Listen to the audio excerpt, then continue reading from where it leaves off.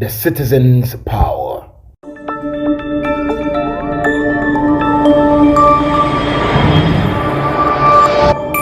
Citizen TV, the citizen's power. Pensemu atwaso edi akoye ni tineso ya dafufra ya nyankopon edi adom ene enkwa ache ya chese ya ntwahwe amfama no ya ntwahwe ya amfama ya nyankopon midi edna na ma ejako citizen show Monday to Friday na nakwabnabo bia so boso mekase ya neti adwamu na abusuafo wasomo saa eti memreda anopa na chese memreda anopa no saa no na odi share prekupe wade anyina na ama ejako na mensumeti adwam na chese yo somo na mensum wo the production team anopa you want to say driver ni ya same watuka ya wudi atrentua wo kwa wo ba ni mama mi papa ya wa hwedwa ya wo nso wo paye si aboni mpre ni so ye tie bia no si abeboni mpre no so no nyankopon ahye nyina ya numunya so awa ye juma na memne da no pay dampemu ba betie citizen show ani ya wunu ya ba audition na media ko mesuma ye krado se no pay mesmo papa na wotwi mu nsima wodu e ko otwi ko brema no wati mani bi wa okra ko awunya time ano pay me fast dama executive producer Ernest Kwame Kwachi fast dama Ujimba that romenti enemy streaming live and I no pay e wo Facebook Mr. Momo amatimi join me wo Facebook no share page ni na momfa e ma me eye Accra 100.5 FM Accra 100.5 FM Citizen Show ye di bro Saturday sibia no ye demo water D 99.1 FM ana manager ho wadwene asesa ye demo e wo sunyare 88.1 FM Nims ano pay demo su dia ade ade share 99.1 FM ye demo ho ya nti ye said da bonso ya ye demo ho Baby ana na adwene sadwene sisa ade a ene ye demo e we sister stations ahodo ya ano pay wo beti ye nka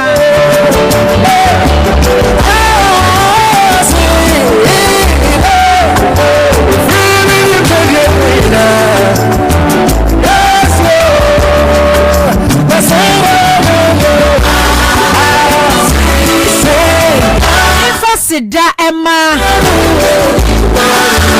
Yes, and Pako me up mesu mensa ya oni yiji bo adwuma pa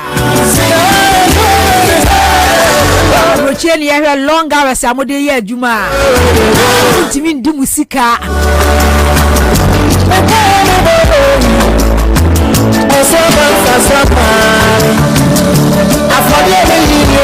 Right, you man, I can the number of hours you did Jumani Tiaka. Because I had a fist. I had a fist in a daho. I bread Juma 6 a.m. Nepon 10 p.m. Month no bediana bedia. When you come, the number of hours are we here, Jumano Kwan, we are man Bruce. Ye we scaffold fry de mawo Africa ibini memu ibini kuro ni kwase abuo eni jimi me angro system ni nya papada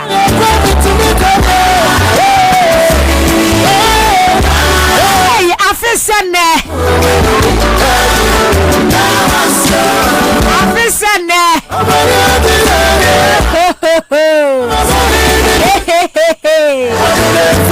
Nigeria for best so shit. Yay! Afisa nepa. Hey, afisa ne. Hey. Afida.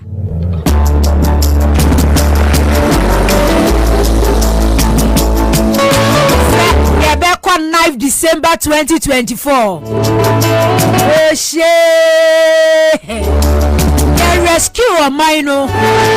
The Ghana Edward minor CA. And quite be also ye rescue a minor. Last year, by this time, last year 3 years of infirmity and son. Esa enaya ejinamui.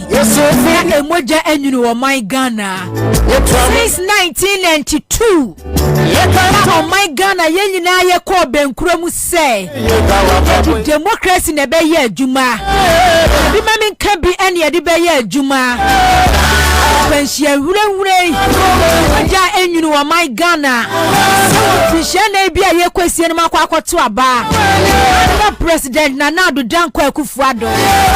Dr. Mamadou Bawumia. 3 years by this time. Na a year 9 December 2020 na enipa 8. Kuraba ko kaka so 14 years. President at all cost e was your consequent term ntino. Ense so my Ghana ya ni hunu. Ense so my Ghana ya sotie. Oja eni kwan se egu fam wo. Uye Emma President Akufo-Addo. Oja egu ni tiri so. President awodi ne nsa aye moja. Esa se enkrofo moja mu no de ye president. Na Mr. Kuma Central ho. Says Lowusu constituency was a Hifa constituency. I be a so a warrior now 1 month to cry my Johnny baby 1 2 2 1 2 boa. A giant being crano. The bony 2 obikunu. Biba branch fe. Emma emoja you know. The Chima South in the power movie the video so na ehwe she drama fun so na akaya no the Chima South no video no akaya ho ate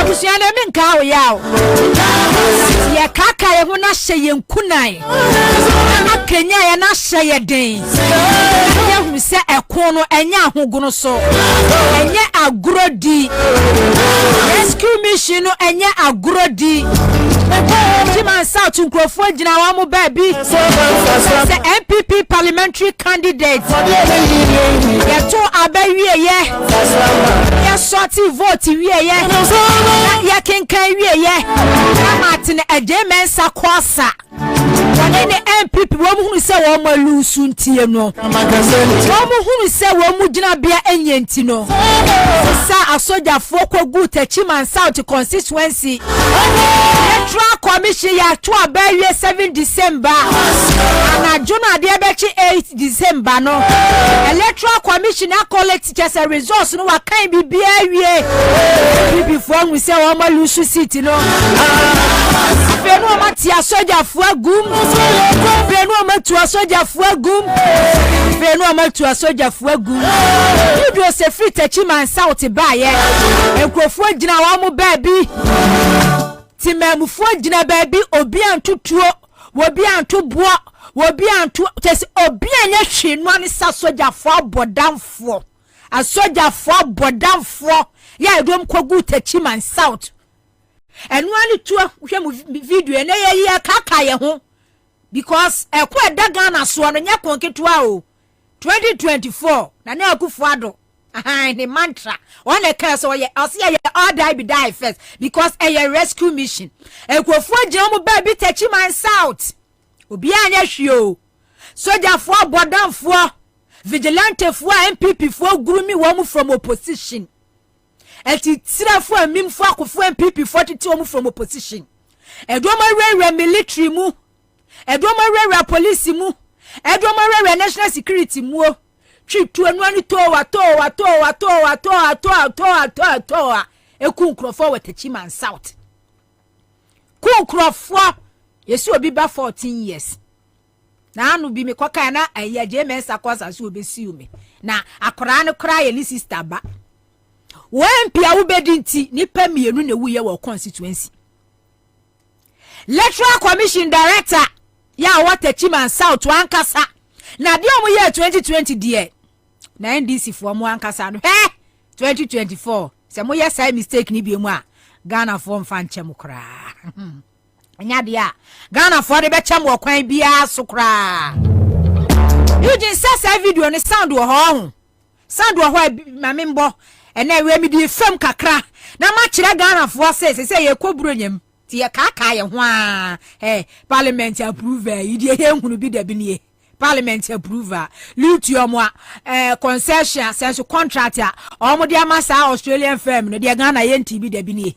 ye sase ye sei ema akufu ado ni ministers eje mu fa so de ye ntibi da bi nie ye kaka ye ho because 3 years by this time ifie mi ese chiri nie emoja nwunu Ghana emoja nwunu ye President akufu ado nkasa mo so da omo hu wada onkasa mo so da omo hu wada onkasa mo so da ebusua krampa womo adehye nam President akufu ado nsemu a omu wu ye kra no ya kokora hyede kra no omo so da onkasa mfa ho da but nana eyanim guase ya de soa yes wo said the Professor Stephen Adeka say in the history of Ghana you go down as a disappointed president, as a killer president. Yes. Nanu ye you video ni ba na wa my nanu ye leak tape ye ba ye COP George Mensah superintendent for you amuko bugri na abufie ya omukwadwa omanum ekwa super dampari hwa police for mo ya MPP police for commissioner of police hwa asem a wo video leak ya asem oka was under this administration enipa ewu under President Akufo-Addo no was military regime kura nipa enwusa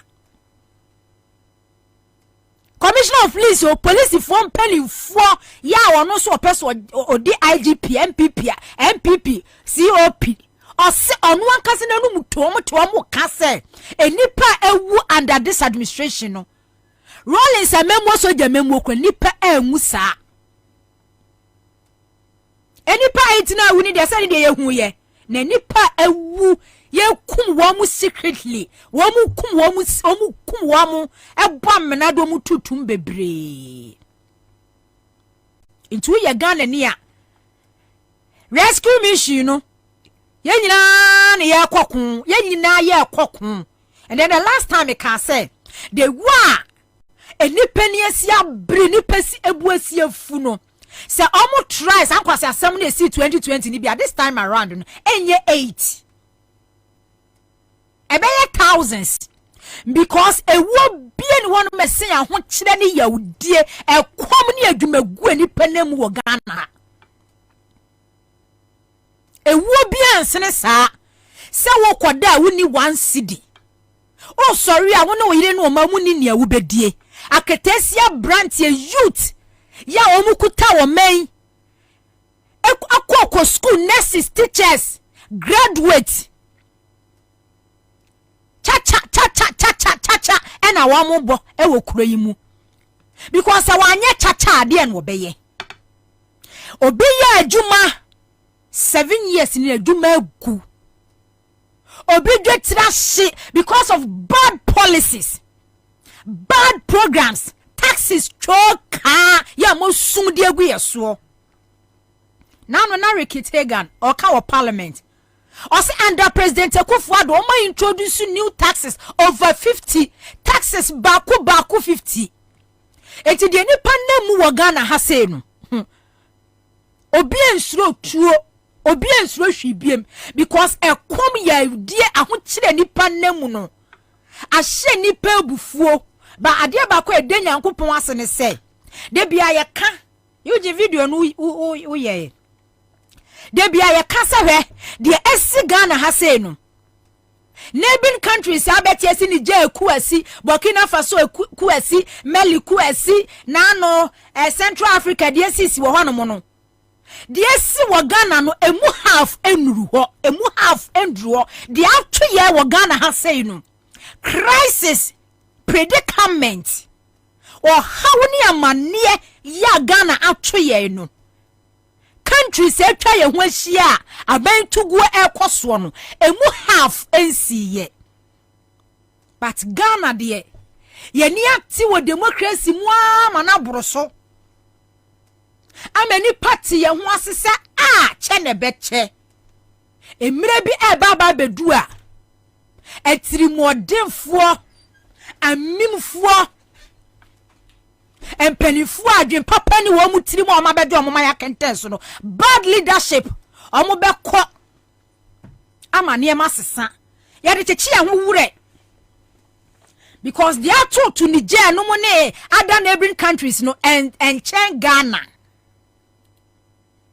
and so in Ghana but me see democracy ye ni atia ma na boroso because say what your analysis yeah kusi neighboring country bia enkrofo ye no wo mu kirem no wo mu ka no wo maka me nesi say oh how ni amani a president Akufo-Addo Dr. Mamadou Bawumia de Ghana fo awura no omo mu ye yeku no enu hafo omo mu ye yeku no sa ye Ghana ye how ye djuma guo ye sika hye unemployment rate ya shoot ya jump ya kosro World Bank de by say Ghana ha enipa over 800,000 ade e friend say we hia buburo e kom we hia muhia omu wom under this administration di atu ye no ebi nto Burkina ebi nto Niger ebi nto DR Congo num ebi nto hwanhwanum ne hwanhwanum na omu ye etwetwutuo etu aban guo no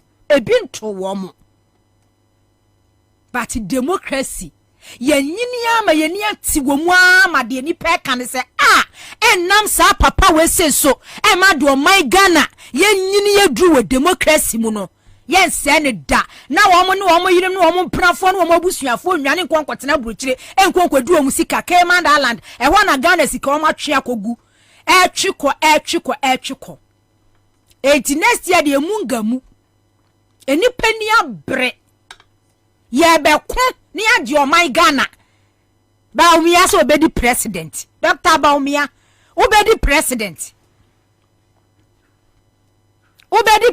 because I have say wo hwe na Akufo-Addo krampa lack ideas oni chese nimdie say yakoto abade ma leader bi say owo nimdie say me de ba be bu man lack oni bi enti Bawumia ehunu se efo eye fala because Ghana for de ye fala ntino ono so say o break 8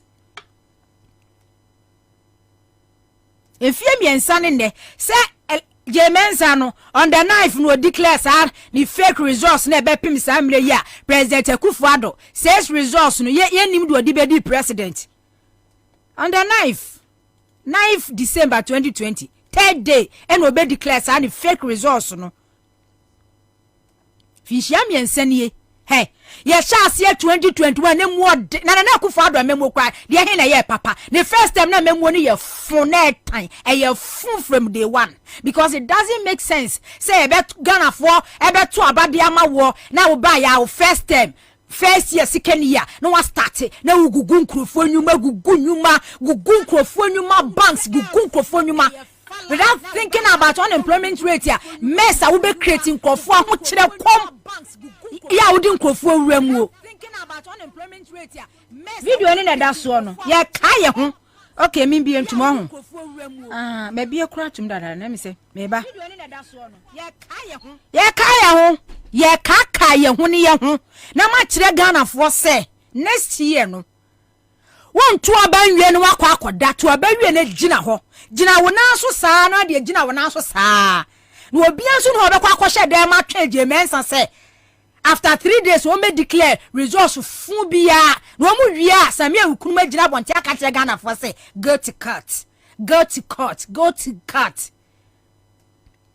because oman say Ghana no bibia no we betimi asi ebe ma soja ni bia na say police ni bia na say opposition leader bi akwa ta akire say wakwa akoyeku na Akufo-Addo na nka we opposition ka de asi wo Ghana hankenye papa ka de asi wo mem nkenye papa Zabzugu constituency sa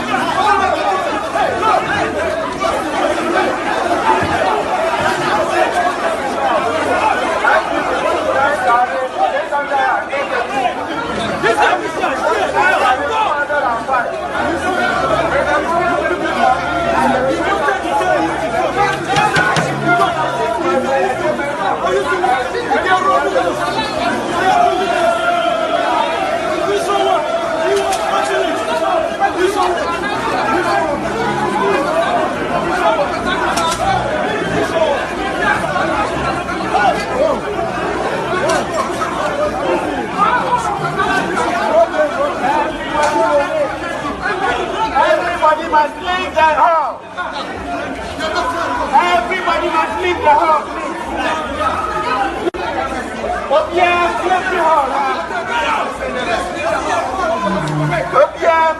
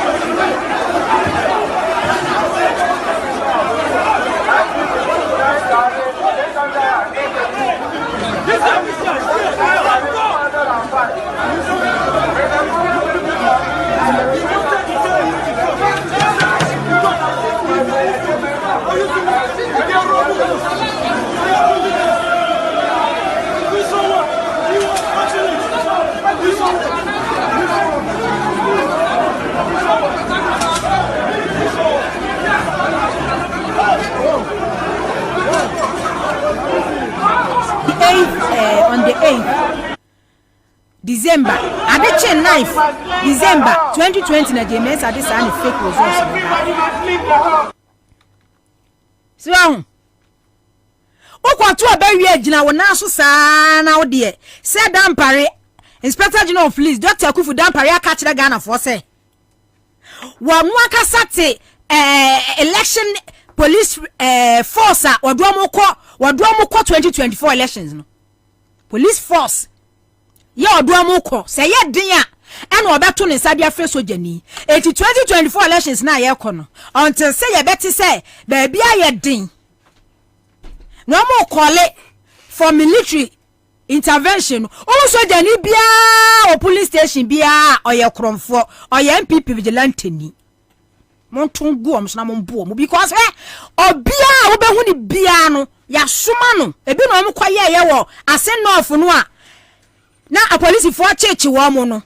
I fed dear and some MPP for keka say I and let the wish a boot to any actual say oh yeah dear and dear oh shed dear bendy any actual said dear ben dear bay down Paris say police for and what 2024 general election so here a soldier for Obana so magana yinati odu hefa electoral center bi voting center bi na so soldier ni gina ho no ma oye kromfo monchino na mummuno said ye asen no for mochiche nkofo bro wo mu no because ye ntena se mo bi entena se no wonka say Ghana na ho na baba ye ne property abaya ono na busuafo adwapade Ghana population de bia meka over 35 million no achema bua kwa ho no mu no mu kuro mu ho no mu no landmark kwa unlike Ashanti region kwa utufo eya no de nsesis ni bu pam ya o sa no de nsafa no de nsafa no de abo ne bu pan o landmark kese mu kuro mu hono mu no masase yese masase Eastern region mo masase yese ene ma ba be ka kire Ghana for se mu be di Ghana for se mmoa ha ya animal kingdom okwato abawia next year ye preach the gospel according to Nanama. Ye ka kire mo se okona akwato abawia gina ho no mu ntwo mo nkwase etuo ni so mo ba be kum nipa ho Zabzugu hwede si ya wa Zabzugu MPP parliamentary candidate oti parliament wo lusu ye de hu ya ne se o matam electoral commission officer edina ko hye tokura mu baabi na o ma fa pipa twetwe so ewrade nyankopon na omo de ama hisi officer so won declare omo de papa na kwa hye sumu baabi eno obi ta baabi no wo twa me wo sa video no wo me phone so me post to your Facebook Asikado kita jogate wamu kwa etu abewie soti wie county amu county Madam Grace ayesu dan kwa wakukuru jogate na bofom se pu yase di ate ya ne se light off ye dum light ye dum light yankan afede de kwesi ya ne se jogate wini Western region once you constituency ni yakane 5 times akwame omo de man MPP ni no mrekuduka elusuye ni constituency ni ya hefa ta kwansuye ye mrekuduka elusuye olusuye mrekuduka elusuye yakan first na walusu yakan 2 no walusu yakan 3 na mrekuduka lusu yakan 4 na mrekuduka na mo ndisi fu ankasa kwa mo ankasa kwa mu gina ho me yakan ye den ya can 5 times. This is opposition party like NDC. Ya mo amaba ba mu amahunu said the system is it here. E dey nti na asan ka mu dwom ya kan sa de no. Ya kan 1 ma wini, ya kan 2 ma wini, ya kan 3, ya kan 5 na ma je na mo ya kan. Asa, sa mo nkwase ya plan na tactics na mo de call 2020 no. Ye nhia biem o. Ya kan ni wa wini atisi krom, constituency was ya kan ye tu abani wie ye vote wie ni ye sort wie ni ye kan na samo wie ni amuntinsi kro malusu amunkosha dem na mumna asembie ni ho na samo besan so atena ho no se de 2020 city bako 7 ye gidi free mu sem se de mu ye slay kings fo NDC fo mema de se de mu ye slay kings fo no ni ye gidi free mu sem bia wa be chichimani ase wo TV so akere ema because ekuna eda ho no no na adu dan kwa akufo adu kanu foria taga bi wache dako asante bedi atuo no assembly no woma gange up aforme cabal edi Dr. Bomie dua no say at all cost there was 2024 Dr. Bomie wini no omo nim se Ghana boni a omo di Ghana no they cannot afford to be in opposition their worst nightmare. Their worst nightmare say omo be sorry not 2024 9th December ni akwa election we see MPP lusu because boni a womo di Ghana no omo di wo mine boni a womo ankasa akwa no akoye adeso na so womo it's so they find it even difficult to say be expose ho abontin. Eti you amo di se opposition pad won be ko opposition because on be account for one man kasa deeds boni a won die enema boni a won ye no on be account the last time former president John Mahama kan says we accountability vote for change. Se we nya proper accountability se wo pese wo bisa na akufuado e bisa Dr. Baumia ono na head economic management team e bisa kenoforiata wedi abro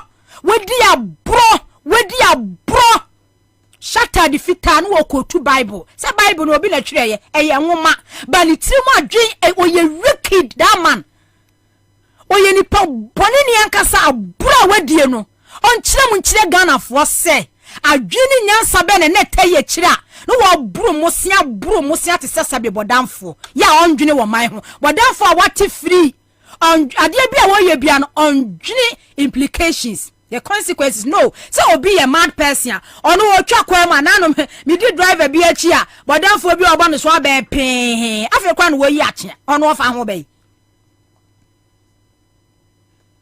eteki obi a sabi oni conscious and a betna si adadwene ho say the more na me borrow bosia no more na me nya mfaso more na me nya me percentage et me bro mosia e de agu o man so no mo tena so mo hwe boni a wo mo dia since when and na Ghana ye revenue o te si akobie offshore account ya GNPC se de Ghana petroleum ya kwane kokoton a o man ni chefe wo mu no Cayman Island hon mu na di kogu parliament aka ebe pim samri omunyo ma so mu no obi a won kontabuo ene obi a won kiremu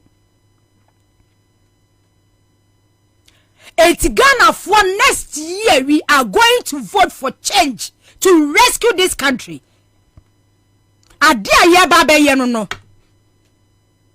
amount of intimidation for any and I say I don't quite ya tra e ya trampo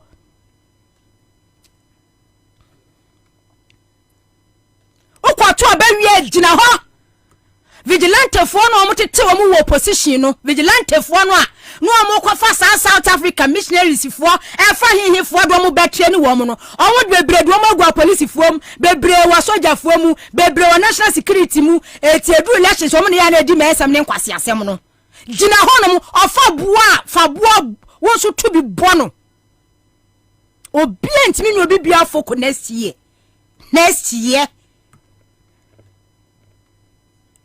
na re kwase adua etia so mprensa sa kwase adua etia so mprensa sa obi ankonkoda because ye jiwo my Ghana sika ne hihye wa mu ho sika no sa billions sika bebrebe no billions no omo dam na hihye wa mu to ye hia ban sisa na sa sika na ya je e de abuo my Ghana sika no billions no omo ho na hihye omo form cabal e de ba me adua no na ba me awini a omo tena se adwodwo wo mo ho edi wo mu billions omo kro no a wo mabo kwa me nyawe na mhiu air condition na mhia na tissue de mhia tissue say aha ya hia na abre mi tissue so ahun enti ba omia ne de yo mu project kese pa eyo mu project electoral commission na esi one the last time mine be was a professor we US of frame biometric machines for fra wo mo toye mine ni kamu nsem kire me millions of dollars Jemensa profit millions of dollars Asari Bosman profit millions of dollars EC officers profit enti wo mo nyina no omo hu se opposition enye wo mo tena bia electoral commission Jemensa Asari Bosman wo mo keka ho no a o ma dane MPP fo no mo go electoral commission wo no mo no Jemensa this week na o cancel political party bi epesa at okos o mu wini nto mo fa kwan bia so se ne ebe yo be hye chaos bi na identity the image of state institution Jemensa obi na identity we image wo Ghana ha electoral commission ma render hon mu useless wo act as if say we MPP women organizer Jemensa is not acting say oye electoral commission chairperson Asari Bosman me be na no ka say MPP ye threat to Ghana's democracy. Wo Asari Bosman NDC no a omo na hihye democracy no. Omo ye threat ma Ghana's democracy. In any case, electoral commission yo. Deputy EC chairperson Asari Bosman. Ono no NDC fo no a omo na nyunu democracy. Eye constitution. Emma Ghana for no omunu eye threat Emma Ghana's democracy but president MPP no Asari Bosman wo ye adwuma edema wo mo no a mutimi kwa elections emo mu kunipa 8 the electoral commission go on mo na wo mo ye no a mutimi kwa election e declare fake results momo nye threat Emma Ghana's democracy Jemensa ni Asari Bosman momo nye threat many abra no pay because next year by this time I was say Ghana ye victorious. I was say ye jiwa mine no. Ye ni abre ya bre kasa. Na bre ni e kwa elections wie na se Kufu Addo ni ba umia ni ken ofra to mo kwotena fia. Ye sra mo nya certificate of survivor ma Ghana ni bia. ni ye diakon ya bre ye diakon obra na twa nipa ma memwo fon tantan e twa nipa ma wo Ghana ha sei bad governance u predecessors niema o mu ye nyina wa se no adie bia president Akufo-Addo betu ye bi ode ne nsa se no adie bia na Akufo-Addo betu ye bi ode ne nsa se no u predecessors ele foundation ye di free baby ye toa so wa jire Ghana ati wo man na kwachire what Ghana kwachire ena de chine ye kasa about the economy ti economists for some a wo ka say e betake ye 20 to 30 years and sana mess crisis de ma se o man na dru no ye timi ayo man ni yi economists for ya no mu di wachi e kasa political activists for scientists for kasa say e betake ye 20 to 30 years and sana or how amanie or manya waje a wasen wo no yetimi afiri mu and now Dr. Bawumia nam so I the next Ghana's president because we who say me say mponchi ni nwan anantwie enegu kurom ha no oba bedi wo mo so because omoda no mo so yo ma say that be NDC member no mo ye slay keys omo slay enye president bi no mo pedi ene meba enura me hu se yesi your friend say Ghana Education Service interdicted headmasters so mo ye mampo anadwene me hu se interdicted headmistress kwame so mo ye ma ho headmistress mienu se unauthorized fee bi no mo charge first year student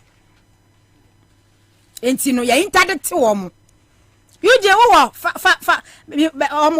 fa to so mame asama me dawo na me bisa me ho ne se awo kwaye ye den o kwa charge akora na ye den ye say ye free senior high school enti sa akora ne be school na se ntoma taade e no ma me be pam de ama no so be ne nam school mo no ma jana no fa ntoma taade ne nam school mu ho sa akora ne be school na se de no be show e de no be show e fa ho be o kwa charge akora na ye den because u go tra fees ni bi uniform PTA and for him Francosia and for him Francosia normal listener adentina omo charge nkora ne say omo ntua sika for uniform July muana suppliers omo supply uniforms omo so tiken say wo Ghana ha say abind the omo ka since 2021 eba abind the omo ka etin koda say omo kosi kan ye no omo resume be bre hon ma uniform omo ni bi be bre ni uniform be bre ni bi omo mo kwata de yesi na be ma omo baako e wo senke ma wo mu 2222 wo ye be ma kakini kai erabran mu da so share erabran e form 2 na nka top nso 2 ni ama we your friend say wo house nso ni ama eno nso na tese ba se bibia anko bibia ye stands education sector no agirega asai Charles for Conference of Assisted Senior High School omo nkasa ya tete omo se de egu omachi omo ntimi mbia omo no ema omo enkasa because okasa baby edu be kwa akoto no wa no enti we head mistress for moko ha mo ho ye de munya nkoda no omo be gu school mu on maduani no ha so omo nenam ho omo be gu school mu uniform no ha so omo nenam ho omo be gu school mu textbooks no ha so omo nenam ho se ma set ni ho no so omo nenam ho anu mo ja omo no omo gum because ade aba we why han say every 3 years be every year be you say there wasi ni hobiem gasi why akefo set exams no a na wo mo akoma nkoda na po no o ma twere na nkora na twere no o ma twa no o ye best results ever o mu do tertiary na tertiary fo nso no o mu su lectures ni teachers on go no omusu se nkoda say ye produce from senior high school no e basa quantity papa bianim quality bianim munja nkoda no because me who head mistress for mienu maame for ma ya adwuma we ye du sam pempensuo we e ya ahomete e ye o ma ahomete se nkoda ne ba school na nam school mu banchire na uniform kura wo mu ni bie munja wo just leave them adentina mo carry sa bed way na akwa ye nimguase de ama so some parents are so irresponsible wa de na wo yakra na e ba beboa no ono no won tia ade na ye free na wo so o meto uniform man ba but parent kwa na so nim say Ghana ha say uniform no kra na enko textbooks enko bibia enko aduare enko ba who be you headmaster kro headmistress kro say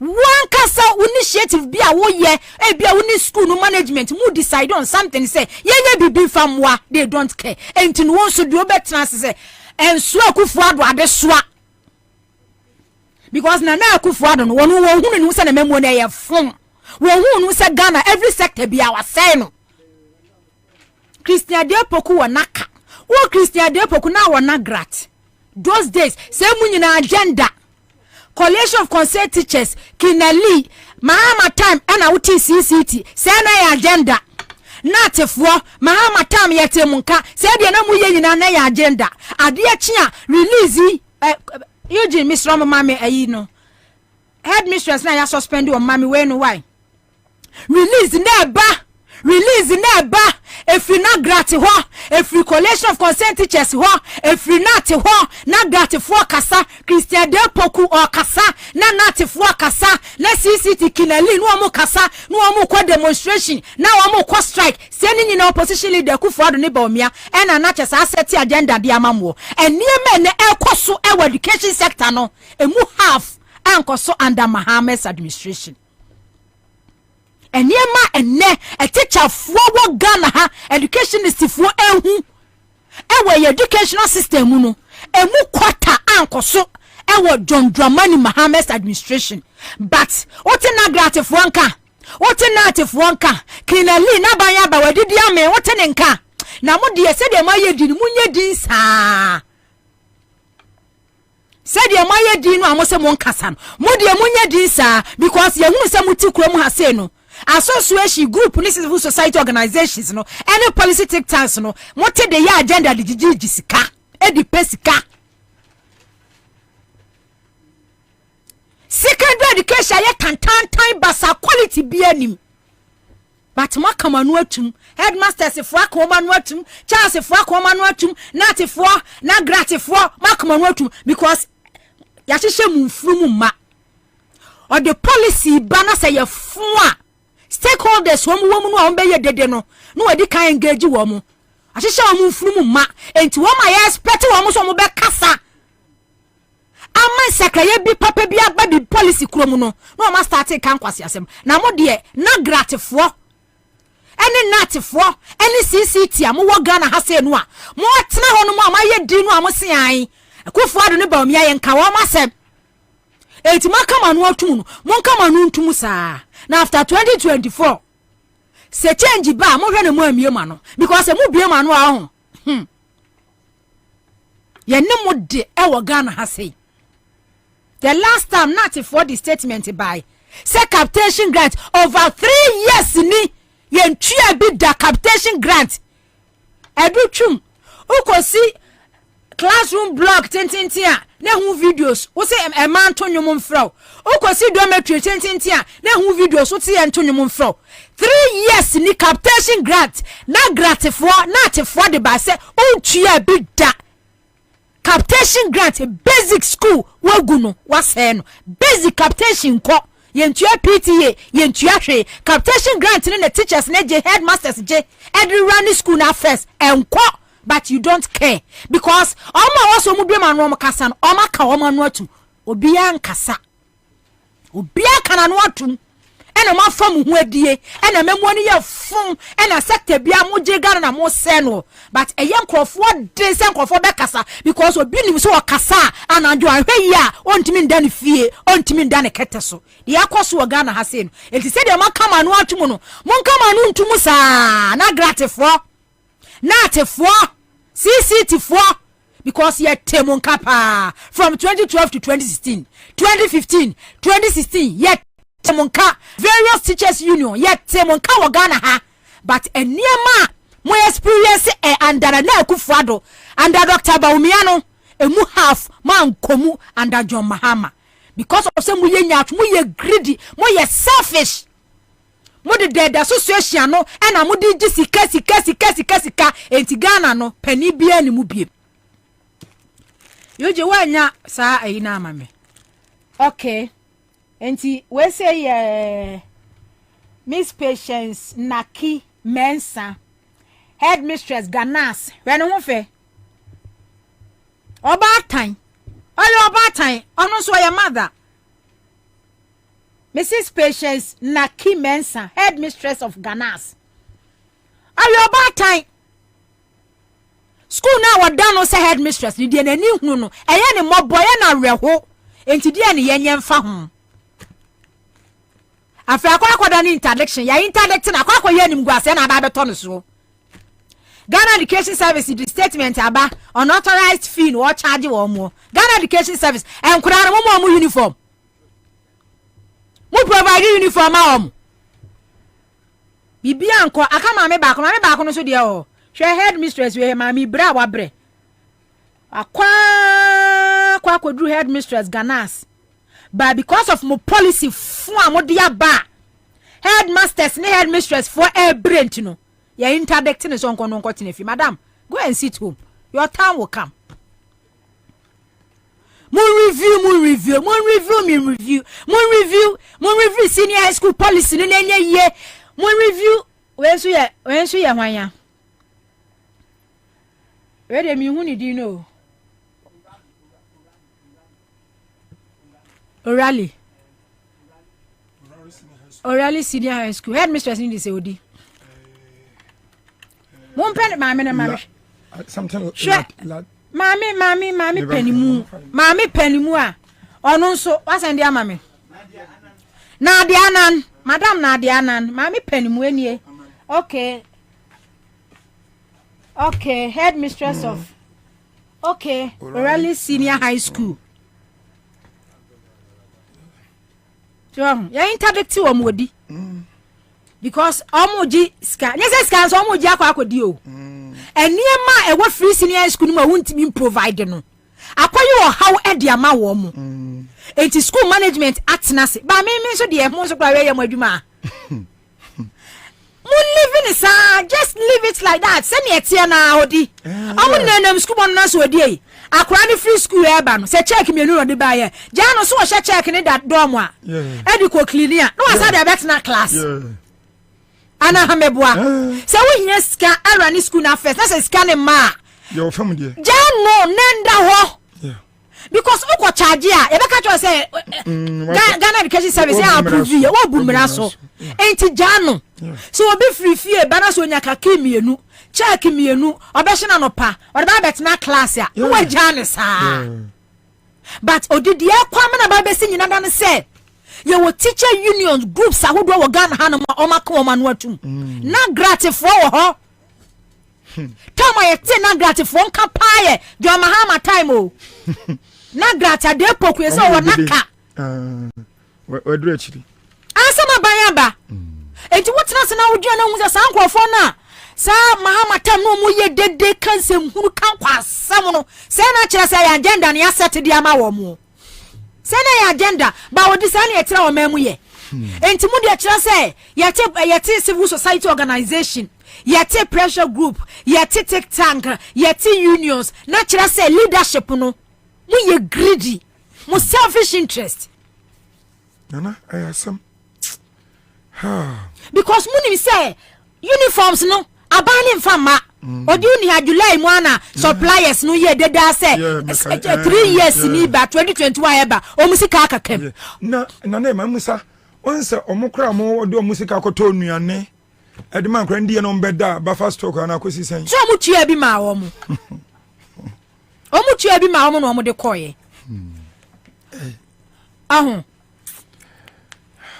nanu ya odi hwenkura yi form 1 for year edutwum se chinchina wo munko no munko break 20th year ya kan ma hu say do watch na or justify the enti e wo so muko no TV ni radio so na or justify but odi does it make sense e be pim san nkrofo bi gugu nat ho no ni ade a almost struggle nya school dia ma wo ma e bi go so pe e bi go so pe omunwe ibi so pe ebiru prospectus kura omunto ye omu ko school enti no adutwum ni Ghana Education and Ministry of Education some omu kan say omu person omu call back to previous calendar no COVID but so does it mean say 2 weeks omu kwa akodi no e first time ana so say break enti e kodi no ba 2 weeks no e first time ana there be enye first time because first no you call Xmas ya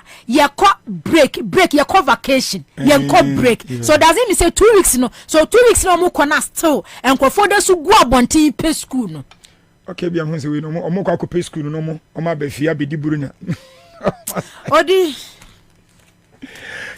okay nana ene kwa kata no ebi ma ba be u ba adwuma pa ya ben den say yes ma yi o Ghana nyame nhyira o amen de ene taya kira no yes Ghana ai market was wrong da bi akatua ne de o kan sa de ya no de masa wakatua bi ani suro sanka akatua no was asase so anka ja akatua ne so wanyine wo masa wanyine wo no wanyine wasase so na aye market teacher for kwasa akatua bi ani suro ba bia so say nipa no ho abadia free ese sa wotwe ahoma no na se ma ne do bibia so mu osoro yoro ho na ji akatua because adwuma wo ye die e wo se woje ho akatua Ghana for so da wase oh yeah said ya wa yoro ho a wo ye adwuma yeah me so do mo se no mo mpaibo ya mu di kuta wo ba ya adi wa ho mi because do baby mi tie wa na voice kura na mebre ya adi wa ho mi ahe ede ya oh asemo akokwa kura so sa kira akro me enye ne fabu ebe na wabu na nanka bu ni bio na nanka bu be boy bi e akokwa sa kira akro ma o se hana peska bi tokosu amaudi cause be we die no an wabu no dia baba kwaku don kwa na meye nso so akokwa sa kira akro ma enye ne fe former president your mama kan yom singi udi gold kura akokoye kwa do mbeka no mbeka twaso de nkwa for daily graphic ko wakrata no ena no pay wa yakrato e wa ha na wo ba ya wo si daily graphic weekend special ena no pay wo ba ya no wodi enipa wodo bi mfonini aba betotoa ana fei enioma wodo aduru Christmas bronya brenso a eya na amanfo etai ekirika so won ena okwa market anya sanketoa ebinum eto en flowers sana na aka no en flowers kwesi broni se flowers wow kokuma se kan en flowers kuma se kan en flowers wow na inhwere fe ya ni nyina no ya didi bronya enti abusia bronya emre ana kwa krata daily graphic weekend special wo bo amaniye se ehun frama no ahyase ya ebo bronya hon frama no ahyase ya ebo eni ohun se adwerefo ni bi eso pan ebi nso so eba hwomochi ya wo mu jeje mu nioma ho wo hwe nioma no ewa no mahu boss ebi ewa ha afei mahu Christmas enioma ni bi bebre na nso so ewa ha wo ka kire se bronya ho frama no ahyase ya ebo eti bronya ndie ye di pa ye di ya hyase ya ye di ampami akra no o se me down ma na sa medimani krakam o medimani ebubu medimani esusu a me hwan frama na ebowra me mpomani na ekire me se a bronya mframa yi ana ahyase a eya na eboi ana kwa kata yi ebo amane se edu sabre se ya na enyoma boya na pagya kosoro na eyade enso ayi nyina yenim se bronya duru so a eya na enyoma bo eya na apagya kosoro pa enya asenketoa entina basa na ye ne yakwa akodi do yakwa akoto no ye ne ya na yewuo fise nipa no a wo ton bronya nyoma no ana wo ton nyoma wo de wo su se wo pani sika no wo no beka cho se okodwem no enyoma ne bro no nyoma ne bo na ededa so no ekosoro wo enti wontimi kaso no for Christmas ana bra Yesu Kristo wo po bi na ya agenkwa no Yesu na nkasa nipa no beka same na wo nemum Yesu na di ka pre no ba da bi wonya ne selfie so no so sika ana wo de kotoye in case ka wo tua ni ade nyina ho so de hyem enti eba sa na kwa kratai ebo amanesna enuma bo nso ahyase ya epeja akopem se ye bedi brona no bewie ye besi afefufuro mu na afei ye beto aso ni akoanim enu ansam eno no pay daily graphic ko wakrata no wode aba enu nie eti amanfo ejidwa enu ache no nso ko wakrata yi ebo amane se national security na se woni oman wo mo hwe bambon sensem eso ena afei Ghana Tourism Authority wonu nso so wonu ehwe akwansra ehu enyoma eso wɔn se edu bronya bere sei ana occasion day sei no a oh ya na nya asanketwa edu bronya nipa pipia nkoma ebinim fra brochire ebinim wɔ Ghana hanom wɔn kɔ hene wɔn so wɔn kɔ baabi a yeye event dwumadie ɛkɔ ɛne yɛn nyinaa yɛnim sɛ edu bronya bere sei no a ɛyɛ na yanom to fam wɔ Ghana hanom sei no ebinim kɔgyegye emiawudo bi no wɔn apa ntufo no bi aka wɔn ho oh ɛne nya asanketwa yɛn kɔgye ani yɛn kɔnko a wɔn hu nyum saa bɔntwene saa jiwamani a na amanfo nso adwomani bi enti wɔsi programs ahodoɔ ana ɛbɛkɔkɔ ɔkɔso enti mu na mo yɛ program organizers ana event organizers no wɔsi wɔsrɛ mo momɔden sɛ mobɛma bambɔ mu ayere moma bambɔ mu anyere anye saa na sɛ bi a ɛnwom concert bi ana wɔkɔ akɔbɔ ɛne mpo moyɛ ensɔre mo kɔ convention ane mpo bi a mekan abusuafo mo kwa akɔhyɛ mo baabi ni nyina na mo bɛyia sɛ moma mo bambɔ no emu ayire sɛdeɛ bɛyɛ nipa bɔnefo bi emfiri ma wo awora efi sɛ wɔyɛ yɛ kan mbɔkɔ asɔre mbɔkɔ programs ahodoɔ bonsa kwabra no wɔn deɛ ɛnyɛ ne botan ne sɛ ɔba abɛgyina ne bi ana yesu na yawo no etinani agye no ɔsakyerɛ fi ne bɔne ho daabi wɔn deɛ ɔbaayɛ a wɔba abɛwia deɛ Mr. Kronfo Madam Kronfo one dia oba bokro no enti daily graphic ko akrata yi e bo amane say national security any Ghana tourism authority for say mama bambo mu anyire e odwumati a mobedi e bra bronya die nso e bekoso enti eno nso ena no pay ko akrata yi wodi aba na we sa asemi eto enchenso oh yesi wono mu te won wo makwa akohia mu e wo Dubai memu wo mo yadan ene so mu kodidi no manom kwa na wo mo adanso kwa na emom no ewiem nsakyraye climate change ehun sunsanso a edi bre nipa enei e wo wiase no eno na empenfo kuku dam wo ma to dwumade ni din ese COP28 COP28 wo makwa akohia wo ho ya wonom nyina eto adwene na dwumtini ba konfani ni eda ha oferiam pansa mfani ni eda ha oferiam pansa small Kenya ne se amon force na so montene ka wo ko break ana o se an eye pasa se wo ya numtuni a wo be ko break kakra e ba se na se wo ba oh wo di adwen foforo ene ahoden foforo ena wo te hye enumto no asibio na yewra mampani tata yewra tontomani mahama wo san eye flag bearer fankatuni ema NDC amnuko no wo ko hia wonom ye businesses ahodo panin kwantrel for wo mo abia nwuma no ana odi ato mo nim se 24-hour economy no eno ene ade betima boa ama my Ghana yesi kasoma tia pansam no odi yesi me na me ambassador sound lawyer Edward Tamaklu okay ono na de sa ono na de ma wadi post na ma wo se de me na me ye ambassador for 24-hour economy. Okay. Into the yanka jam nsem ni wi. Enti dia waka nyinata ene se 24-hour economy no was what day no. Was bitima bua ama man kan ye sika sama aye something which is there. Wa oni koma bua to foma empenfo nyina agi tumi se oh ampa enuoma agi aguna nso e dani a ebeye yenti eguso a e pick up no. Was se na media no be man pani a oh entampode begu akwam na apejo man iska sama atiato no egina ho eno ye daily graphic weekend special eno no the daily graphic now kan about climate change conference okay we will story be our Accra 100.5 FM online. Okay, African countries defend large delegations at COP28. Okay, there's a man for defending African countries defend large African countries. Yes, a defender. Eti omo countries no was the UN's attendance list revealed that Nigeria, Morocco, Kenya, Tanzania, Ghana and Uganda were among the countries that sent the biggest teams. Ghana come. Okay. Yeah, no, yeah, kasa deliberately, yeah, say and sass, you know. Must have come Hukubi. conference be about climate change ya. Ne ya sa for taxpayers money. Sika bebre ni ede. Sa said last 2 years because we Ethiopia. And also almost say nipa bebre be over 200 wo kogu ho no mo.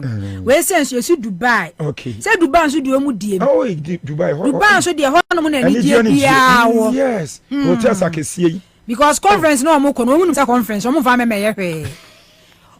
Kwemu nwie nyina ya bua Dubai so mo koda kwa didi kwa. Na so omu ko ji wo mo no omu kwa omu no omu girls mpnafo no omu boys no. Na no kwa na menti asie. Ya so omu do. Ada na kwa ye oman adwuma wo do girls ko. Because odi omu ko sa conference ni ko ye dey. O kwa hwe wa ya asie na kwa so oman. Omu ko ma die. Ye sa no man dia na menti asie. Dia nchin kura.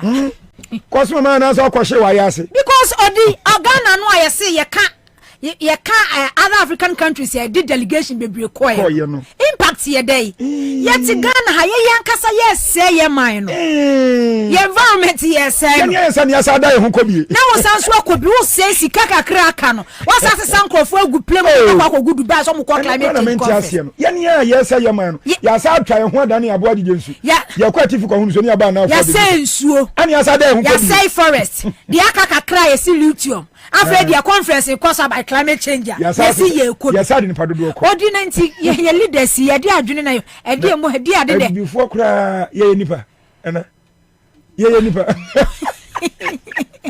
tell me for ye nipa on say die odi living things okay animals by see nyina ye animals but who say belongs to a class of animalia but odi ye de animalia ye animals yani homo sapien yani homo sapien wa wonti yani no okay oh odi dia ayi me se odi eyi be twema me na me odi top 30 African countries by size of the delegation at okay climate change conference to 28 say emma wa hanom nti ya na ha say no embeme enti delegation obi a numbers ehhehye ka obi wa hanan kaminya ya Ghana edi pa say na koy 600 and dey nipa bu 600 Nigeria this 618 ni asa ye nso ni asa ya sa twa udi pako Nigeria delegation say na koy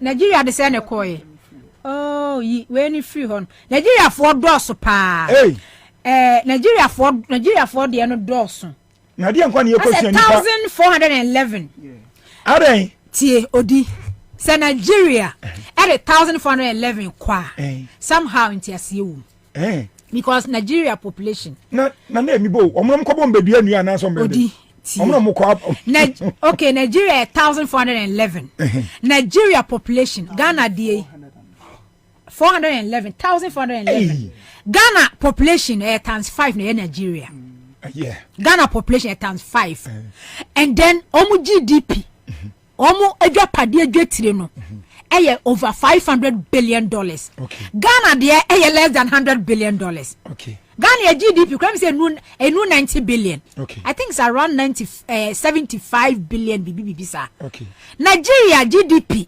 $500 billion wow the whole West Africa the biggest economy West Africa it is a climate change conference that's what the nipa 1411 kwa this bia and then Nigeria so international monetary fund why debt restructuring program IMF na kansin semu enti se ana Nigeria so no se even galam say mining activities kura akoso ho no mo a enye tantan to say de akoso a even Jubilee House an kasa kura no minister timi akizu am say Jubilee House galam say headquarters na ne de o kana metwa na mbisa so mo koba enye nchirechia na ombe chirechire yen enye TV ni radio so no be omba be twen paper me ne ayasa kan na nipa bebrebe sa no mo ko bombe dua nu ana odie ana mo na nsuo no mbeti ani nipa 718 no mo ko ye den na mpa se nipa 100 kwa na mo ko Dubai na mo ko pe omu nia na mo se de no kwa because wo mo ko ba ombe twen paper me ani ansa to for man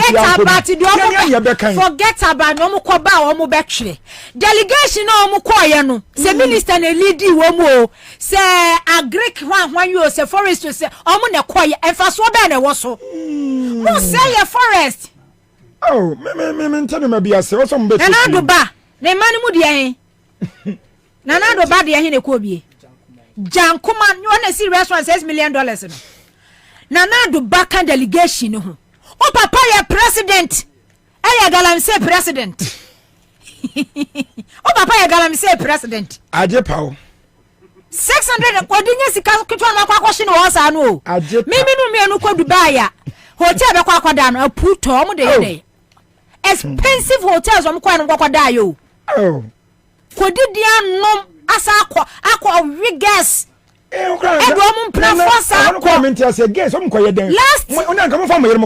year, Momu did that. Last year, I'm 300 and answers and last year, I say, I can't come Kuyan, some Monquasia, and Mugana, Bibiamo back. And look, I a boof, Yaka, as almost say, Monquasia, some of the Gugan have be a baby. I is a cry at the trip on a bell. Guess I'm quite a Guessy. Masai Forest, land. Water bodies na maseno bibia mo seno land kakraka o central region mo sa dia kwachi lithium na dum dey kwam say any 1 week I think say 5 days or odi omo pekro omo ma na 5 days per mo sisa gas ikoi oh and 5 days per me mo timi shamo so odi so dia bible mu asem no follow pa o so onipa ne ba say obewia no waku no was say e wampa mewum odi yento aso enti abusa the spectator eno nso ena no pay waba ye wakan answer so do ni chem Western regional how do nana ye say atwamantamu HIV emu awai nana enipa bro 23,000 and ebi wo mugem ye say kware ya de ni nyehu sa Western region ko o ayi antiretroviral drugs ni todi once say no say wo HIV esa utimi wo ya akora ni nyabi ya de na uko deliver no uko labor no omo waduro bi omo de ma enti omo de ma that time na wo da labor na wo akora no onyabi nko abefa ya di enti say woni wukunu kura na mo wo HIV na utimi wo ya akora ni nyabi but say wo akora ne ba de aye mu ntimi nye ho hwe but cost because on say first na education ni was through. But you say education be a new game. Also, motion me because Western region come over 23,000. Western region. Wow. Nti eno nso so ya na say gold tuo no so ka ho ampa baby asika baby asika wo no ampa manfo show my yase pa baby asika wo no nenso ahokire ya be ja gasi o makeka tata so e say wo fa boy ba ko ahokire wo di e say the level don't change oh say the but you say the level don't change you say the ya fa no 3 ya nwale ya fa no 3 ni 4 ni 5 ni years ya ba bi akumase odi ma 50 na kwame kwachi ma 50 na say ayi odifo yin so obeya yin so ma 50 na you the 30 so so you just had any kaka what the 30 so so what dey show half fan say odi level don't change oh aba obi anam ni mu okumase na ne mpran fo nwotwe adan odi yes ni hook up no oh enwotwe o odi enu no yes what say do it me service 3 emema 3 ene hook up na no wakọ adwuma bottle na wakọ service baako ebotu ya na wakọ baako menu wakọ da baako ncha ma de ade ekomo ya oh de odi ekomo ya ba unim se etebasa na ya semre unim se last year but this year ko bi ka chere me se under president unim se prostitution akosro pa ana sabe na make ana mami mi se etebasa mo ya semre oh ya wonu unu ma no apo ba bia no one pan odi upa de bia ya 5 e wonu bi ho a wo ya odi for maduro no onu ma wo sa ya virgin wow am how tight yes say yes kura baby kura ba trans na esteem onu mi say je neni agagaduro mu dia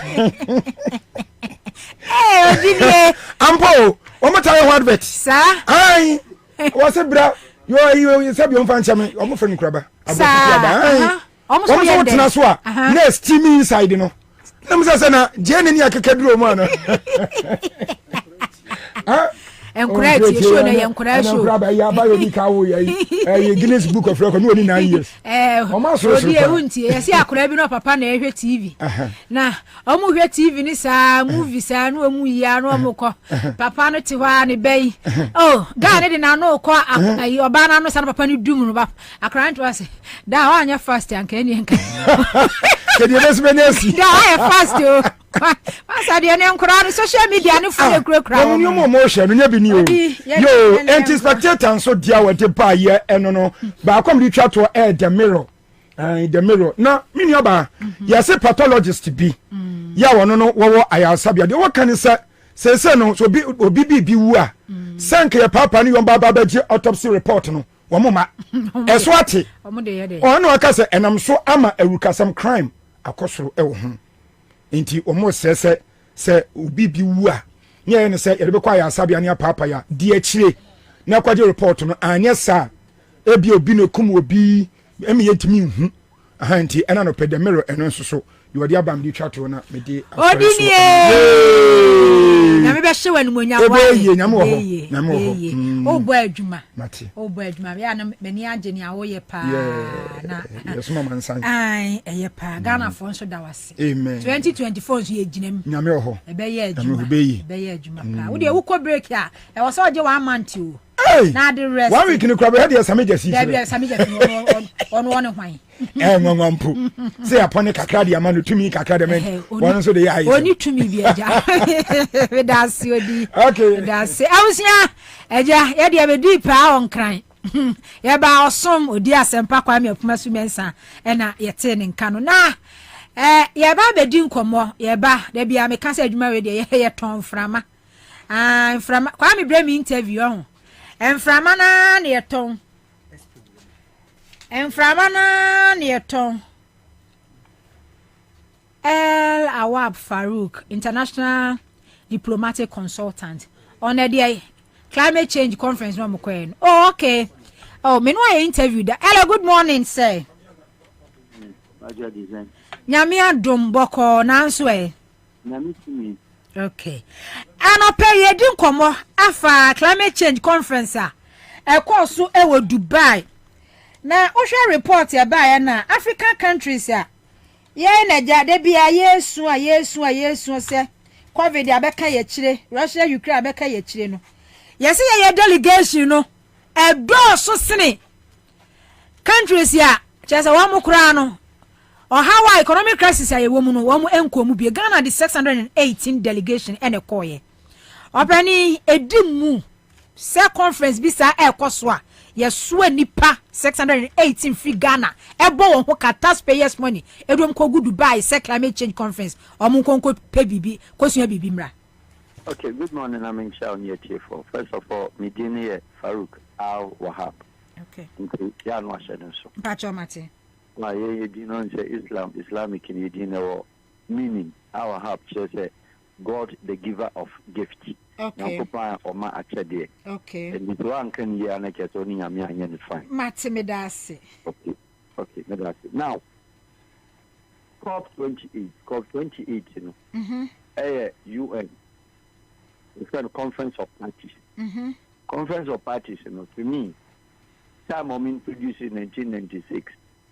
The first conference, that is the COP1, the key place of Berlin, Germany. Brandenburger tour. I was a translator at the time. To me, I thought it was needless, even on the part of the UN. That time, is Kofi Annan and the UN Secretary General. And you look at it from the point now of the establishment, UN work commissions, BBB, are under the umbrella of the big UN. Your UNICEF, UNDP, UNHCR, and your FAO, and all the UN as a year and UN Action Group, and that's over friend is there. A lot of protocol platforms are already established the ABB particularly. In the out of that, you know, I said no. The UN Commission, no, and there your BB the UN Commission on Arms, and no Vienna Convention, or Austria Vienna, and other ones who was Switzerland body, and the New York. But we need the almost special say a rotational.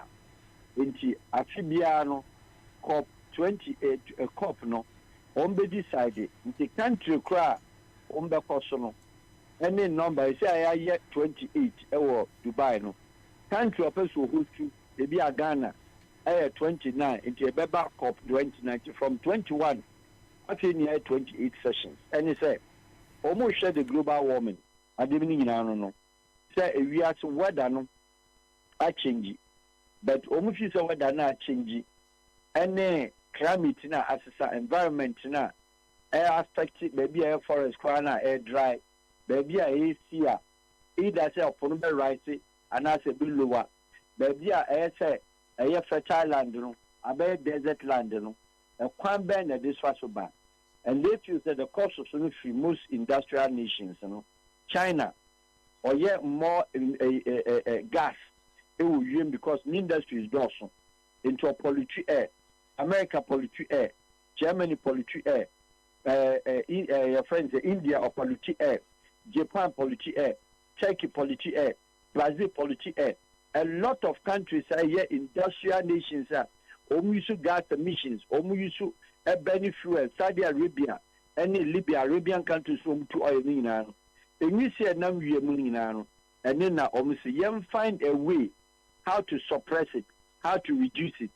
Then come the normal the fossils intimately reduce by 1.5, which of course country near friend Emirates, that is United Arab Emirates also cost 2018. There are certain agreements so signing. American for almost start here. Certain agreements some sign it because some feel and yet attainable. In the COP Nankasano Conference of Parties who want the problems. Now, if this is Omushia, a beautiful lady, idea Omushia a environmentalist, and Omushia a climate scientist, Omushia a climate engineers, Omushia a those who are related particularly to this particular conferences are they to contribute. Now, the Omen is the Omoba conference now. There were nations say Germany, there were technical nations say Japan, Omo individual companies are also equipment, machinery, technology, our mobile lecture, or mobile ton, almost products our country be say the emissions now are high, and now say electric cars. Holland, many are the almost to build electric cars and produce. And the amount for technology to contribute to Germany or bar. My dear, on Nipa more than 15 because the Minister of Environment and the Director of the Ministry of Environment and the scientists and of your environmental scientists and your climate scientists and your earth scientists in Yamanema. Almost something to say particular about it. And other German delegates in the private companies, other Japanese delegates in the private companies, other American delegates in the private companies are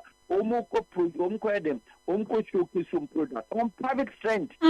Eti Mr. Farouk sani awu chire mi Ghana sani awu keken ese climate change no ye kwa eja ye kwa kosua nema bebre ye kwoto adwen kwa be fa so a ye betimi a prevent enema hodo bi a ekoso ewo ewiase weather no mo ne ade ye ba ye Ghana ha se yi a enipa nsa no adwuma say oman no nipa nsa no adwuma yes say environment ye weather ye bibia yes say no forest reserves ya tiesim ye bumu nuagu ye nsuo yes say no bibia so enwo hia say if you cry no say they will can say Germany for cry embru 50 no mo de ombekwe Ghana enwo hia say event be say conference I want to me ba ho and say Ghana as a country government enye we nko o ma twam nu mo mo ho ene ye tu ene o e ma kire how many environmentalists in Ukrum, how many of them scientists are environmental climate or earth scientists na what do go send wa ha e mu do go send no do mu koye yeah fellow ntanchen your first country bia na ni abribia no the knowledge partner at the University of Ghana or agric technology and our University of Ghana or environmental science, the tech or environmental science, Private environmental science, UDS environmental science. Now, how many of these students are tomorrow there to advise the government and they are a can pass 600? No, zero. Now, ministries, departments are you here and to be a representative one and L2. It borders on local government because environment, any local government will be here. In Bumbekobi. and when you hear nipa baako anambienu onye decision maker or could take notes so the other lecture. And you have Ministry of Environment. And you have our agency called the EP, Environmental Protection Agency. And you have our parks and gardens because to say affect you and sign a forestry. Mama, these are the only. It is like anything that borders on finance. They could have taken one person of finance. The Koba, there was finance budget, wealth, your friend, you and the man, and as a country is contributing to the technical person. Okay. Okay. Including women, now, say, within the past 600, I brought a chamber. No, you play a chamber, you can't be a representative more than 10. That is the sad aspect of it. Because conference for Sebi, Oman Stadium. Conference for the training passes, 1,000 capacity, 186 or not less than 150 passing your friends, the countries they represent here. Now, total number of people who call this conference, estimated registered there 70,000. 70,000, which let me say, and I done a catch them say, Nipa 70,000 registered will be a coup. A private TOP in a couple, military register online. Okay. Okay, not just say, Mr. Farouk, Nipa 600, no. I hear you cry 100, cry conference center or room or 10, any part telling to me, Rem. UN conferences. Yeah, as the UN General Assembly, Unga. Umusa government say Unga. Sadana the Nipa 120 150 don't go Nigeria on the population their population. And UN conference war. Your friend is fifth and seventh East Avenue of America. UN Assembly General. We have corridor meetings. Some of them are standing on the corridors. But we say you want meetings in the sub meetings and okay. And your government has also Nipa 618 Domko. What kind of this? Your priorities, 618. Woman have main participants, 18. So what is your people? One more crop, Baba Yagalamse, Edasiano pay. One more crown, one more Yagalamse, one more crop, Abusian for Al Wahab Farouk, international diplomatic consultant, and Wakachi was say, and he passes under Domoqueno. Conference room or crown, Abroso at 10. Or more Macanian about now at the etching, or more dead woman hotel. Oh, Radigana. Tina, a do baby Ayana say, oh, can't. And I could find Dr. Belmia Memo Pa, or come once and no be chili pan, one tiasia. Ayana yami yam, I mean, just as any parent to order or drink. Tibebre ba, a dear chia, air cost with scandals, no nay. Just say, misplaced priority. I did one more ya. Time cry, woo so many years soon yet can about Sikasemono. No more misuse says Casa because umbe introduce tax enya dia shame. I was for ya kwa near any giversable center. I got to komo yempeska. Odi for young kodo. Ya kuyo.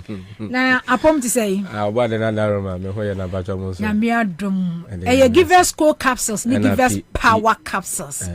I do any say me hu ya no me hu.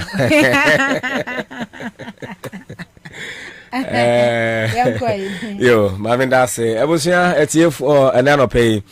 Very enchakasia and edifi givers a heba center and ede mamu and anopay semuti Accra 100.5 citizen show and meme that day ebrana nama atinase na wo dwen o man mpuntu ne nkanko ene ne yedie eho ebradu so eye givers en komo na ebrani edo nyina no se yebetumi enya pomodem pa ne yebetumi enya opepa ne yebetumi enya nigye na yetie Accra 100.5 ene ne dwumadi ahodo nyina aka se yapomodin no enwie pe ya enya ade asa opepa no ene se nigye no ebeba eno nti ne ebrani edo nyina no Givers Herbal Center yene mu edi ehia ne yene mu edi mu apomodin ho enkomo na Givers Herbal Center yensem ada yeta ka de se sania eya woma waduane die egu fridge mu ene wontade hye ene wahofade ene wo siesie eye o priority anase ye wahia de no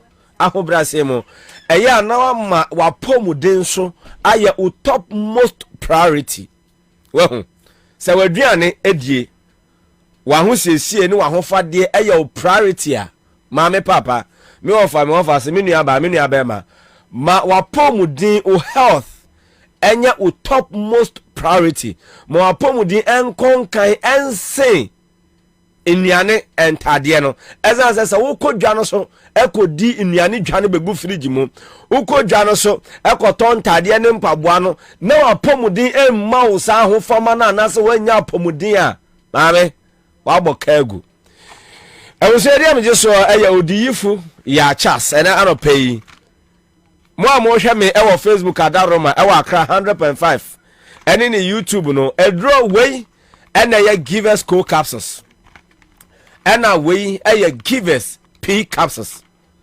co capsules no obeka ya no orange enti ofa ya tablets enti ne konko no eye orange ena won se obema bi ti ho a wo so ni sisi a wote ho ena ya co capsules no ena p capsules no eno so box no anase na daka no eye fitaa ena obi apoma twede e wo nchen a eno honom no yaye no blue enti sa ena givers yenro eye givers co capsules ene p capsules no sa na tie na enano me no bedi nkomo e de afa oba wono ena wo se ono de oni feelings anase oni atenka obi nso ga se omi de matenka e wachi nia ye kano potokasem se frigidity na give us a center no hu eya ye ma we duru a eye kofa bai na watumi de tu ase ewie a na afa de ehaw a ye de abre wo no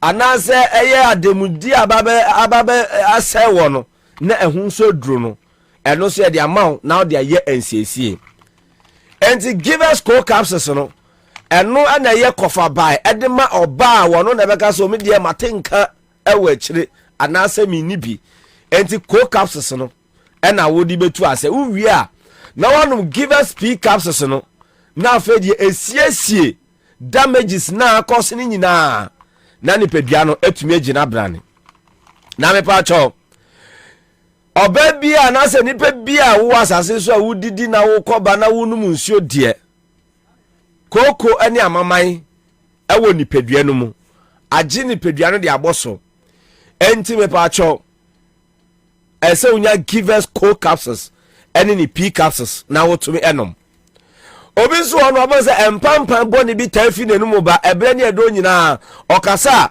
na se nka ene we di niama hodo agu nenum wa gu ne sin so a enso still ne atia na tie wako baby akajo so ye kuro na wo tiri me pacho ofa ni pedua no na ofa ye o hair scoop na me pacho be bie ni ho a eho koti anase enkotwa bi koda ho eye koko ni amaman no a no agi ni pedua ndi aboso no ntino wantumi entu ase no obi be kasa afa de abroso ntino be bie obetumi enya de afa ena ye wanumu eno ntina wo kasa na mpampan bone eba anase enkaboni efri wenum eba enti empacho wo empampan eye odadwe na ye oha no enye ekuro ena wotrim enti edura wo de suso nhuni mu de gugugu asom ni wenum no empacho oha ni pedua no bomode na pe give us co capsules nanonom na fetu ase uwia na wonya give us p capsules enti kai se eduro we no obefa ni mienu ebre ene edo nyina na yeden etumi ede abomu ma na tu yare na ase ede amawo na enam koko ni amama na woni pedua no na emma wo matenka ko ekire na wo mu ni bi no emma no nso de ani eno na bo se bema na ne mpaso agudie eho aba asem ewo empaso enti yewo no ahodo mienu yewo ni ono de obekwanwa obepre ayeyi killer stars ha ye bie dane ma na owremu apa asansu a ye hwegu eye gatamu adase ye hwegu fam na sesese ya na wono na sen eno na ema no emayo no o ma to ne di under 1 minute o si owei sese ya na wajemu me pa cho but what na nya give us co capsules and any p capsules na no enti wo premature ejaculation ye wo ha no eduro no ena no pei meni wo edi ho enkomo obi so de Rianabo na nebo yebemba wa moa bongongo aje omrani ahodo so a. Ezo still na fe de we siniti ase. Na se ferry e na aka no. Ne e ka na ese erector dysfunction. Me ba cho yo ba o ye bema na sai ha nyina ye wo hawa e ye wo dadwen a me ba cho. Send ya onya adaje na onya pepa eko shop eko bisanta ade ase na wo tobi na wo kodwaso eko di dwano bo mode ne bora herbal shop pharmaceutical shop licensed chemical shop any baby e to adro bia na kope give us co capsules anope and have give us p capsules nanonom na no ene betumi aboa mo apomuden etumi ewie peye pa me ba cho ye nro yi enye na ebia utiem sese ya ebia ka mu na wote utwemu na wote a give us a center ya homa trufu na frɛ na enkyeremu ba bia me di adu na wonti bibia ase ana wakoto aduro no so na won na wo penkyeremu bia frɛ yɛn ɛwɔ 0501 556828 0501 556828 now only give us herbal center for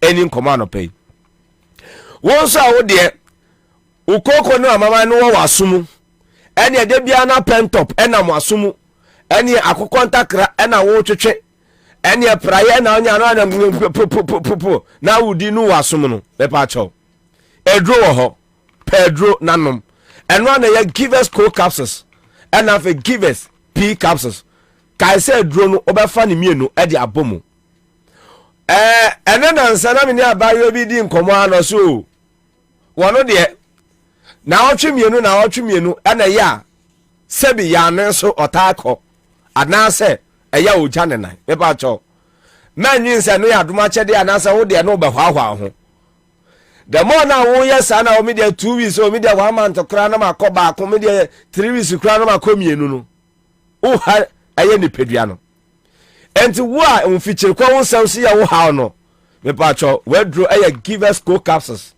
and have give us p capsules onya adroi na woto na ono no ma eno a na betumi aboa enti perhaba shop bia no pay ya pharmaceutical shop any licensed chemical shop baby ya to odro bia na no pay na kope give us co capsules and have give us p capsules give us herbal center ye dia ba adwaman so na kotobi na nonom ne tutu yare ase Christmas na eba no ese utumi twa wanum maintenance ema yare nka wo nhye maintenance ena me de mitina sikakra ene na misisi ene memfe ye me ya ene me dwonku ma poso no ma poso me pa cho pe edupa eye yanga se ye memu hahama ene dubina ne dinsin ena Dr. Solomon Kwabi wona ma ba funim de kwanso ede aye nduro na ba ye nduro ni nyina nso de FDA for agi ede atum enti ene ewo adwaman so give us co capsules ene ni p capsules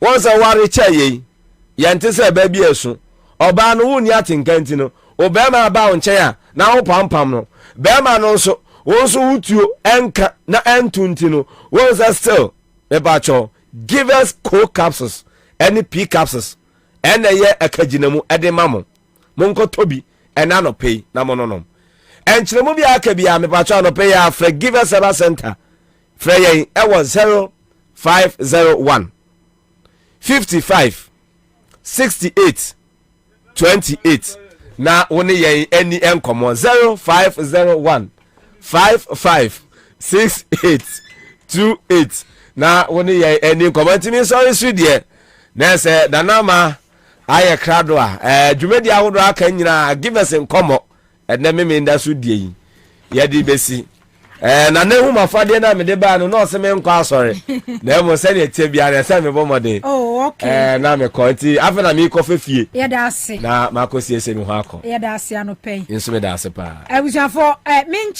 menchia chakakra bi na ye nto aso Facebook for ye na de mahase yi wow okay okay wisdom so no say good morning Boga no di free buy ena Asaduko Felix or say na nama you're doing okay and Crispo.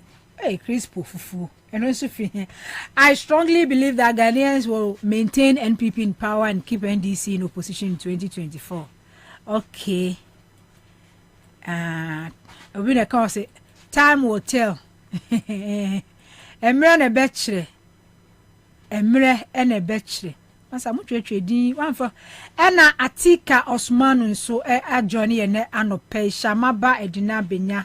And so I say I think Baumia is a confused no menkai. Joseph Kwan was in break him round. Okay, I was already in break him right ba na yentwa so emfa emama.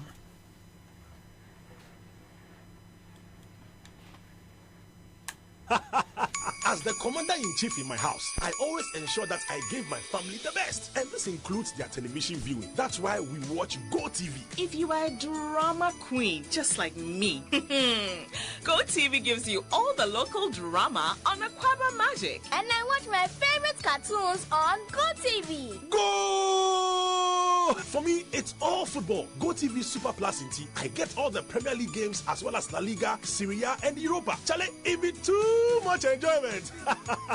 This festive season, Yenya Gibraltar with GoTV, your family's entertainment is sorted. Dial *759# to reconnect today and be part of the excitement. GoTV, love it. Hey, say the Mako who ever Greenfield Scientific Herbal Clinic no. Me who crave me. Say enunti no manya award wa. Eya world best. Obian transe Emma Dompem ya de. Ka say anase mo boya de enkan to dem bio. Greenfield Scientific Herbal Clinic. Esa nyarwan te say. Ne ekuro etu no. Ne enkan ewo nanum. Oba na be mo pa wo. Ene enyarwan kaye. Nansi ma me ka say ene spinal cord ho ekaye no. Greenfield adaromenti ene wasa so de gina na so epiem. Greenfield Scientific Herbal Clinic. Ewo ultra modern laboratory and a diagnostic machine sir. I should share the pedia mu ankasa. Greenfield Scientific Herbal Clinic. Ewa nungwa dogon Estate Junction last stop. Frewa 0243 983 906 and 0261 651 898. Greenfield. God is our healer. Greenfield. Your last stop. I believe.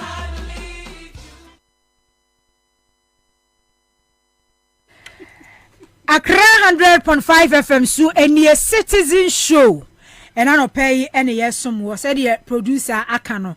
I just say mama na e ko kwame. Bibi sade. Bibi sade. Yeah, ne advocate. Hey, ready. Kwame Solo was Nana, good job. Okay. Mode a good job, Nana Modeba. So okay. I was for Charles McCarthy, a Johnny and Anopen. Let me say, running mate Nana and go forward your movie. Said John Mohammed scouting and say, "Oh, scouting, go forward and there you almost are." And to say, Mamma, Prof. 1 on 1. Makati say me misano. Charles, Makati. Good morning. Morning. Never boko de. Me da so no munsuo for lunch. Bibi anse sae. Entina ebeye din say me kase nema mu ye boko. Enema mu nya boko ba me nkwa de nyankopon de achame. Yo kan atiasifo ne memene da yi a me ka ho bi. Ba say ba ka ne aka. Aka ne aka. Aka ne aka. Ne aka de aka. Ka ne aka. Ne aka de eno de obi anim say aka ne aka pa. Bronya no so aben po. Bronya de say mu ani o. Christmas is here. Because they on the knife. Christmas. A man for assisi flowers no Paula do much. A man for a year Paula do much or more offices. A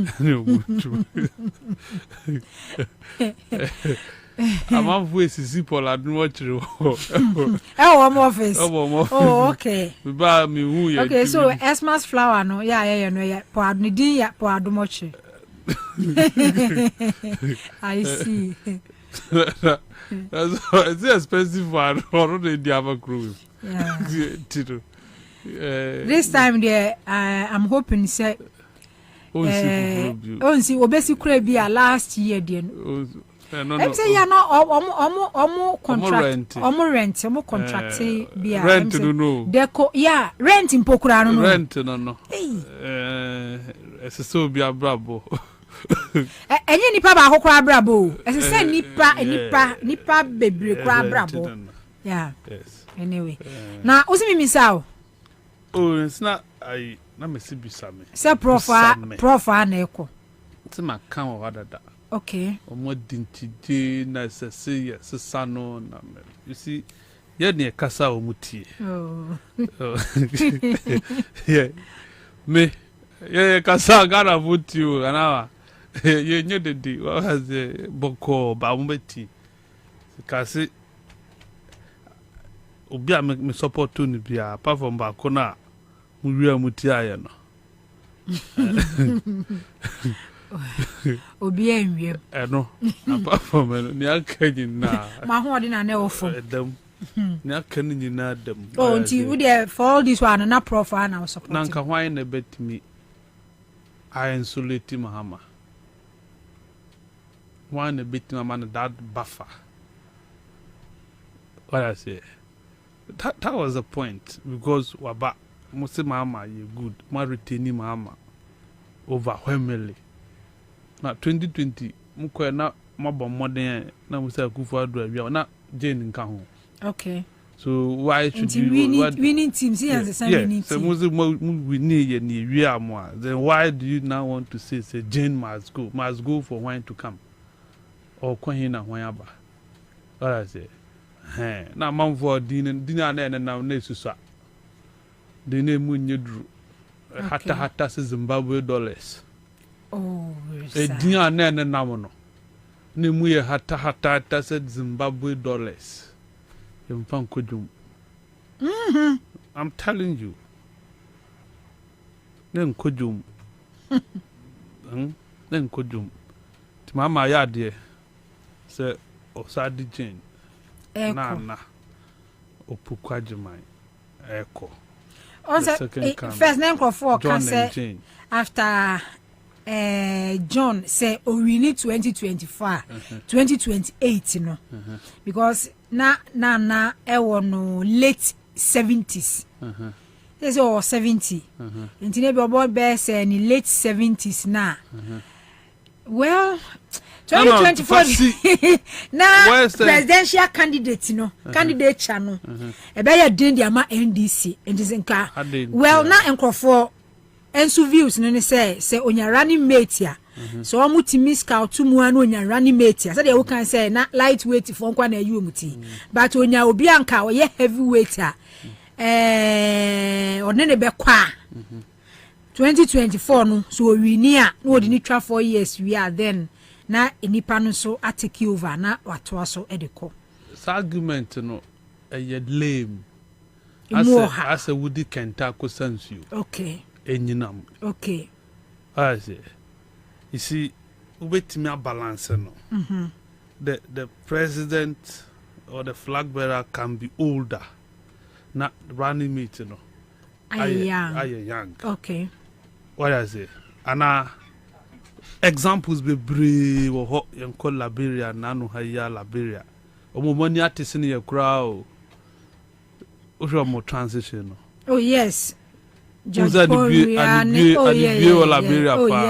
yeah omusunya America for so omo colonial masters okay intino nti omusunya mo ye na ye de ye UK Boris Johnson as for so we was ya drink no Biden so on Joe Biden and running that is what it is and the argument to cry your constitution emra age okay regards to president mo be am for age any argument in any case Akufo Addo adisai oh na say wo dia Akufo Addo nso kra na ye mfa me fa the age no ba ofa na Akufo Addo nso age no nso kra ne ye ne na brabo ne ye makra de a ene na nka ne nke betimi nso kura kase se wo fa na do age mean like me na na ma de use age ye use suban asema me ni wo kana we are settling on age no na do age na odi lead o man no ama me nso no mi na ma de abo mi hu wo sa this discussions here discuss say bia maybe in the next years to come no you be sound so enya e bia old that you see another be because ya won kokora ya mum Nanado act as if say as any age no ama no na opportunity ya won kokora ya mum adwuma omo ye esene mrante wo kuruwi mopa yemfa ministries yemfa agencies na yenni hu nkomo so what I say the papa mudia ohun the papa mudia nanka isi ye advocate for youth ni bi so edi ehwammo papa let's admit okay and kokra ni bi nye okay mamenye interview we semra I was from any honorable Rashid Purple MP for Was Central ranking member Lands and Forest Mines Energy Committee yeah what parliament no or your ranking member name constitution come and for this lithium or your doctor okay so me can honorable so honorable Dr. Rashid Purple and for lithium agreement concession hun sensem yeah eba honorable good morning. Hello, good morning my dear. Yeah honorable patron apom to say oh patron yo ye de nyame ase anopay ye think of more afa lithium agreement and as a contractor Ghana buying any Australian firm no akọ enchiremu ya minister Samuel Abujinapo ede ebe nyina dan say eba no se efum agudie tuo sa agreement we and as a contract we na on manager firm ye 30% no eye the best eye papa esen contract and as agreement bia ya ye bia efe lithium we say huno ba minority for nso say enye no kresa ono abunchiremu ewo mu pa ne de yin. But my response be English. Sure. No problem.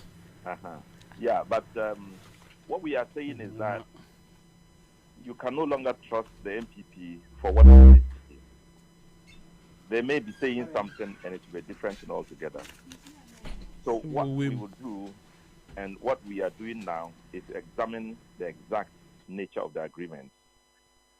I had an engagement with the minister. We had a good conversation.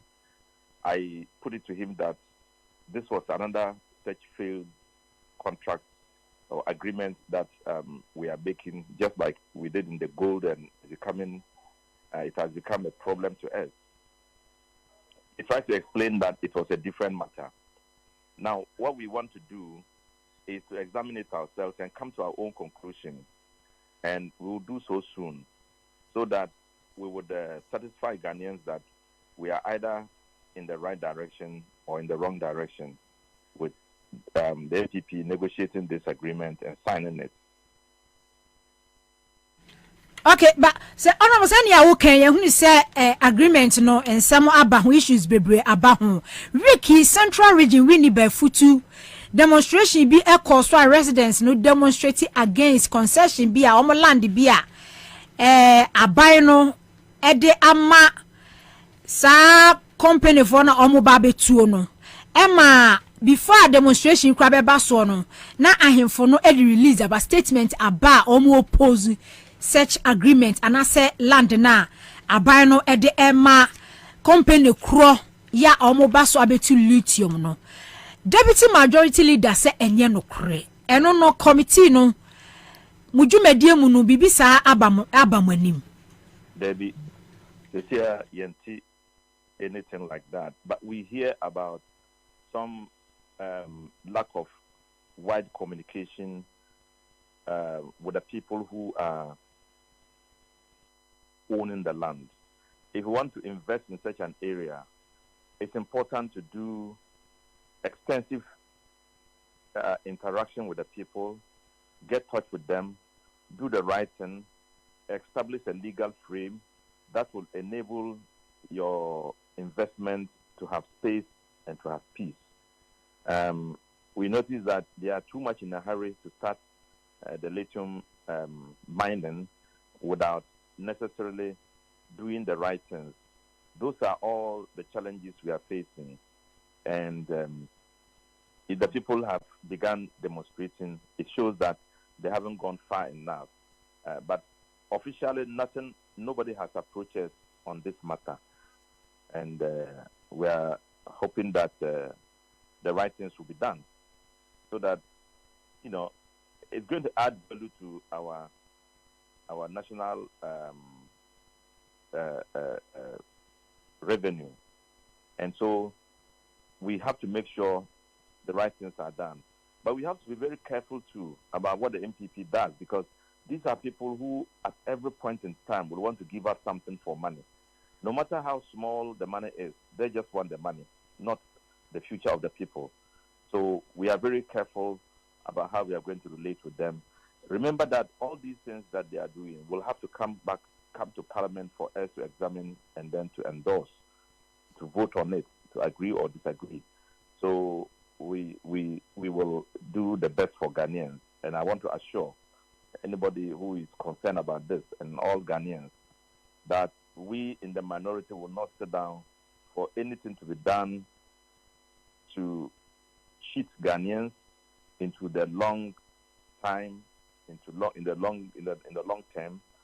We would ensure that the best agreement is done, and we will not condone to anything.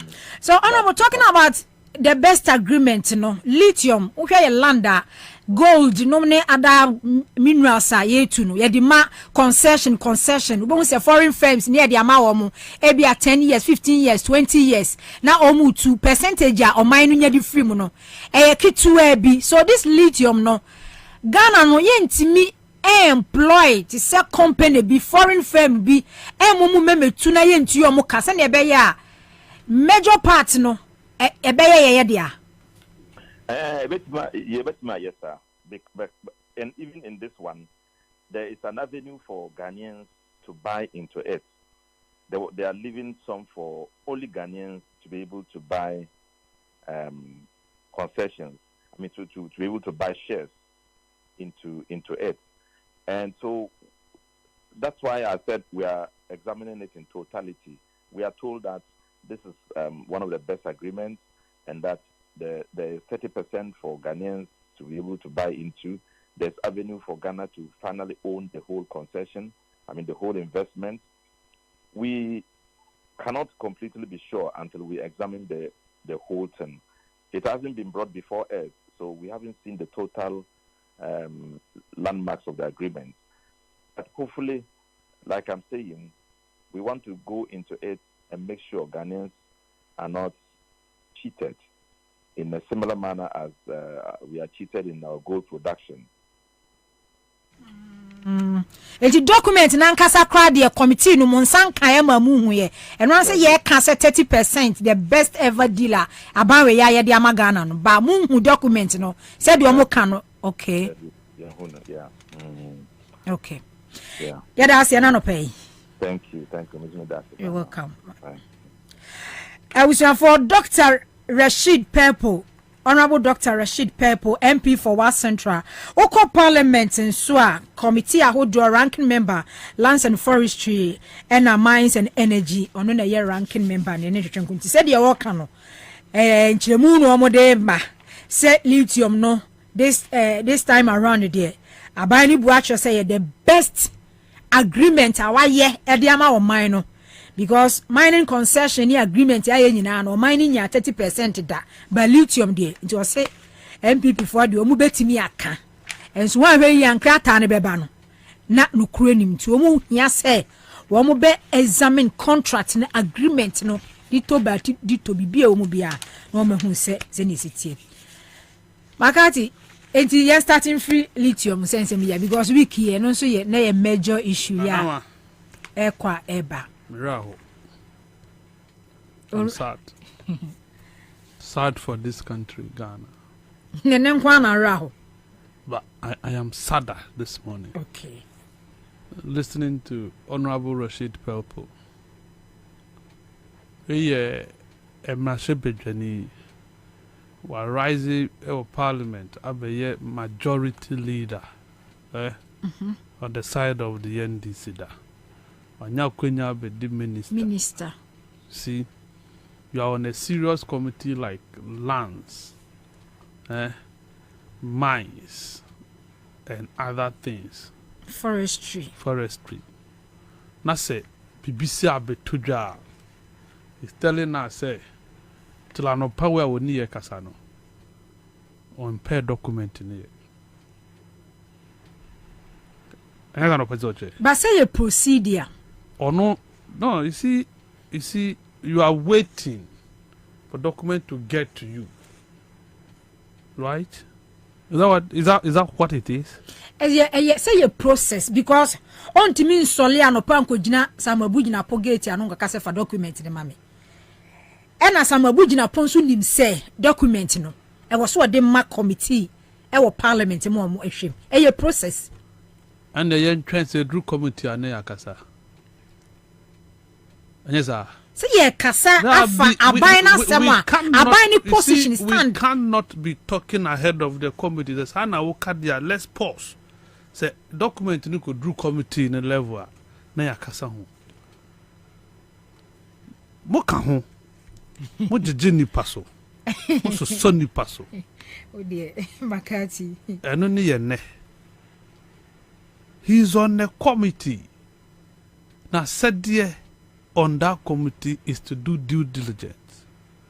Or no necessary pay information. No. You must get what is going round today. Na ochina omudi document in ba na near a what pub near ntia amanfo ye de ni bo bra what me point out. You can't tell me say there is no document going around today. You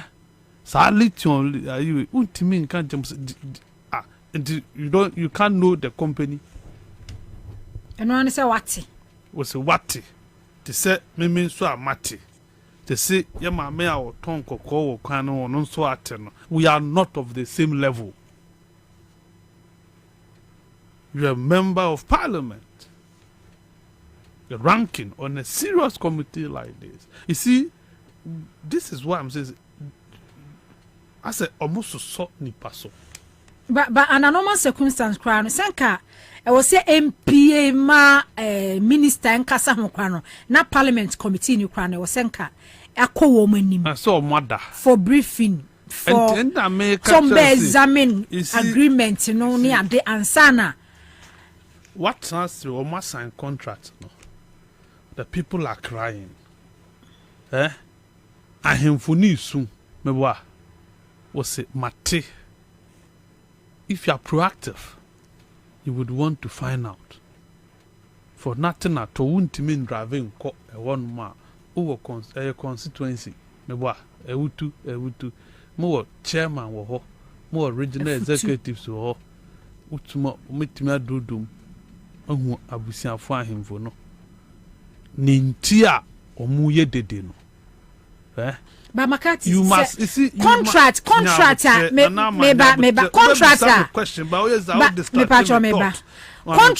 ewo aban no any foreign firm bia entemu no so was pass it through parliament. As I said, pass it through parliament. But to move the beba for ratification. Okay. Okay. The ministry no yeah. Okay. Obitimaye oye we are no the parliament for ratification. Okay. That is what they are going to do now. That is the point. Okay. Now me can say, you see, you need to know.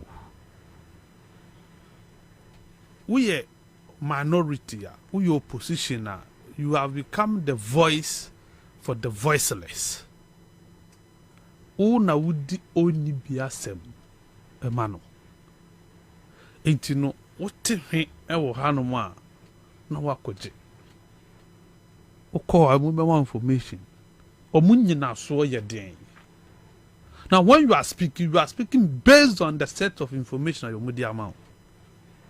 But if you tell me say what it is, now train say minister no di beba na afi na mobeye then na mobayo then na motimi assistant of parliament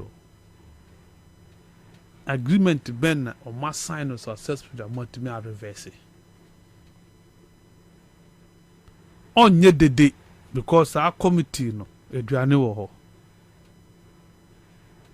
He's not crying because there is much food at that level, that committee.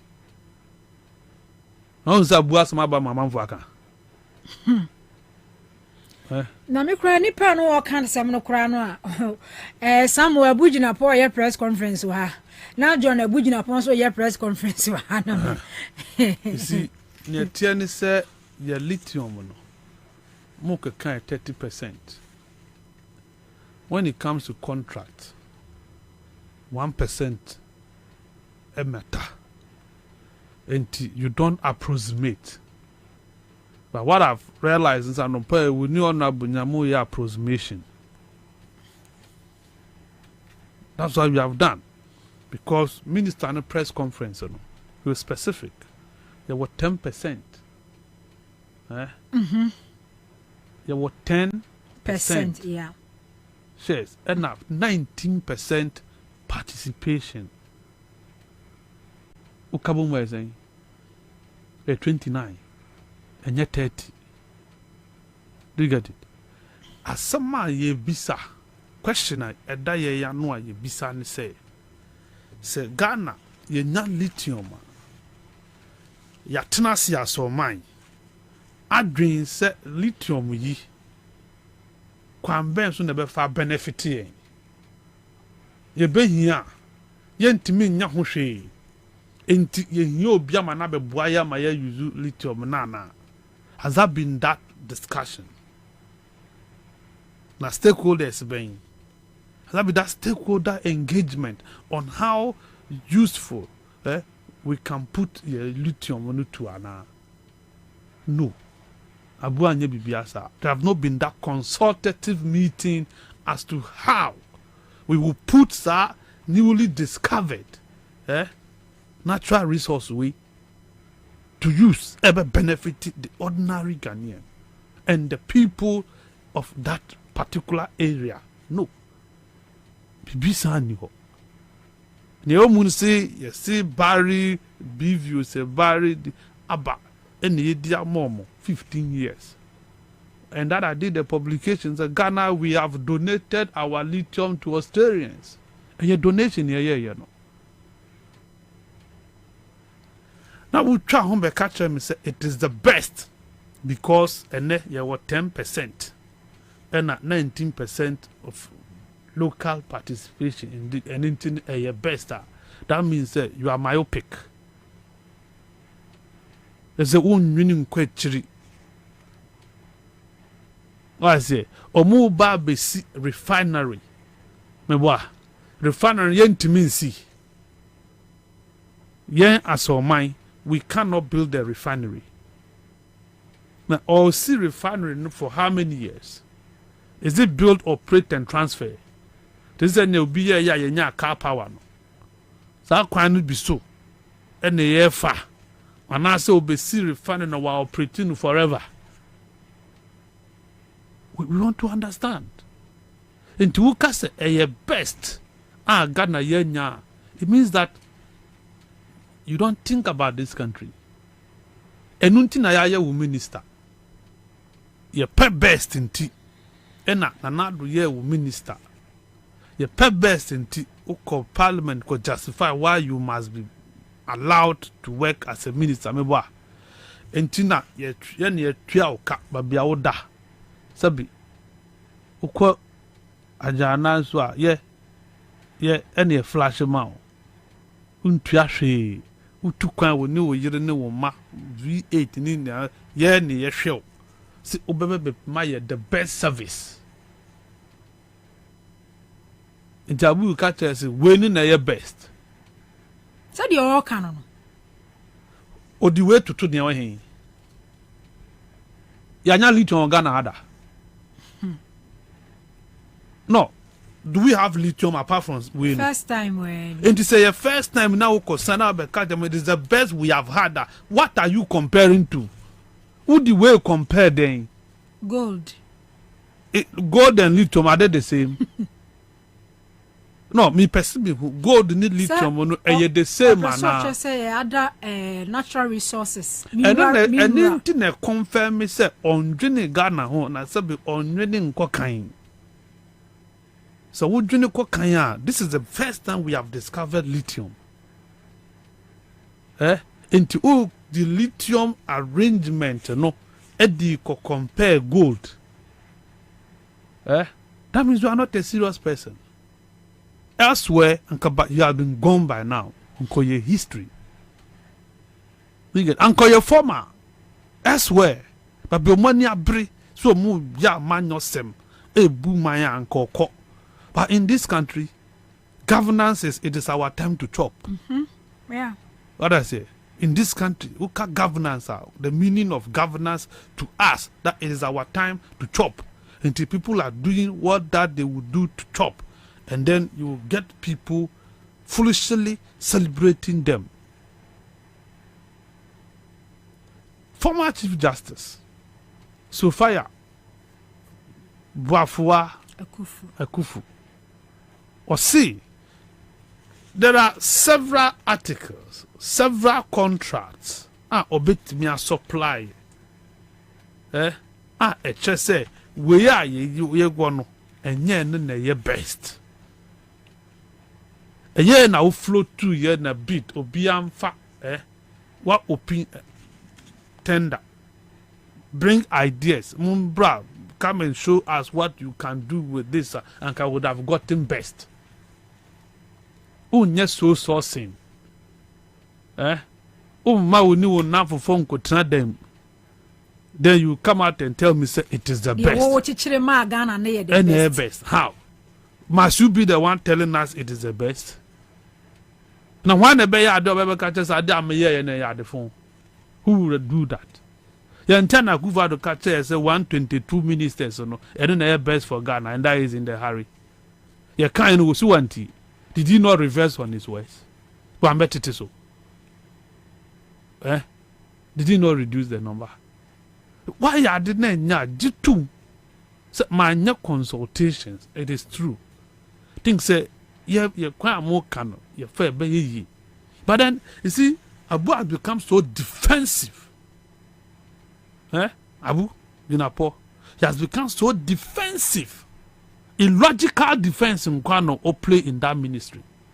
Not long ago, Speaker Koka said a kade, and come on the fear with team. What did Abu say? Abu called Parliament defense and he said NDC for and a ton clerk fee. In the NDC are tontino also move to me at ton speaker there. NDC gentina ya tutia omo over 1.something million votes interval. Set mobile be yen yi. Enti under you na say ye prompt you so speaker so if you me team e ka say anka ya ton fie no.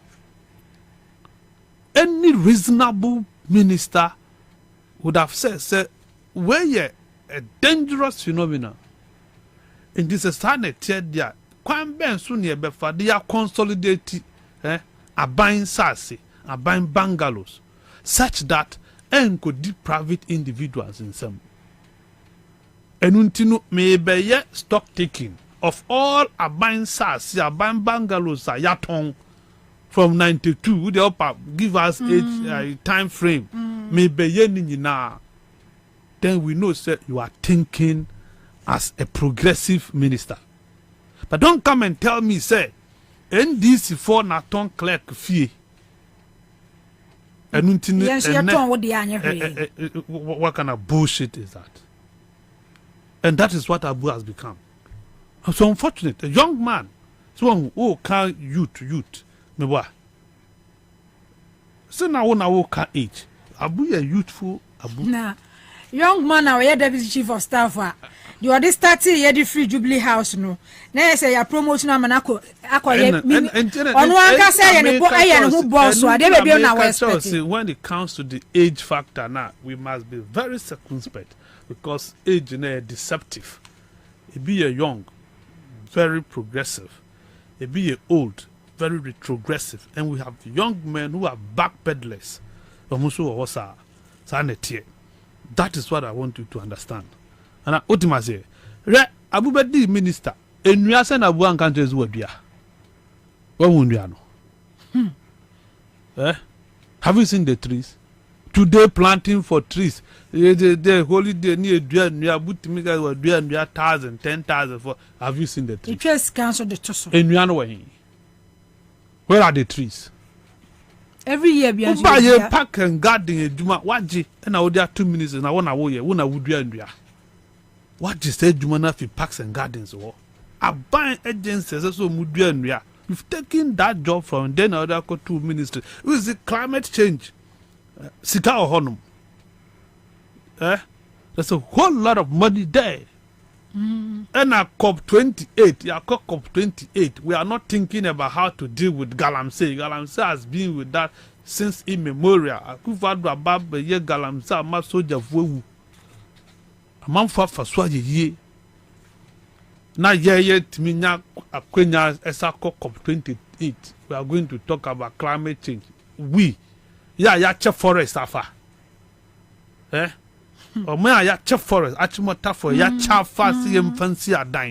we have the impetus. Say you best society for plane. Côte d'Ivoire, we are going to talk about climate change. God have mercy on us. Ya ton station shooting range. Ya ton. Momo ya car monko. That me some from camera and car bank. Opposite na ye bungalow aban bungalow na wo hono mama CTV from fa camera nkonkohwe ya tu Ghana adwuma ye fo ama private person afasa aso no that one as bungalow be any abu asa laboni bungalow ensuo de ye nim ha kura ye say ye si da yesiso gata no so ensuo no ye si da yesiso big gata ya ton ho ama yesi. That is what is happening in Ghana. And makati yakoye mra yakoye law the lands and natural means are on na can say yakoye mra kwa say forest reserves ne betimi akoma akutu mining yakoye mra law under president Akufo-Addo ya ye mra say forest reserve biano minerals commission betimi elizi edia for mining entino ya says cast nipa 618 say your climate change say your kwa yede ya COP28 underway in Dubai will call for action against climate change. Yankaye a case study. Ghana we are a case study when it comes to climate change crisis. And so here were representative or member secure banning maybe charity. We won't see anything. What has been our attempt to fighting climate change?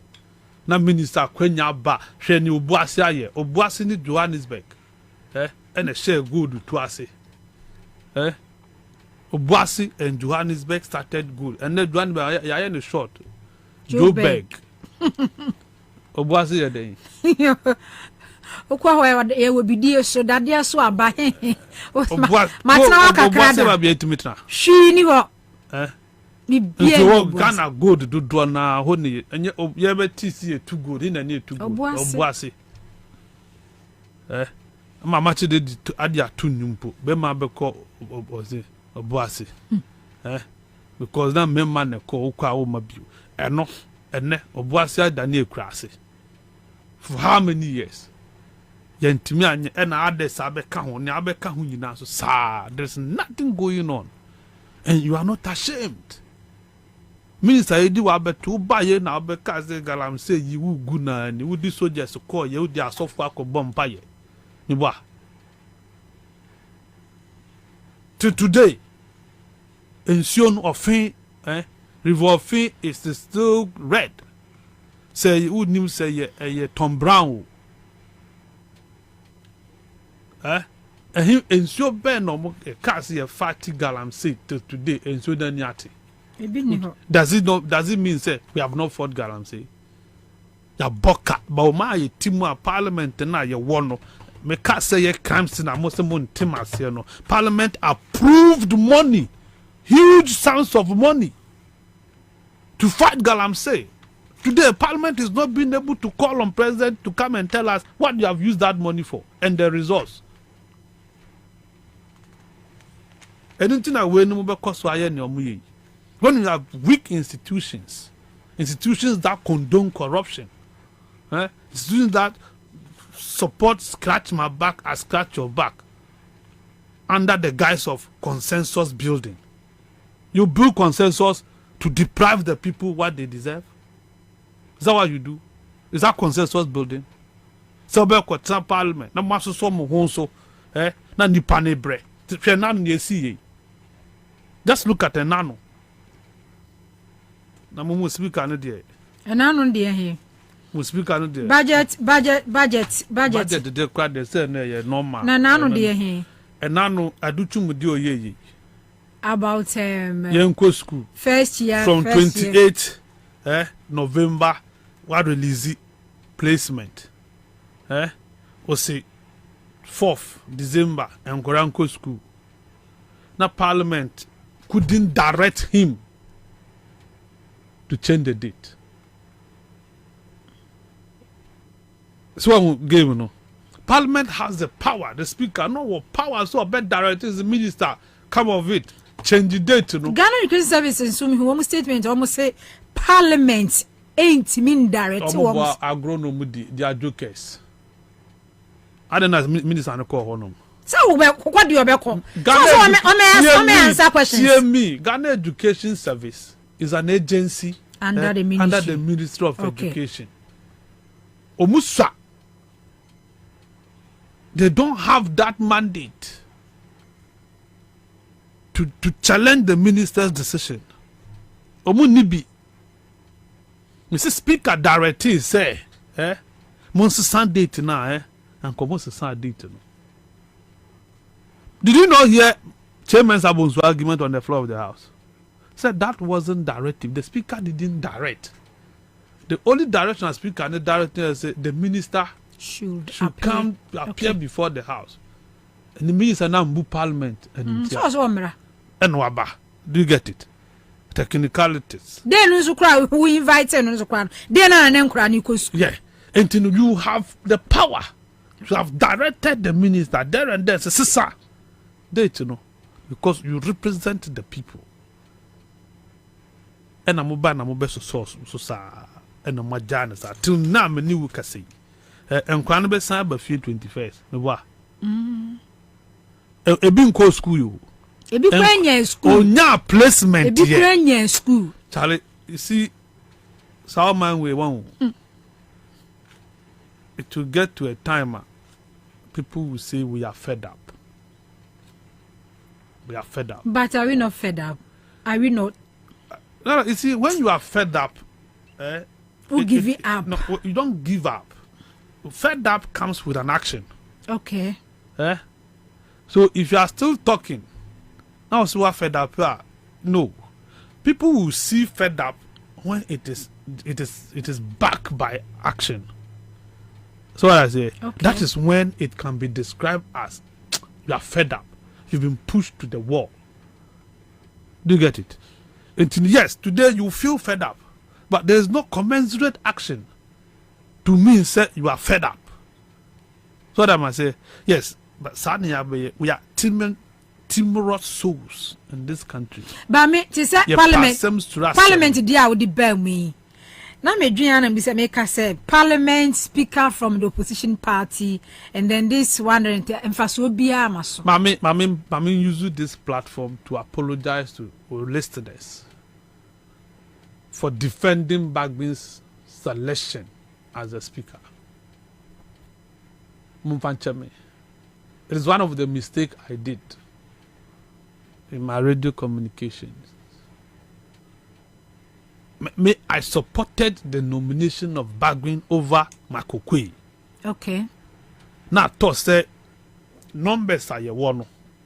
Ya Drew John Shea, ye kwako journey motorway. Well, anka ye bet me progress as for mine.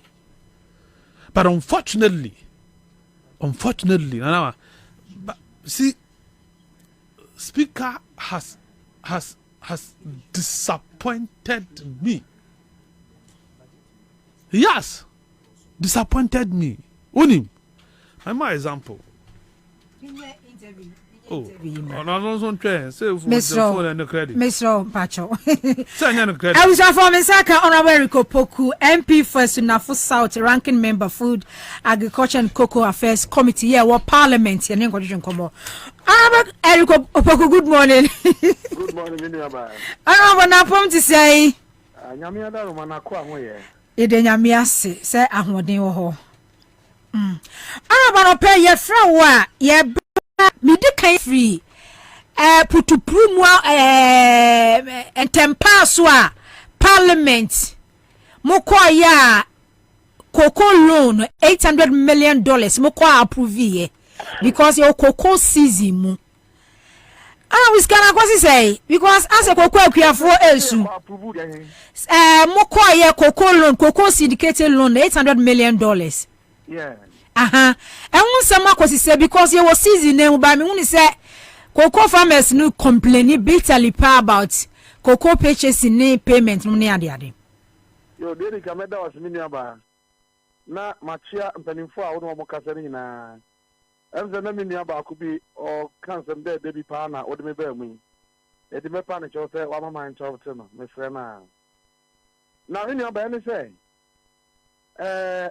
afibia sabe woni me hyehyɛ no sɛ ye beto cocoa na aban ni sikanti hyehyɛ a mo ye ne sɛ ye kɔpɛ bofia na ye de abeto cocoa no na obi o ma bofia bia so hwe so betu atua na so wuntu ansa na bofia no wa ma obi na afiwe no de akoba sɛ eye bofia no a ye kɔpɛ no cocoa boss nkonya $1.5 billion a ɛna cocoa a wa project sɛ obeto na fi eye 850,000 tons no betimi ato okonanti mu na no onya $800 million na ye say there's $700 million so ansa na wetumi ato cocoa no ne nsa ntimi anka esan e car me cocoa board ene e car amene Ghana na obi a o ma yesika bia wo fie say me de command kofo ya hwe a no mo ntimi antwianti ama wo mo anya say eska no eno mde $800 million no e ba ya nim akuafo na carry cocoa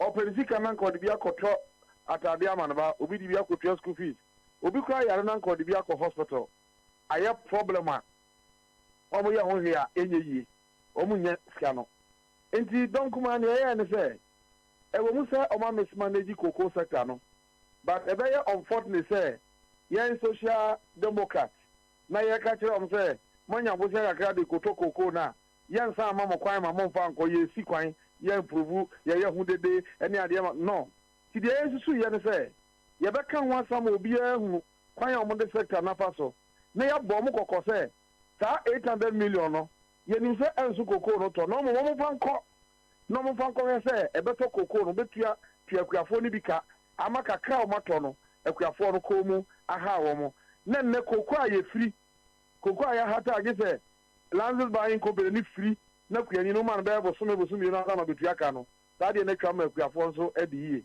e na ya approve ma wo mo ba ya approve facility na afa na ozo koye ho insha wo nsa be dey e be ka afa ni ama otu akwa sign contract na ye hu bibia ansa na wo nsa akeska no mi wan se bie koko 1st October ko November ko December bu ni ewe e be si ne no o ye ntwihwem je so mo nsa nyanka sika no nti akuafo no gusua e na ebre wo nti ubi sa na so anetie na honorable senior wo kan say jakoko season mu ne ye we kopɛ 1.5 billion now ka 1.5 and 1.7 1.5 okay 1.5 and 1.5 say dey wu kire mu no ye nya mu $800 million and a minority for social democrat for mo se mo beboa mo ma akuafo embre mo be ka majority for am ya approve.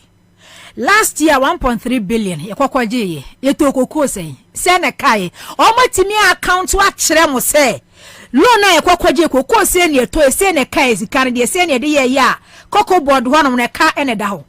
In fact last year there no e question ye de ma mo say last year ye pubu $1.3 billion na de ma mo ga say mo de kwoto 800,000 tons at the end of the year munya 655,000 tons.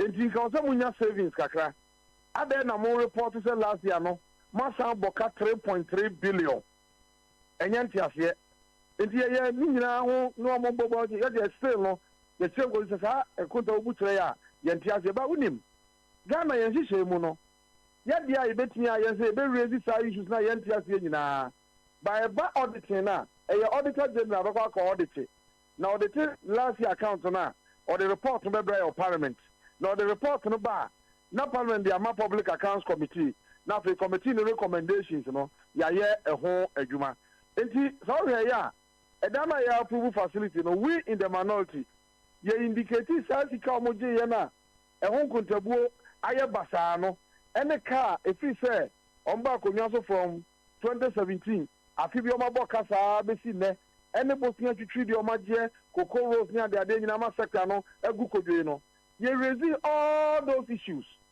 sɛ bɛyɛ a Ghana nipa bi a wɔtie yɛ biara no obɛhunu kwan a ɔmafa so mismanage the cocoa sector. But honorable nkyerɛmu a wodi mmɛn sɛ me na na ma mete a mente asɛm mu no sɛ mo nso mo boa wɔn no wɔn nso kwan bi so no ɔmo boa ɔman ne kɛdu ɔman na bɔ because per one kasa ho nsɛm a wokan last year 2022 mo approve $1.3 billion cocoa loan e de ma wɔn ɔmo ka sɛ $1.3 billion e de kɔtɔ 800,000 metric tons after to 650,000 so meaning is a balance ho sɛ sika no kura no 1.3 billion no sɛ balance ni hɔ a ya sa bɔ ka 3 billion asan so de ɛtie 3.3 billion na ɔmo sa ba sɛ ɛka sika na de kɔgye 1.3 billion na de beto cocoa no cocoa 800,000 metric tons no ya Anthony nyina eka 150,000 ayanto enti ska 1.3 billion dey yentimi am produce that quantity so meaning say 1.3 billion sa estimation na yen estimate na yen sika ni biaka sika ni bianka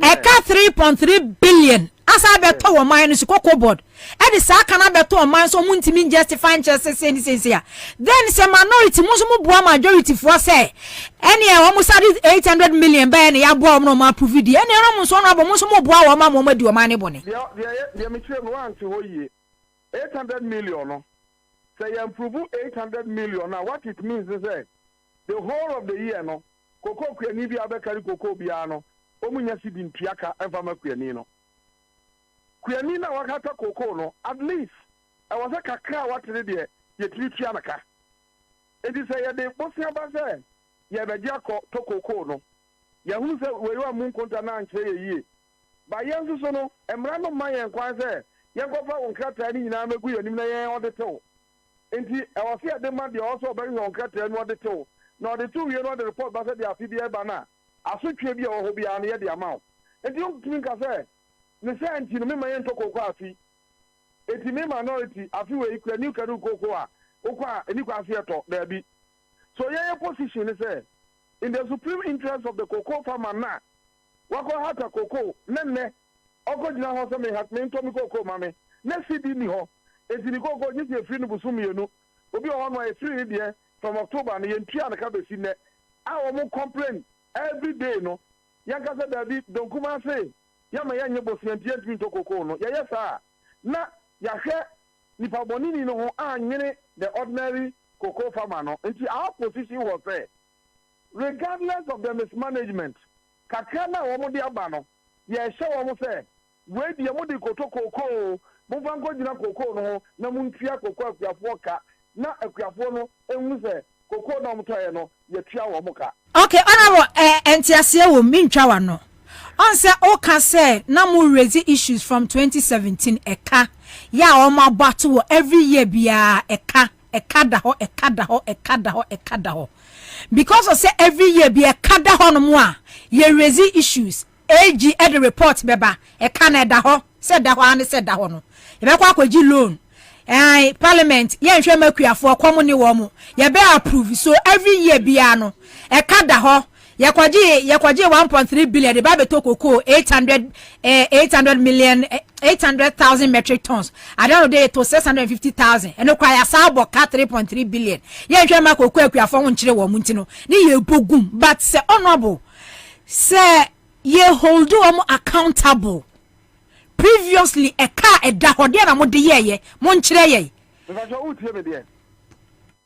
hello honorable because honorable say we say cocoa akuafo mpo kura no last year na ekwaje 1.3 billion dollars na almost 600,000 na e o se sika ni bi ko amsa abo echireka 3.3 billion kokko akuafo osusom ko kare om kokko kura na yenye sika ntua wo mka utie tie ni ye em say ayi kakra bi na wo mexer wo ha me say the AI parliament bet me aya na say ya busa say wakatua no osika ne ma osika say o de kwaye adwuma wei adwuma ya ne say o se me ya adwuma wei me ya adwuma wei me ya adwuma wei ya se da bi wan so a woka no ento ya sum enti ye ntiase ti aye ntiase ne nti no e wo se ba bi e fa mra kwa so ma ye hwehwe won kontra mu bia no ye de ma na ye hwehwem de bra yen because mra no ma yen kwan say ye be kwa call de ti no enti now just not but say ye satisfied that what we can do no say ye be say auditor be audit no the report number if as auditor kra no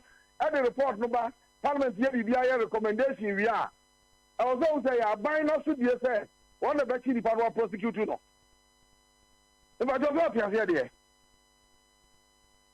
Honorable Metiasie mpacho de o kan Metiasie say ye can say oh that the oba yeninti ene de kokko kwani toko kari kokko a minority e work by ma sebe dem say ye ma ye nye bofia na atwa kokko no ka say na ye so ye ne kwani na ani ni ye enti ye say say nei o mismanage no wo say no na auditor general report na ban no so onya ho hia e bi atwa ban ni beba ono de ba ta boni a wadi ni nyina no obeye ho adwuma enti nei no ye beti ha ye no say issues science the higher grade as part of parliamentary duties no you be highlight it you be come obi ahunu the officer do ba be yi ano you do ba be yi ano but ye yi no wi a ye ni power say so bi mo do cause fan tum we cannot do that and I was what obi o kan je say oh when the obo ye nyanti no so ba so peska kotokoko a don kuma ni kwasa ka mo diska no ma no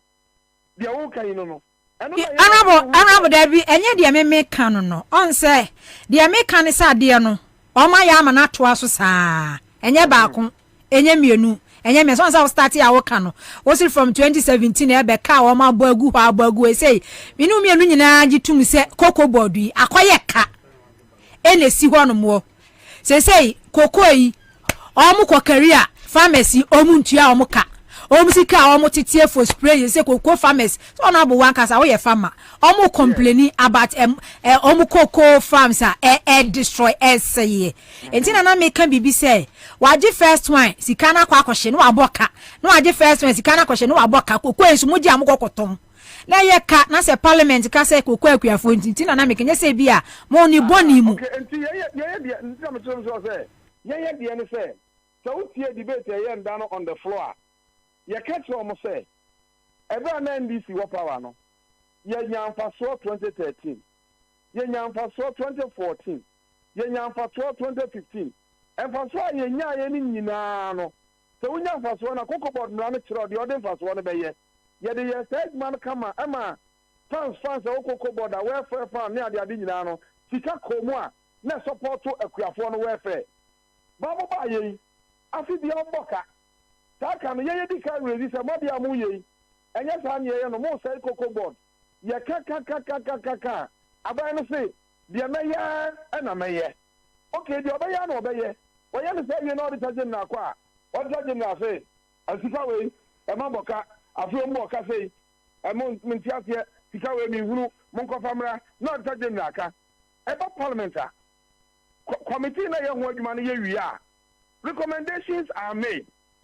What say executive no eye ho adwuma e do that point na yen parliamentarians yen mean go beyond that point tanya Ghana hyehyɛ ne yɛdɛ ɛteɛ it is what the law for proba nenne me ye koko kuani mini aba o kasa ye koko kuani wako kari koko ye nyef kan tuaka sika wo de ba ye no enso de all require crowd ya to koko ni nyina no it is for 3 months de wa kari koko no ye ntuarka Akuafo no su ye represent the same Akuafo no in parliament. Now the Busiana ba say me boka da bia de na me jisika we e de ato we koko no. Na me ma sori agina. Na maka se da bia aboka nti afu we ma kwa ma anyisika no. Na Akuafo na anyisika no mu nyisika na. Na me Akuafo na anya dai ani ni ye. Enti the first year was here and say kakana wakonya ba no. e wo so oye nipa wo de man ade no wo se no o mismanage no ba wo se approve man no na ye ka che apiafo se kakra no mbe ba ya ne ye de nsa hwase ama mo se ye ma metua wo ka so de kwani bi obewo bi abehu se busiam de ye nya ye de koto koko no enti ya van tia kwani ne ka na wo so de nya ye ya so de okay honorable responsibility no be ko no ho okay na wo se wo prove try sika ye de man no ye wo de aye honorable okay prove an say ye ye ya na ye ya antiasia auditor general and the determine okay honorable but auditor general every year be an oye auditing oye auditing Emma AG report about public account committee parliament manim senior we can say during NDC mo era na ya dwuma cocoa board every year bia mfaso ekwaji cocoa loan cocoa growing communities ye yi wo ma kwan chip company ya woni ma bebra na ye demo incentives ahodo ye demo cocoa farmers aba we buy no ni nyina eni hono enti edie ba nchiremu na park no cocoa board from pennyfo ba omude mamo echiremu age report ni ba omu chiremu se edie benti na cocoa board na emre bi no cocoa no moto na ye emfaso ye gilo ye akwan ye gilo ye se no ye se omu nya akwan incentives bi no ba still eye ka ye enti foforo so ba enchiremu no to asumenti muso mo boa wo mo me approve another loan di ma wo mo mini aba o je chiremu ni nyina kama na wiye ye hoda o se enti muso mo boa wo mo that's where I have the problem. That is where I have the problem. Eti mo bua o ma ya prove ma o mo. I want no problem no. Medical actually much say me sa wo the cocoa board bo sia bia e ba and na ye wo hoi apart from the say ye da so say the cocoa cocoa kuanika now see ye improve a obi anim say minority side no enya de be support ne ye be support tra. Nemo sa wo the bo sia ba say akuafo no cocoa no ya te yenya sika ntuaka eti meje bosia na ye de akoto na pa me ye kokoko kwani me represent kokoko akuafo me nze akuafo aditi kokoko no si ho regardless of the fact that one mismanage sector no kwani na ti kokoko no si ho enti o se atua na ka na me ka se me moa ma on nyeska no nkopia kwani ne ka ene na de opasi e beto kwani ne kokoko sa na ye me ho okay honorable mate and yen minority ne ka say we are representing the people. Yenim hawa womu kom. Ya troba ama ban bia ba. Nipa no ana da bia womo ho chiro womo saa. Na resources bia we abanya ye de hwe wonsa no. Wo ba account for sanye na. E dey will come, you account for it. It is the resources no ma. Now me so na app. O sai bibia. And that dia wona was to be anya issue. But the appropriate time no, you account for it. Yeah. Okay. Mate. Also okay. When it is say even Bosnia no cry Bosnia. Exact budget e koto ho abai. E Bosnia. You say NDC yam minority yam pre. And you koto ho abasa ne na no ye tu ye ya. Say pay numbers no. Won ba wini o. Ara mo sanka ana mo nke ye penisa ne ye hunu say omo mismanagement ni.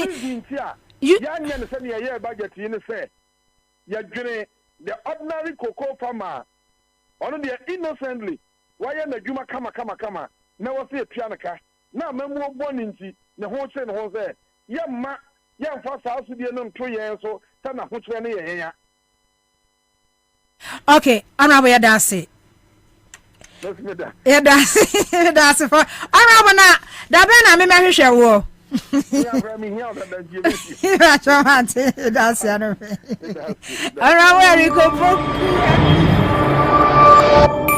Citizen TV, the citizen's power.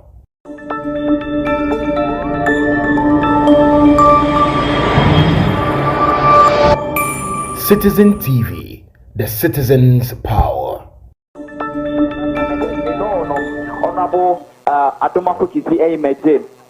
At the moment, the Merchant Meneno, ABD, and Komona, find out how the feelings are and also what the people should actually expect. But my main chamber and some of the delegates are more around that, say, not many more ending, finding out the expectation. But quickly, no, I mean, added security very tight. So far, but via NC, Obia Echini say, a very peaceful and a healthy constituency. primaries to elect the parliamentary aspirant for Anyasutum constituency. I'm in chamber in Poppy Namenending Komo. Poppy Pato, good morning. You're live on Accra 100.5 and are all CMG affiliates. Hello. Right, and in Poppy, today, elections, what are you expecting between Emmanuel Adumakukisi and then Emmanuel Tobin? I'm expecting a better candidate to win.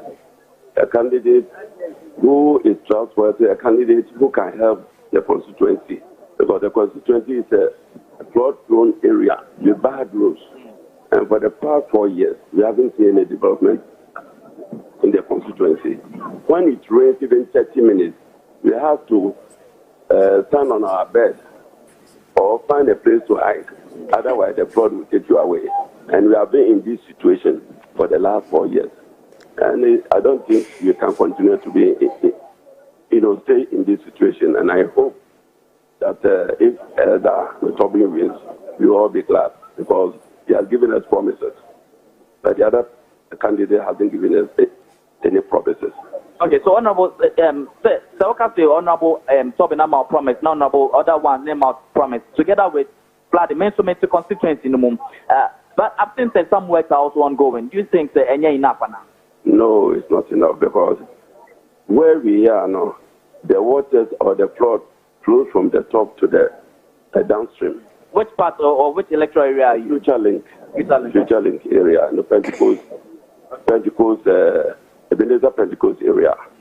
So if you do the roads at the top and the gutters at the top, for it all to flow downstream to where we are, the last rain that came in September 22nd, almost more than 20 houses were flooded, and we lost so many millions of cedis. Okay.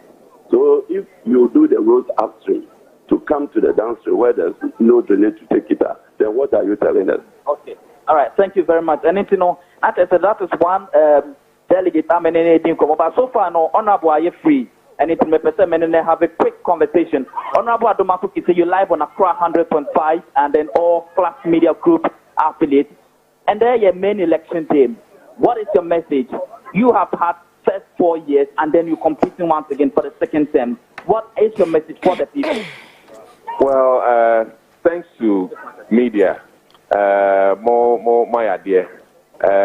So at voting people no ase me delegates ase in fact no more comport no remarkable na ni nua kra no me dey make can say the MPP over 20 seasoned and experienced parliamentarians esomo nkobiom na nuntino we are already in a deficit obia who average 20 years now they multiply by that 22 plus now almost 500 years of experience and I'm hoping that the party, and the Mabuno, the new and experience, as a chance. Now it's me trying to Jumapa, the likes of Dan Butcher Muye, the likes of Osei Chairman Sambo Suye, and the Omoa Enkobium, na Necracrano, Constantia, and maintaining almost certain members of parliament, they do better.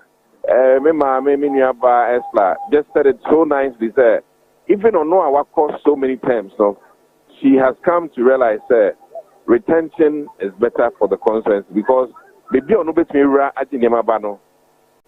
depending on the number of years that watch our Bible and the system literally favors or more a check our system. Okay, honorable. Once again, it's Anyasutum constituency is a strong NPP stronghold. For the past 20 years, that's from 2000 through to now. So in the past 2024, in the past 24 years, it has always been dominated by the NPP. Yes, in terms of development-wise, people are still lamenting that we've not seen the actual development for the community. I just spoke to a delegate and he's so worried about the situation that they have to go through constantly under your administration for the past 4 years. Or say, oh, who share? The Dika, Maminda, Nanado Danko Gufado, and Dr. Baumia Aste. You were one of the major developments, which is the Agenda 111, our constituency here. Now, it will be the biggest employer for the entire constituency. Now, hospital, already are spending over $3 million on this project. This is right behind the municipal building in Anteku, in Tumfa. What man say now? So the beer is unfortunate. We should be active and participating in the politics. The we have a huge deficit of development. In the area, in the constituency. Yes, Rome was not built in a day. But for the past 24 years under NPP in this constituency, we expect better. A quite on fast by crowd who say, yeah, gata. And now, a quite on fast and Kaupa to right from that side. Oh, no, but don't discount gata. Gata, don't discount it. Pacho, media, Kakrabia, so many, Mestel. Acquire Eba Pittsburgh University, Eba Maranatha, for so many decades. So better once I got and then so the next level is asphalt. The most important thing is media kakra buying your mum in many so and also my buying Phyllis or ye my you so no baby or baby my auntie mestre been petting for no credit me and uncle had to say they gone media keka name second time him say ya break akra na yesika semun koye or mine sika semun koye ma IMF second tranche cry no etia na den eba into the crack na there mestre omonto ameso da say me hu aban ejuma ni so and with the second term no there's only one thing it's going to get better, far better than now, and that's what I'm promising them. Right. The second term is going to get far better than now. For your past 4 years, what has been your greatest achievement? Oh, no credit. I've kept the constituency's name relevant. Now, the constituency being relevant, I'll copy via few. And how do you mean by that? Oh, keeping the constituency name relevant. Yeah, me kasa na. See, Bobo baby, enuma esi adwin omwa yedin wo ho. What man say and me sono na me te ala jodin pa because of flooding. Enunti aban so hwe omo. Sa asna anya so to me ebo yedin da say yehia asem no. Asa obo papa no de bia. De obehini na wa eden. Wa ma on de ehia nti anya so to for bibia me ko bia no obi a wa ban mu enne enim se nsuo hayen obi a wa ban mu nim se yakwan asem ehian na me yesa no yeso ton yare na oyeden onya no eduro nti edna me ka se mi guso fasa akonya ton yare se na aban penifo beto aso ma hwen na ne krakra no omma me mu yedura mi wura ban mu a me bi sa wo so dededen ebe ma me nti abibia no constituency bia almost 12 members of parliament so no it's still me na say no crown there be you drew over 20 experienced and seasoned parliamentarians so mon ko bi no Mr. Ghana for kakrana yakano mom maintaining na yintumi ko face the major opposition na yes the next parliament the new guns in Kwanko there and na we are in serious trouble. At the back of that, are we breaking the eight? We are asking for a third term. And I know, sir, Mijina Hami Bisa for second term, no. It is in order. Now, Mijina Sono, and Untina Ghana for, yes, a third term, no. In Pioha, Mahmoud Baumia, ne, Nanado Danko Kufado, Excellency, Edio Monsaka, Muma Yia, who say yes. In your pa, our MPP mo. Now, 2008, ye mistake. And only, ye ne. See, best Ghana for. And see repeat 28 mistake no. The other side there won't move if it is you and see Mumma MPP that third chance is the best party to give a third chance. Now Mumma a third chance now me let's was my age but damn or mine and I know sir me share NDC MPP it will say your challenges but the MPP will always stand taller. Thank you very much, Honorable.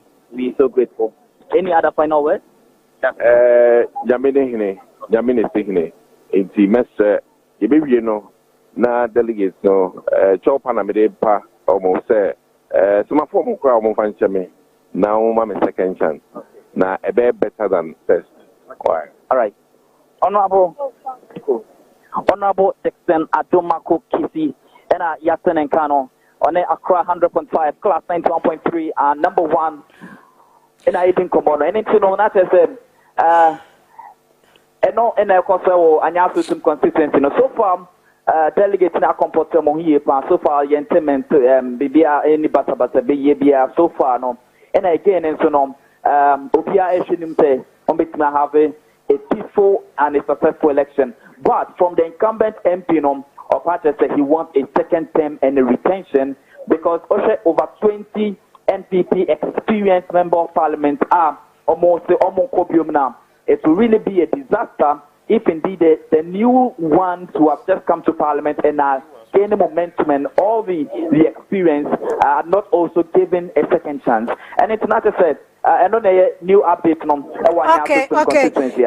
Chris, ma ya na wase na yemfa nsi interviews na wa ye no ehia papa but the honorable Adumaku Kisidi twa ato no na mani je yese wo power mo chew nipa de sinto wo nipa ho se bibi ankwayu mo fa nche no na omo sa ma no second chance and as opportunity na won to na adwuma so ye da se yemfa nsi ha no se mre kwa ni mu no bibi ani nso a na se eja production team utwa wo mo flash crawl be fro na ya to so e de fro Christopher e wo class 91.3 FM de ekoso e wanya so tuo mu e na ode abreye no na on se Kofi na me follow interview we say no odi kan ni pani bi kasae o se obi enya so tum constituency ho nye matena ho no moda na mete around Kata host at the back of Kata down ho e ho no na mete na ho nye enya so tum akwan enye ohunu hwe e wanya so tum because so you member of parliament wanya so tum a enya fe na akosi school dan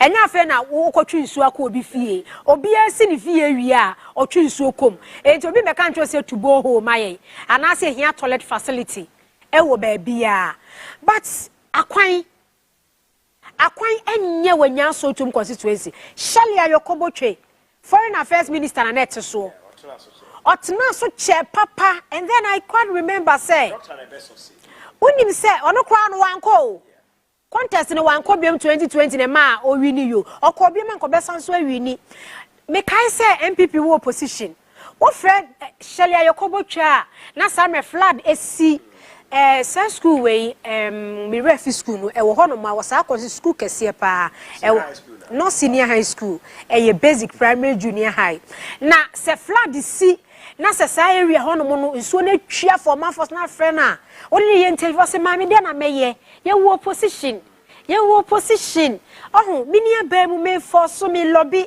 but me nsanka but Shelia Yokobotwe e ba aba mu 2017 so 2017 to 2021 ekwedi an wa constituency anya hwe wo even former president Kufuor kra no emu se no ye MP ho wanye bibia wo ho no mo wanye bibia wo constituency ho no mo ebi so bi kwa one term ho na sa burden obi atena so best 16 years 20 years sa burden wo so digu no so one term a ebe ye diama no so betimi na adwuma ba wo se Penino odi kan kase o se an Adumaku Kisi we hu nsem bia wo kan promise bia eno hu pontudwuma bia so e so wo but the other contender no anaso nipa na o contest no wa kan se bebre arehemu wo enti ai betimi ai encourage nipa no se won to aba mfama etwe madwe esi former president John Mahama Sam o kan o se on kwahihye ne ankoma ne humongous promises bia at the end of the day what akasi a onye den ontimi enye na me ya adeso anya ne dey enso ani tiri so on say a contest African politics wa hunu se Ghana for pensam atie enti no wagina ho no wo kan sem no e no wo hyebo I will give you this, I will do that, I will give you that and atoni patimo but Adumaku Kisi nso hunu say I will give you this, I will give you that, I will give you this, I will give when the day is not there, don't force it to be there. Yes. And now, say what kind? Say the honorable member of parliament, Dr. Dixon Adumaku Kisi kan ye no. Was your delegate chew? Or you have no be ya ho maso na me na me MP o. Was me per delegate chew. Onim say ade enkoye. Was onim say economy no aye den. Omo lack a lot of developmental projects. E was our constituency nim. To no mama me general kan ye say bibia ye. A chowpan of yes, another thing of kind of say about 20 of them are experienced MPs. They are no more contesting. And since some koyi excuse me, I say inexperienced ones, and that's one more baffle from now. On what could Mama Parliament, I had the man. Oh, yeah, incumbent champion, as I what's one more. Now, more than one, so any other from I don't agree.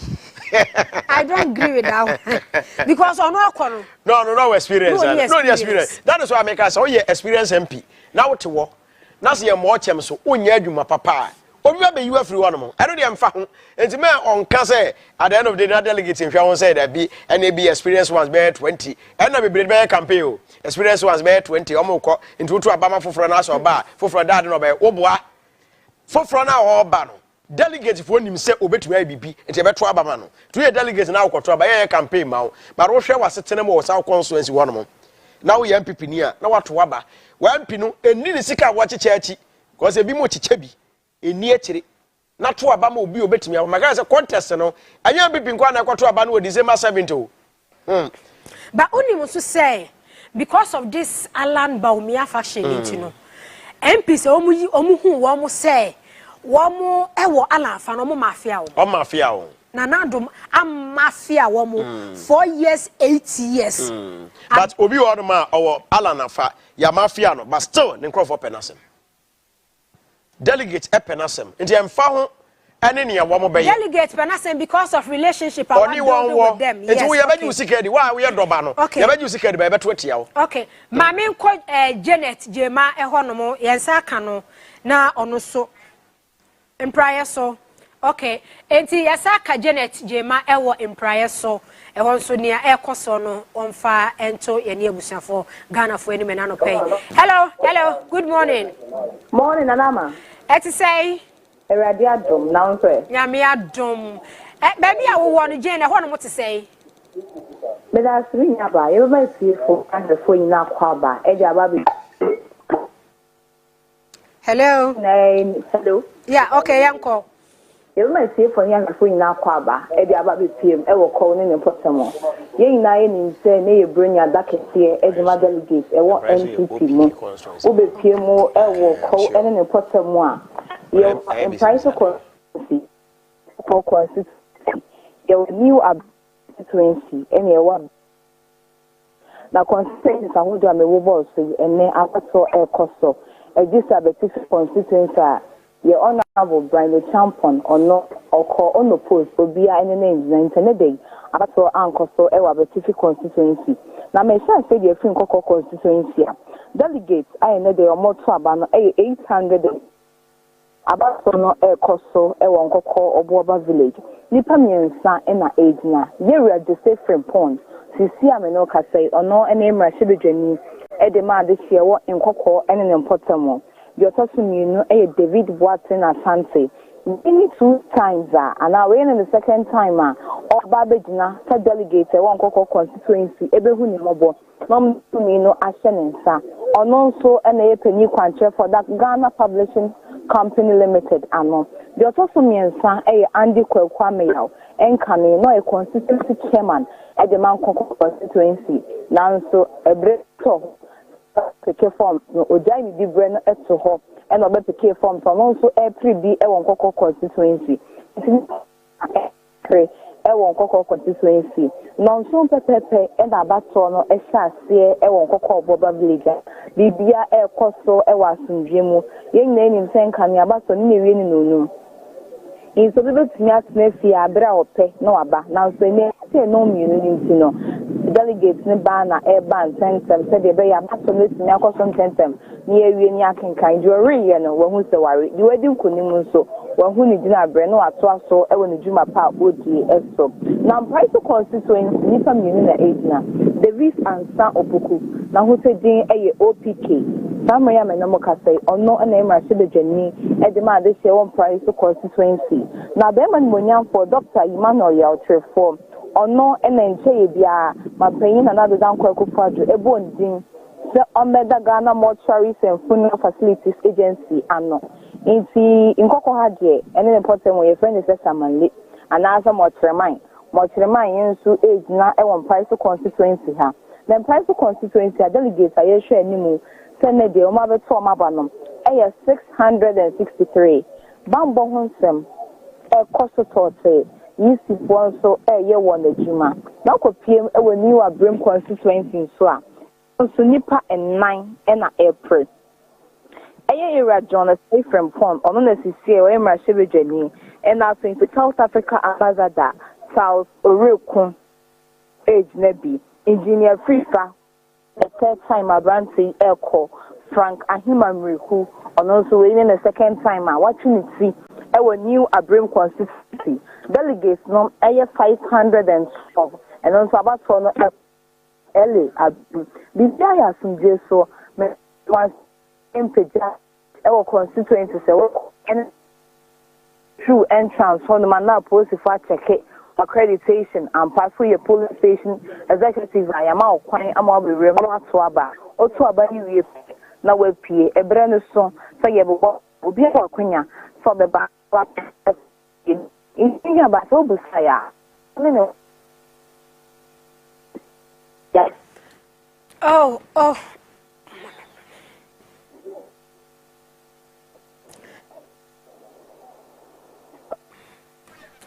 Hello, I was for anti Yenu Janet Jema Bedu ewo Eastern region and prior so the akoso hormono ena or the maye no anti monshan so say MPs bebre so on ma call on post MPs ni bebre call on post me ma breakdown no Greater Accra region Patrick Yaboama Okankwe Central wo call on post Lydia Senram Al-Hassan Ayawaso West Wagon MP Dakwa Newman and so Okankwe South Member of Parliament and a Savannah region so Samuel Ebu Jinapo Damango MP Upper West region Dr. Bright he didn't name Baligi Obatrabako okay Lambusi Ena Bruce Derry Nandom After so Northern region so Al-Hassan Suleimana Tampuli Gushegu MP Alhaji Idrisu Habib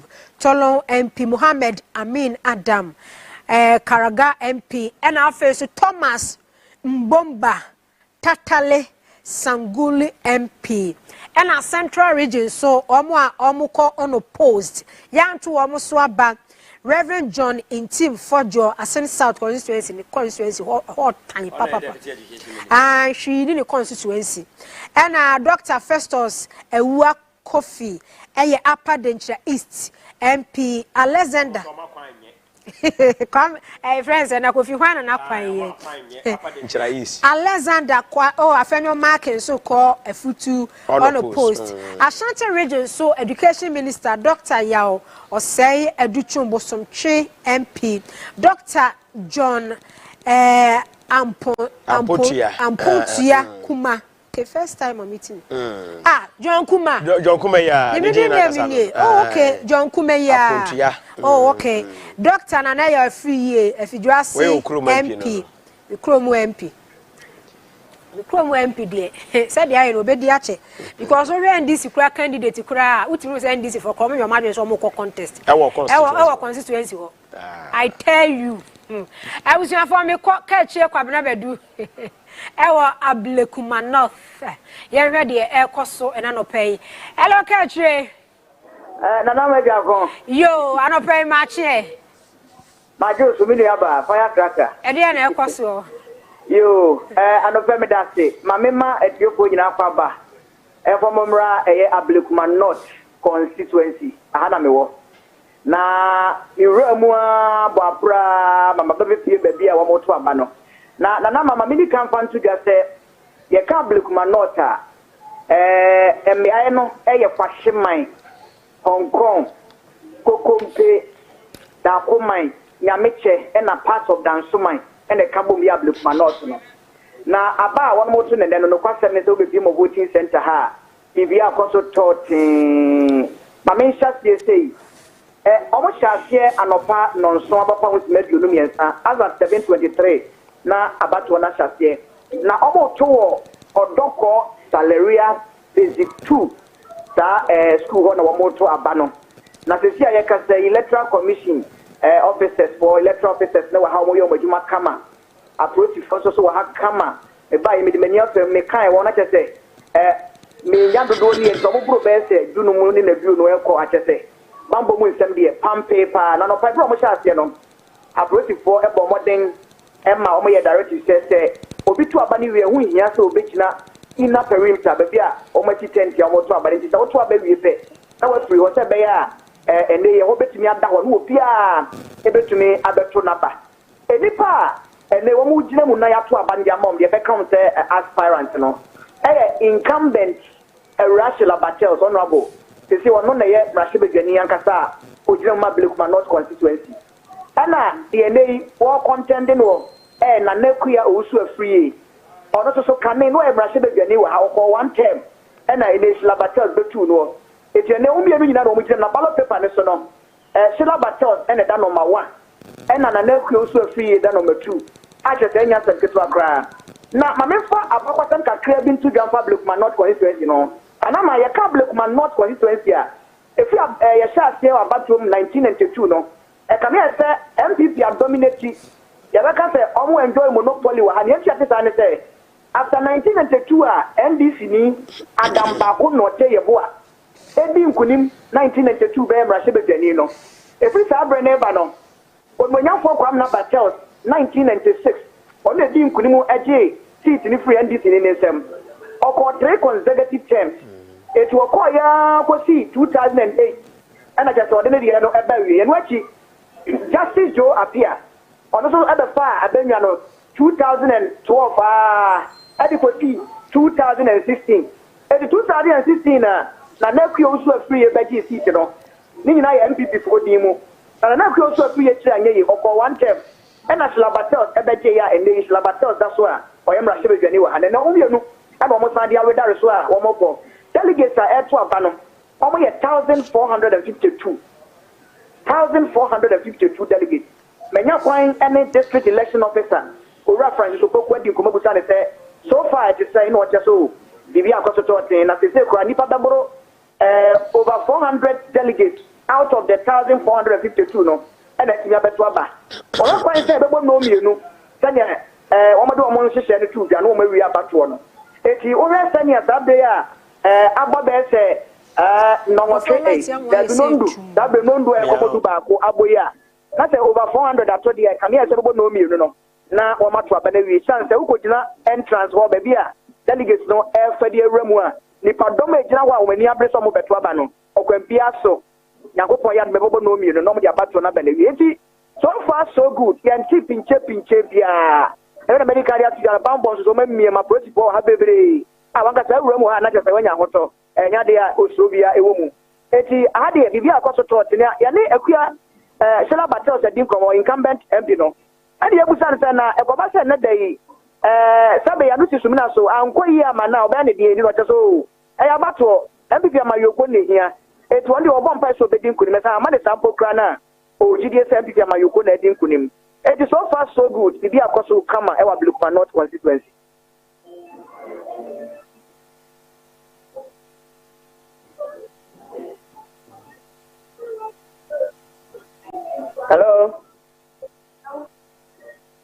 Hello, Catch what you mean, ka? Okay, and then delegate Brunya Cassia Pa, Cocoa so motie. Cocoa so a constituency. No question me, the any who near the one dance here. Near Tiana Sam, me bedroom. I'm about 10 to me, you know anymore. Na Bakoye, na nephew was free in a day. Na me who one mom to Tia City be so moody. Every one of my Tom will be no moody. Me nim say bia I MP to an akoma MP no and actually be an ambo moody. Ebi mu didi mama no aye pete ebi no so so ani adwo mo bon komo sa ade kyese bia ya to bi we ana we de no kwasem ne memfa mani hu bi nanso me de maso to to fo bi se ma hwete and obi anya plasma ni bia na TV ni bia na whatever ni bia mama tie fu aso but for now there minya hu se o ma obi a ati bibia na so bi saka bibia. Okay, ma ye na wasene ye fa unsi ye wa hanom enti de ba bepie mu bia no na odi asom ye ne atiefo ene anopei menua ka akire kwabena badu ena de ekoso ewo Blakuma North, right? Say what they abraye no I was here for class 91.3 FM, Accra 100.5 FM, and a CTV, Ghana's #1, and another year NPP Parliamentary Primaries. So various constituencies, no, and there yade a whole esum a de ebrew and ne anopaye. Kofi Yenya we say na yafeyama yabedwa for emrem. Na ye share omo on the post. On a post na ye share sa constituency omoko okay nti memra Eastern region. Okay. Dr. Brian Yaw a champon. Okay. Abetifi MP. E hono mo ebe we area ho. Adabi e ho nyame me constituency e meme ho. E ho ye nkoko side. Okay. The constituency one we see sa hotel kese no. Okay. Ne say e ho develop ya ansa. Oh, okay. And Michael Ochibefi, new driving deputy trade. Okay. Or corner post. Hey, no bit me corner post na. Your friend said they are not Parliament. Finance Committee no ya chairman ye. Na dey kwa dey say. The okotu me. Former MP na no. Former MP no one. Okay, so no. Alan ya o. Enomdi two because na wo hwe sa MP no the capabilities. Any dey no ye wo Parliament. Until na this time obi ka na experience for na experience for na kwa. Sa MP na adwuma no ye wo Parliament di ma MPP no. Finance Committee na ye chairman. Then who kwasen ke ma no ko. And so on say we dey edu ayi so so no na enko. And Frederick Oben Adam Upper West Achim MP. Hello. Okay. Eti Kofi yen na yen twa ye homra so on. Ana me no anu ne yen ko. Wo bi bia be kwa. Abusia fonti ye twa ye ho aba tew ye ba ye beto so na ye de amamu. I did that around 7:20 something, and I've been in the compound here, and you can see how the delegates are happy when they come in. The face that they show to me, the smile, it tells you that they are all out there for me, and at the end of the day, I'll be victorious. You are not new in this contest. We got margin. Are you anticipating to win with? I like your first comment that I'm not new in this contest. As a former women organizer, and I've been a three-time member of parliament, I tell you that by the close of day, we have close to 1,500 delegates. I will not be shy, and I will not be afraid to tell you that by close of day, I will be obtaining around 1,400 votes. That is over 97, 90%. Yes. Okay. Yes, because that's the assurance they have given me. And when you see their face, you know that they are giving me that margin. So we are just in the early hours of voting, and we are learning that there's a media reportage that we are distributing cash of 3,000 Ghana cedis to each delegate. How true is this? You, the media here, are my witness. Have you seen me sharing any money? Since I casted my votes, I have been in the compound here. I have not gone out. I have not given anybody even a peso. I have been in the compound here. I have not shared any money to anybody. Not even my members, my team member. Nobody has shared any money as we speak. It's only food that we are giving out. And it's my nature, whenever we come here for election, I do feed the delegates. So for food, when they cast their vote, they go out and take their food. And they go. I don't even give them the food before they cast their vote. It's after they cast their vote, then they go and take the food. I've not given any money to anyone because they have given me the assurance. I don't need to pay them money this morning before they vote for me. I've been with them. I've been with them all this while.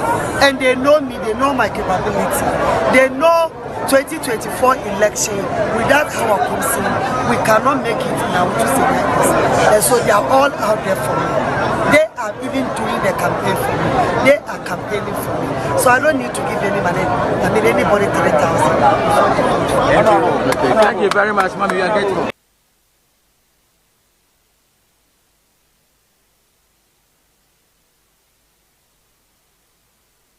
Surprised the judge pronounced that.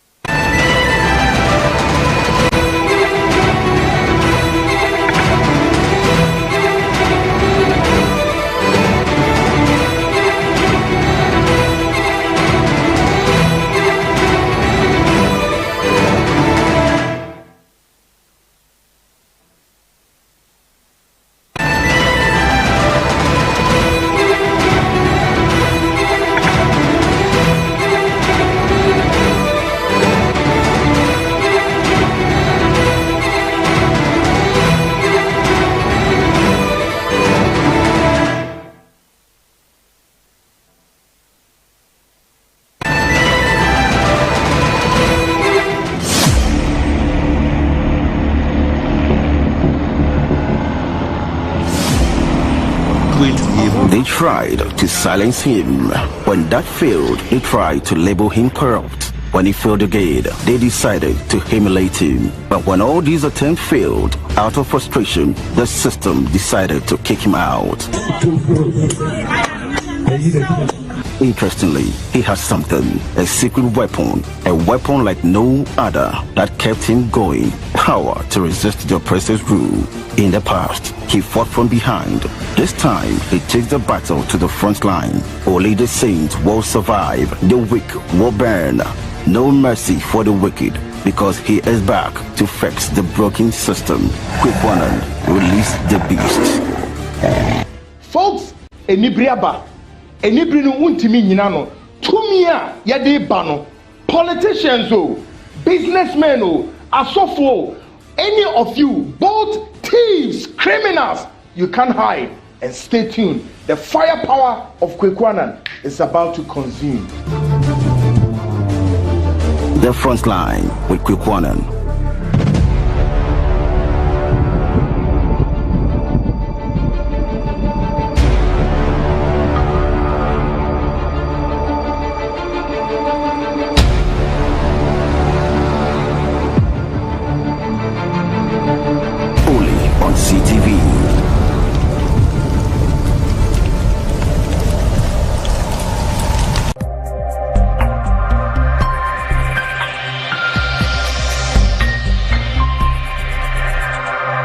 CTV, Ghana's number one.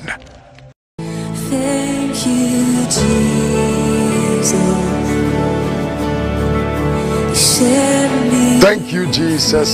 Thank you, Jesus. Thank you, Jesus. Thank you, Jesus. Onyame badofo a enne me no adi ahia. Senenso say aye thank you, Jesus. Aye dwumadi a ye ma wo kwan ma wo da Nyankopon ase e fa ye Facebook wall ye be ka dia che Ghana man.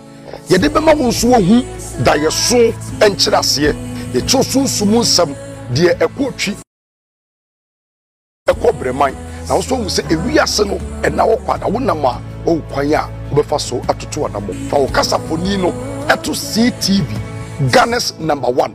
Ye de thank you, Jesus. Ebrew, emofra de wom, ebenifo de wom, enkokrafo de, obiara nya ne de na ye ti na wo twe wie ye no akwa wie ye pa. Thank you, Jesus. And ye de Thank you, Jesus. Ye mama nyina akwaba edeba CTV market connect jumedie so wo ko Kenya anase ho anase Nigeria maimo na wo pe hotel et so near boss near shoso near be cross of him anase ohene a ne boda fomodia ene nhwe bebia link up join ye CTV market connect jumedie so near be moufa so wo sika wo tuade amba ye wo do honoma wo ye jumedie bi say ye adore engagement anase mpono poteye bosso aponchinam ananentinam wo pewege papa ne boda for me so quality and affordable dia link up our CTV market connect video so ye be money on my papa ye gam net to so wo play ankasa first number way 020-232-5735 020-232-5735 na link it up I will see TV market connect jumedie so link it up what you say na enyoma bia wo hwehwa wo beto e wo bebia wo kon ye ntime nchiro ye numbers no so na wo screen no so no ya na wa friend no wa link it up with CTV market connect jumedie so that's it.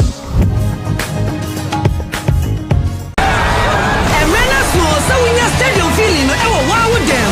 Everything 12 January, I got him say about Afcon every year. My Afcon and Soja call. I won't feel Hisense TV, Amcom TV, and a sound system. Yatis say who? A Hisense Afcon double promo. Yeah, best you Afcon beer. I love Afcon beer. Can you clear our Hisense and the Amcom TV so? So don't let you that. Let's commentary no so chegua. Tell clear our Hisense sound system so. Bora Hisense showroom bia. Na ube say ya TV and the sound system so. Esan Afcon inti. Sa uto ade our Hisense ya. Wasu Jones Hisense go on about 5 years manufacturer defect warranty. Sa Afcon radio. Ya man ni je no anya double. If he said, Hisense will hammer me. Hisense, yeah, they want to football. It's a football team. Hisense, she's a crowd home.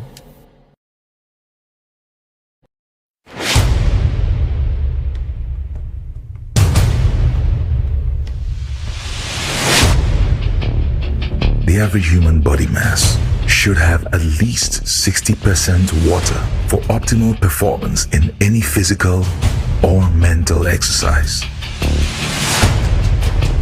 We can help you maintain it naturally.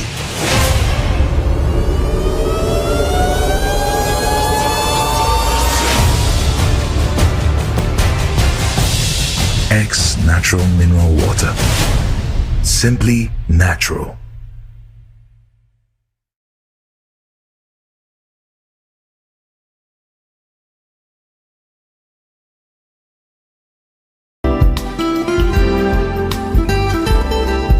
Sɛ wakoma so adeɛ ɛne w'ani so ade hunu ne sɛ wobɛtu kwan nko adeɛ a ɛneɛ sisi yɛ hwehwɛ Trinity of Arc.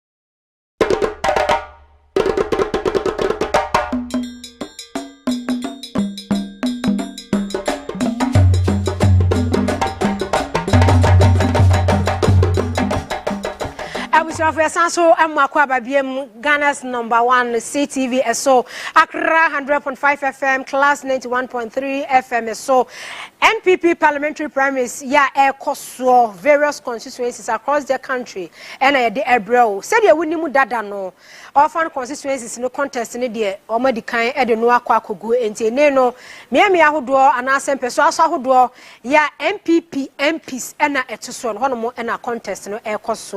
There are some constituencies be a honomo MPs no incumbent in air on a post and no dear Onubia Empreho. Onunkwa ena chese woko ena 2 constituencies bi honom so a formina ena Akuapem South de ene contest we say no enya dia eba so mede edna na ma ejakon ena no pay mesum wo na said ye free ase no eja wankasa wunim se primaries die duru a ensema hodo pinu a ACC nenso at the end of the day no we say a internal contest MPP amanyokomu womo an womo April 24 e de ama womo various constituencies a election 2024 mbejemu e de ama MPP no o share report ya a free abonte eba as a delegate one way or the other womo MPs incumbent MPs no womo adwumadi ahodo no anso womo ani bebre so a womo ba no sugusu ani e bo hye no womo ehye ya ni nyina na ye hwe de be kwa akosi na Ashanti region asenso boachi constituency hono mo ehuru super hey bantama enya asem kitwa kra ba ye beko adanse asokwa constituency honorable KT Hamod Greek minister ne mpeso aso hono mo dere wose nipa wono no agina eko anim ene no ene obema no showdown oh sorry trade minister rather KT Hamod wose oya obe no wakacha police for say so waje gino wadanse asokwa constituency wono ma obe bono pa me hu say yes enti yen kwa danse asokwa constituency ne hwe de e koso wono ye ba mabedwafo atena se na afa ya to aso e de afiri hono mo enti ye kɔ adanse asokwa na yakɔ akɔhwe de e koso e wo mpeso ano so hono mo Honorable KT Amond wakɔ akɔ egusu a woko ya wokwa nanka bebre fi sempepe so a waduru de ka this time around in the nka on retire said obi ti say honorable say chairman sabo so retire jo say who so retire Francis Kakra ko 2 times but so nkobiem bebre so mu nkobiem enti de anya na nka aka so eja obi ni me de parliament one ma woji obi one mo no the lifetime no politics na ka de wadui ka wa retire nanka wo businesses a wabie no nanka ebia companies nanka wo hwe so but also wo sa akobiem es grasha no be gia enti yekɔ adanso askwa na yemra other candidate Sabrefo I am going to ensure that he's mercilessly beaten to pop. I will humiliate him at the post and get him beaten. I'm just putting you on notice. I will not disorganize anything there. But get him wherever he is. He should leave town. Chief, they are two about 24 years ago. Come and see. Macho boys. Maybe. Na me so kra me hu ku da AK47 mobile bebre no wajar ho afese ketu ade kura wo na wo de abegina ha say da wo mo buru kwade some of them came to my house the patch macho boy na mo boda macho wo da robo wo free here I'll pour like you over go me mama Mr. Commander, and I am going to give him a showdown. 2 forms of showdown. I'll beat him here, I will humiliate him here, and then organize for him to be beaten physically. Thank you very much. I will be yes. Other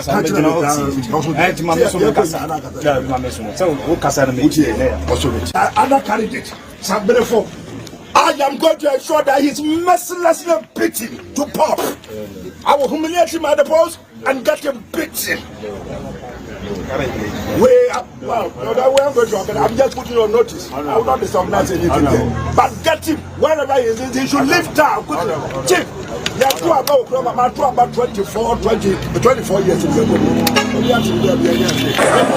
Come and see. Macho boys. Maybe. Na me so kra me hu ku da AK47 mobile bebre no wajar ho afese ketu ade kura wo na wo de abegina ha say da wo mo buru kwade some of them came to my house, the patch. Now, what about that? My job, who free here? I'll poor like you. Oh, my woman, mama. Mr. Commander, and I am going to give him a showdown. 2 forms of showdown. I'll beat him here, I will humiliate him here, and then organize for him to be beaten physically. Thank you very much. I will be here. So,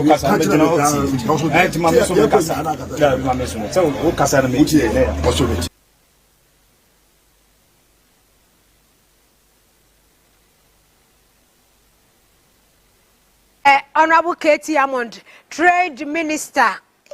Trade and Industry Minister, Ojina Bonte Yano, or say the contender, Samuel Benfo Dakwa.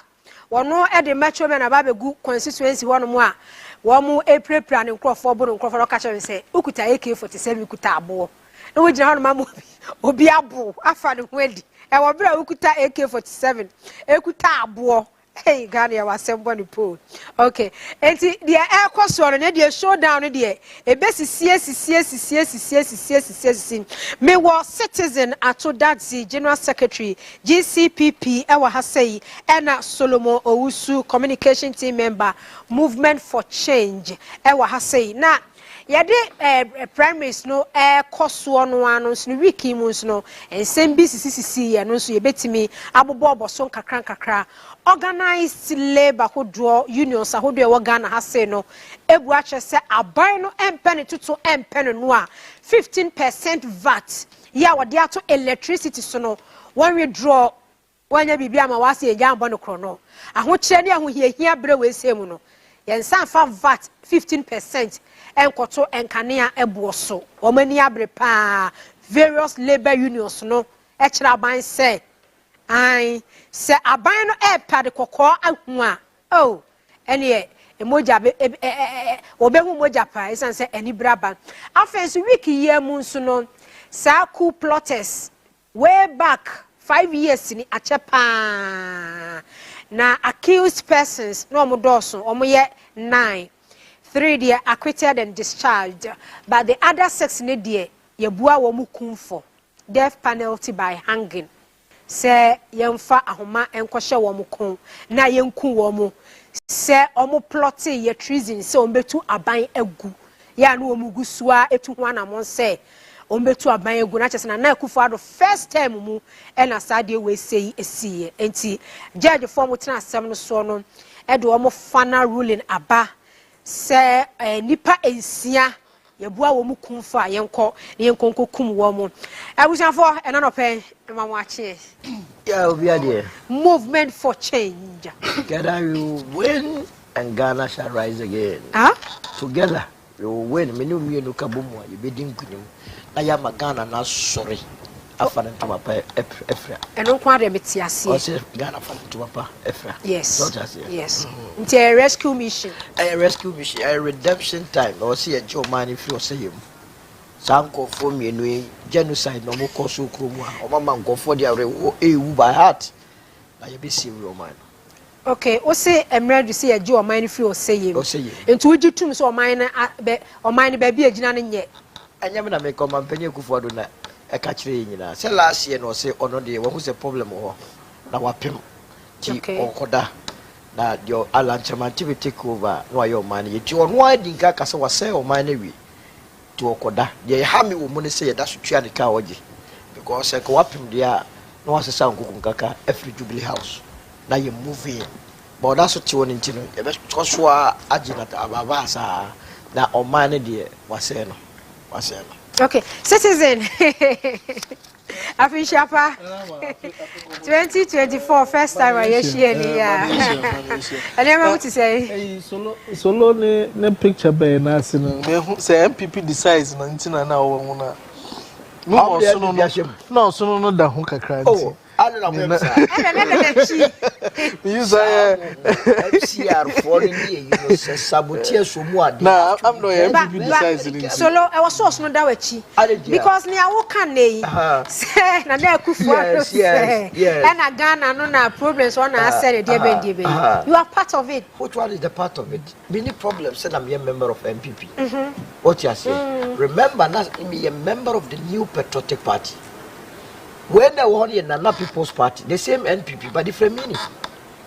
eti me hu say every new patriotic party akona na people's party no matwe me ho and ye push the Ghana agenda ne say yen kambom ni yen to incompetence yen for competence bra enti enye problem kra me ndane mfiri hu say me ye MP na ma ye MPP ni da no party ye wo me too me papa kra a wo da na da kem nim say I have to do what I'm doing now.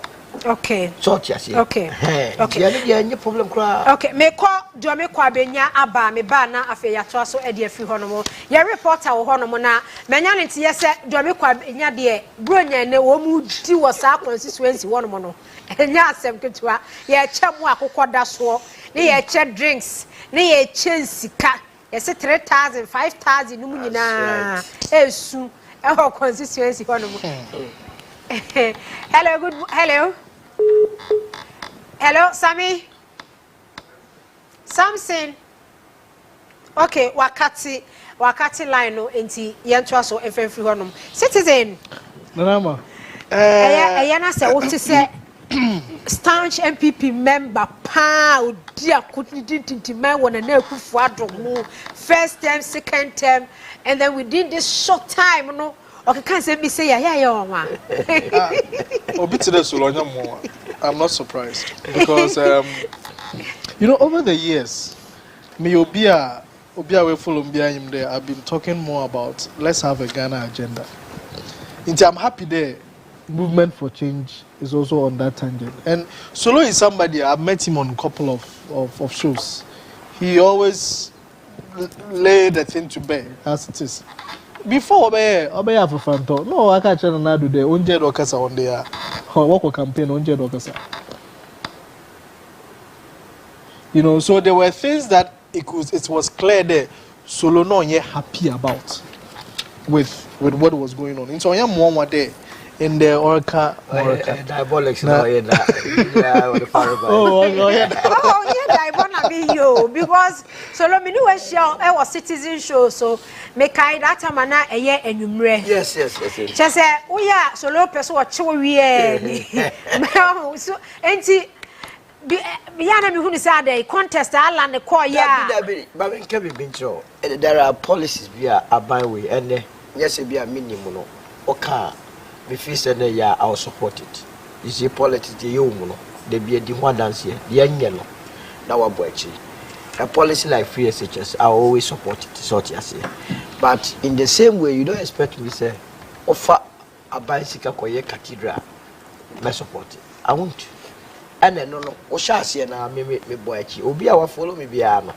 Ade anya wa be na me catch because so ye na ye ya affect obi a o. Problem I want to say obu officer me don political party party di nsem hunu kra no affect nyina yen support that is not nice. You are not a human being senya ka che ni par senye na onyama ni ye ni nyina ye ho nye den entoy na eye new hada edio he okọ amano ne obi e democrat ne election we about say candidate we amudi nese so onye papa me na wakoto ama Republican party no be can open but ha no I say yesrodi ankwa de bisi me there was a time my MP on constituency man to Obama no amedata he knows betuma PPP ni data there was a lady there me catch say you don't qualify. Okay, so tias here because obi a okwa gira me nemu wo mrahye bedwema hye mrahye mrama me no I must not just go and vote for any person be I say or contest on the take it of the MPP to Obama.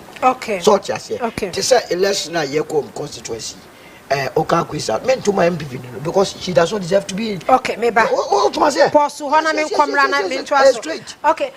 Samson aba homa no so do me kwa benya yanko ne konkɔhwɛ nea ɛkɔso honom. Hello Samson. Me aba me do so. Yo, ɛde na ɛkɔso do me kwa benya.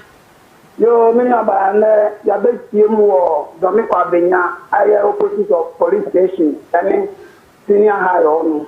Na ya ba ya no kwanya me anim ni ahade enipa no de edosu papa na police fonso ye o madwuma se basa ya na se gidigidi de me ya ba ebi si ha na ena nipa me ensa na ye to o so aba the edi kan no ye onabo adwasapo ena de otoso mienu ye mark Ko junior ana do to so mi ensan eye sira opon taki na mi aba ye beduru ha no abaka fu ne din ka ba ye no beto na ba ana sira no so ba ye na sira na ma ke ko junior oba na oba no mi aba ha wa ni behwe ene ye system bibi besi ene gidi ya toma abom pinki di na tino na ta sana da ko ne dia an to se no mi no be bon ko pin no mi ensan ne nsam ne dia na ka result ne baba dia na ta be kiaba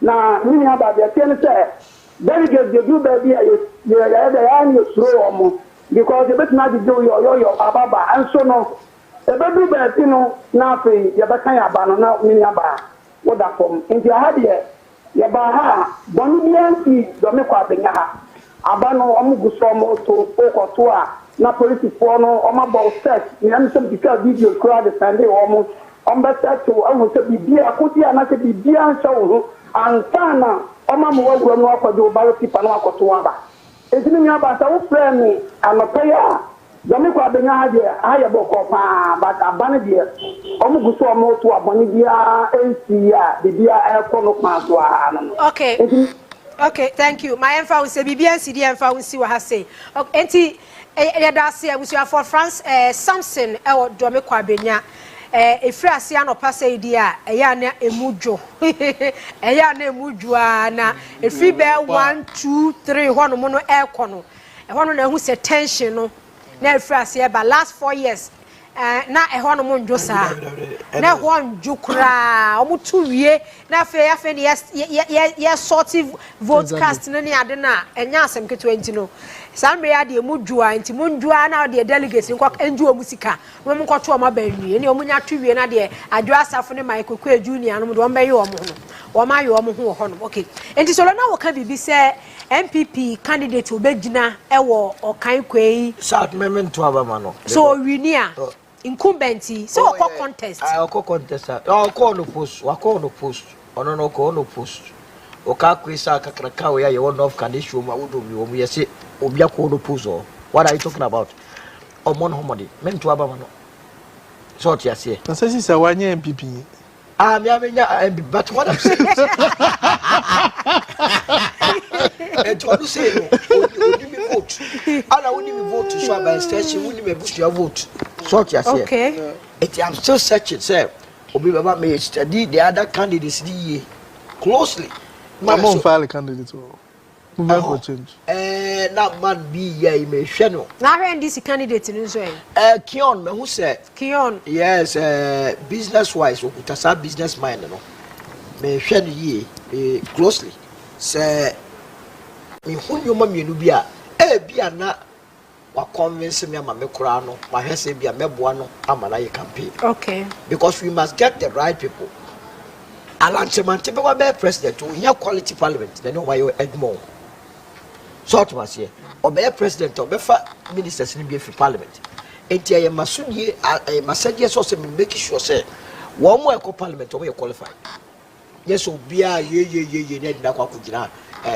parliament sa no se mamba pe bia no ede eye enu ti na wa hwa yes answer the electoral commission be register no you must be of sound mind mewa ya na hori ya na nkofo ntiase sound ma say ye omo aye koto aba ya dwini mu da ho se ne be ya obetumi hu sa asomasi na obenti a odada wo no oboa watu abeti ara to aba ma di papa ansa na obegina kasa na politicians nya de wo na akoto aba ma sa politician no sort masie eno na movement for change ya ba ye pese de bagana na yesesa sa de na yese a two party state it will not happen 2024 okay citizen member also yenhwe MPs a omo retire no omo a voluntarily omo anchor test bi obi ti say honorable HMN Sabo so majority I am minority leader abe majority leader ena afen so me ko yendi aba because ho no mo edere ti yendi de Farouk constituency to one mo your laptop na Farouk okay the laptop no Sharif Sharif okay eti ye kwa yendi ye saka Sharif e wa homa no so na ye nkonkohwe ne Sadiq okay hello Sadiq Good morning. Good morning. Say. Oh, okay. And again, so Yendi. Yeah, so far we will say so good because the expectation was that Yendi is one of the hottest in the country. But as far as the security state is concerned, we haven't witnessed any skirmishes. But voting started early this morning, and we are expecting that voting should end around 2, because we are having a total of 786 delegates to cast their votes for the 2 candidates. We have the incumbent Alhaji Farouk Aliu Mahama. I think yesterday you saw him with the televisions, the 32-inch customized television. Yeah, and also Hajia Abiba Tashani Mahama, who is currently the Chief Executive Officer for Maslock. She is contesting with Farouk Aliu Mahama. And there's going to be a lot of drama at the end of the day, because looking at the last elections, the same Hajia Abiba Tashani Mahama contested with Farouk Aliu Mahama together with Baba Deni, who were all natives of the place. At the end of the day, Farouk was able to beat Hajia Alima Mahama by just 24 votes out of the total registered, out of the total delegates there. So there's not much change as far as the delegates list is concerned. But many believe that Farouk was given the opportunity to compile a delegates list of his own. So these are the only things that are showing that Farouk could have the chance. On the other way, there is a kind of campaign that is happening in Yendi that has to do with native and non-native. And when it comes to that, if that is going to play, then Hajia Habiba Tashani Mahama is likely to carry the day. Okay, Sadiq, so is he the only one giving out those TVs to the delegates? Yeah, for the customized televisions, we have only seen that of Farouk Aliu Mahama. But we are told some tricycles has also been given to delegates from the other side, talking about Hajia Habiba Tashani Mahama. But those ones are not customized, so it will be very difficult for us to confirm that. But apart from that, last night up to this morning, you know, as usual of delegate elections, Shikadie is just playing on. And at the end of the day, I wouldn't be surprised if the highest bidder have the election. Hello, Sadiq. Hello, Amma. Okay, so tell us the security situation there, because last 4 years we witnessed a chaotic incident when voting started. So, as to compare to this year, what is happening there? Yeah, this year, I think because the place was already being flagged, the security is very big there, and also the measures that have been taken place, that have been put in place, is making voting smoothly there. Because as of now, even if you are a media person and you are not having the accreditation, you are not allowed to go inside. Any supporter who is not accredited is not allowed. So it's only delegates and a few accredited individuals are allowed to go into the hall. So I think that has prevented chaos from the voting center. Also, have you seen the candidates around? Yeah, I've seen them busily greeting and shaking hands with delegates. Yeah, I've seen both Alhaji Abibata and that of Alhaji Farouk Ali Mahama. Okay. Yeah, that's it. And say, we come back to you later in the afternoon. No problem, no problem. Okay, thank you. I was your phone today. I was so Yendi and so no, we are customized television. Yeah, watch it. Eti Farouk Diani Yahu. And na ewo social media so no bi aka da bi da mren so ani content da no so no onu so uchebi na media say makasa we delegate enyi wani nkogina ba ko oji ha no wadi ha no waboa no no waka bom na ye bebre no anwa jetire uji tv a odi ba kwa abo ho na de ba kwa abo bedroom say laptop nso a wo metu a waje no oh Ghana politics okay the citizen. And I'm sad.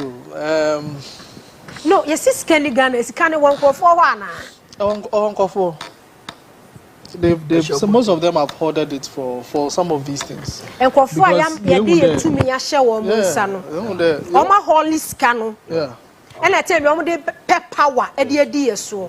Yeah. But sometimes it's an intentional thing. Yeah. Say they will make you impoverished. Yeah. So that says Yiska, Yibi, Ochro. So then I'll give you my conditions. Yeah. Into a miserable. So sometimes it's intentional, deliberate for leaders to impoverish the people. Maybe I'm Ghana, maybe or Kodua, and news or young. Some of it is a deliberate attempt. The woman Ghana for one children. Now bonds are Kofukumika, bonds are Debiano, government bonds are secured. Risk free. Since our government bonds, look at the risk that one of the pedal of government bonds now. And so but they know that some people have bought government bonds that probably they might be falling on it during campaign time. It is that we're weak in all those things. Now you need them. So come to the table and negotiations. So some of these things they are deliberate. Now I'm Kofu coming donor issue Winneba Christmas. Nan Kofu be what about to MP after marking branded rice. Branded rice. Now maybe someone there. What is the cost? Because the cost to brand the rice na the brand Kofu. Because I there it it's the cost of the branding could even do a lot for the people. More rice. Come between the other more. That costs. But since you know, if you're an MP, why a branded 32 television inches? 32 inch TV. Yeah. Now we're branding. Nasi kakaho. Nasi siano. Ono na. Was it Monkofu? Was it Monkofu? All saying. And all you would this time be more $. Be watch it. Dollars ne why dey. Baumi BBN MP. Exactly. Because our party secure go or the elections. And obitua more. Exactly. Oh, but you see, yeah. And we put them at the back. Yes, you're from honorable. What is honorable about these people? Obi awa show say one day for the Christmas. Otiauka no their parliament. No also we deny development. When you just say discount. Chomuko ha omumu bio. No mabe we Ghana and until that loan full we parliament sebia. Ya jatu. Because we chair come near we. But yeah, you say also see yendi nipa be say 1,000 e koto aba. E nipa to aba o yendi e more than 70,000. They say 1,000 no eko jiska no mo decide about the entire 70,000. Sort ya say. Enti mo nya delegates mo nya cabinet. I no some from what be say. So obi akoji sika na ntu akoyi obi se mo nto abama na mo ntu ntia no. So tia se etan se ye koto ababia wa branded television yama Farouk no e makoda wo school eye den na adwene a ye di share wutirim se character integrity e na koto nkofo adwene ma bi so ye se wo che tricycle na obusa ho se omunye sika no he o maketua ye sei. Okay, I was your 40. Branded was also Farouk TV now watching no 32-inch television now watching no. Wa branded TV no ya watching adiamo manfo 32-inch crowd.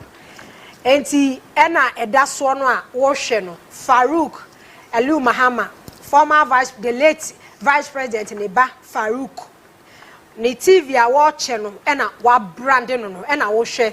Ewo TV ni so no 32 but se obeche TV a ope delegate no ope se wo mo to abama wo mo hu hia wo se wo be to abama wa adenti na wo se wo twen last minute a wo sa akope bibidi afiri wo mo hono no e na obeche TV no ya to abama wo 20 so or the first term okay. So 2021 ho untimi 2022 kura betimi akwa akoche 2023 betimi akwa akoche adenti na wasa wotwanya made no edru ebre no edru ansana wakwa akọ branded TV so akwa akoche dia ma delegate Now, first of all, the idea cross our culture delegates in the TV, which say a banner field.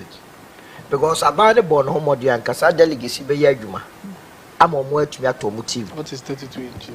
And was I got 32 inches, fear be so more. Get to where be. And you know, on one actions, any actions, or catch a guy.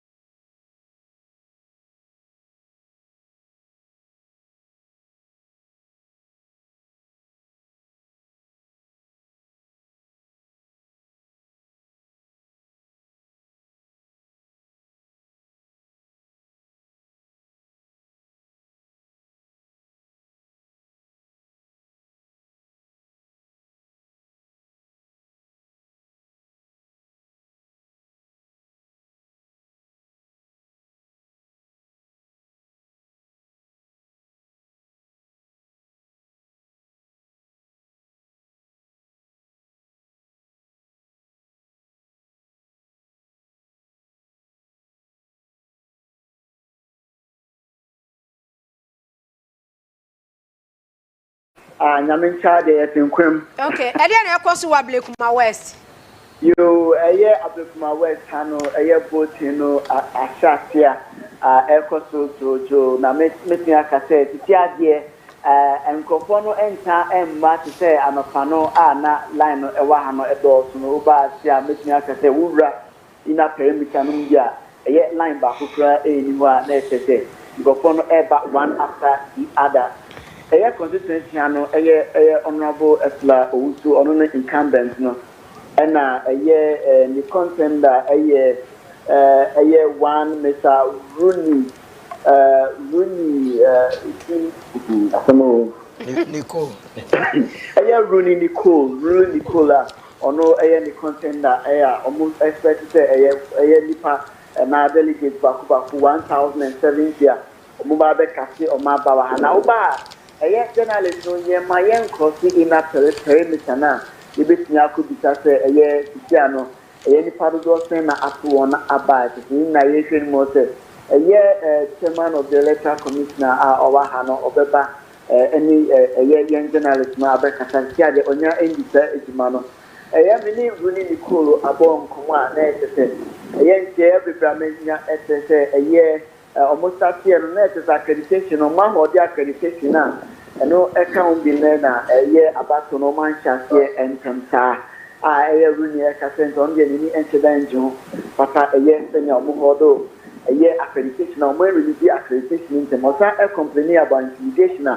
na ɛsɛ sɛ ɔsi sɛ ɛyɛ ɔno ne supporters no yɛ intimidate ɔmo a ɛsɛ sɛ ɔmo ni representative baako koraa ɛwɔ ɛyɛ voting center area ho no mo ka sɛ nti ɔmo kyɛn nti ɛnyɛ adi ɔmo bɛ use party observers nti ɛma ɔno so asi n'agenda yɛ ɛnɛ ɔbaa yɛ na ɛsɛ sɛ observers bebree a wɔn mo ɛyɛ ɛsla asɛm a ɔmo na ɔmo go area ho a ɛsɛ sɛ party executive no so ɔmo go a n'ani ɛhyɛ da engineer ɛkɔ so ɔmo asɛ akɔyɛ ankunam ɔno nkwa ɛna ɔdi dwuma bi a na ɛsɛ sɛ he been expressing his frustration with class media nkɔmɔ ɛsla menene n'aka mi sɛ menene bɔ nkɔmɔ kakra bɔ ɔsi ntumi nya abotire kakra na ɔsɔbo problem kakra bi a owi a ɔno ne baaba abɛbɔ nkɔmɔ saa nkɔmɔ bi no ne di baaba tudwa later mo so abɛ ɛfɛ no.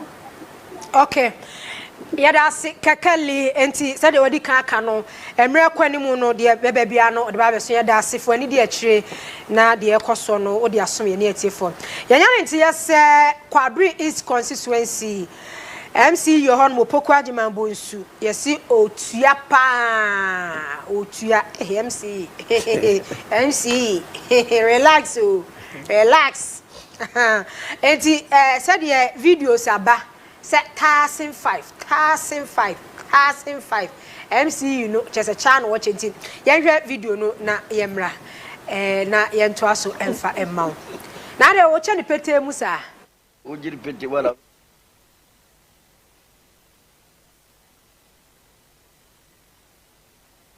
Primaries East constituency honorable Opoku Ajimambo nsu na eja wagada delegate ya watch and bam video am de mam so watch enti omo na wo fancy ekura kakra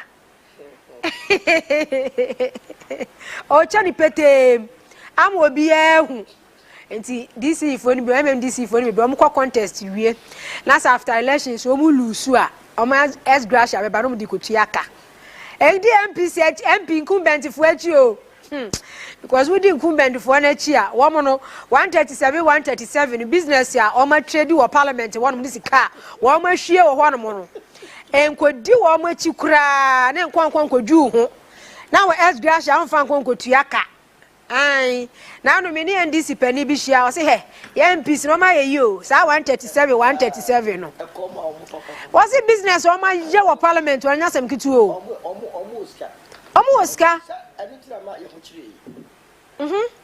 anytime obi be ye bia no obi ehia ni to omo makoye omo yi ana omo saba kakra no omo nye we about 0.5% omo de bre timemfo na wasa akoto ama no wasa yi anytime se mo wani na ho krono no omo go wo MC ya woto ombote mo kura ho no omo kosufo ekwan yenye o wotumi nko pribi ma omo wodi sika ko okay Kwabri East na Francisca wono and wan ko bi no okay na omo kosufo kwan no honda na akufuado nkofo no keka se ekwan ye omeboa omo a sata no na mbebi no no afre o take FM se me pese be interview immediately motuma mi amko no motuma mi omunya ye wa mo nya me nkofo no se sa yin table na ho ye beto amala nchemati se bum international se wo hwe mo ni nyina akwa kan obi ntina Francisca anko wo kwa omegu na nimase because for one kasa wo president ba be gina ha ma kan we ade ba ko a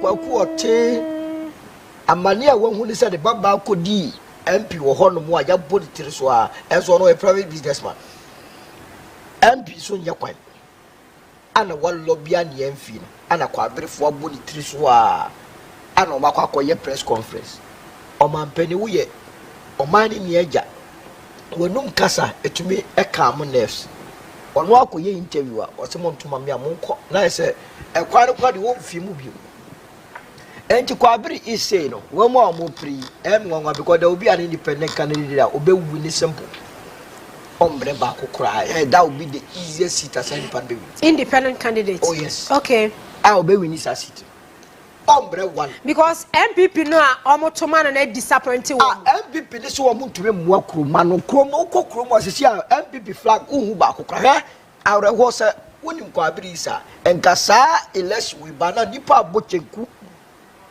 etie wo no and the flag square ni kro last time me kofa you dare not go and mention NPP's name said the sign of my own party no so tiase eduwe no na dwene ne se oba be ye wo ye MPD a you contest MP MC o contest o the ticket of MPP or the one vote crowd win win na dwene ye no the NPP will lose heavily Primaries e fa ko fantoa e ho nyanye me wa Ghana year of 2020 2021 2022 she says can fine Tanya mo no say o your man papa because me tuato ana wo so tuato ana man pani wonne no yenye sika de dia ma wo ya ma me pa cho se be die so wa na so betumi aso wona wo pa ye chew se yen so wo hwe ye ma wakwanya ana wo kwa de wo som wo ye the number one chief public servant me hu akwa o to me say ye na man to me and di kroma ya muso so gofo so no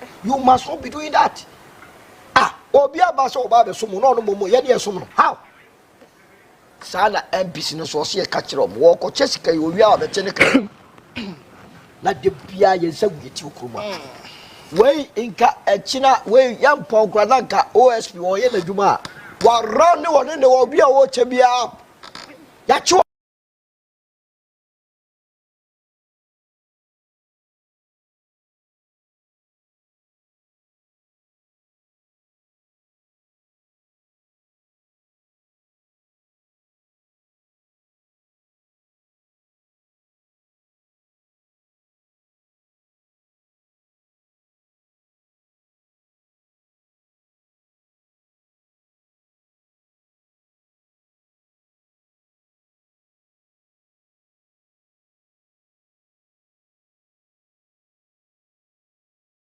Now you can about plastic bags. Yes.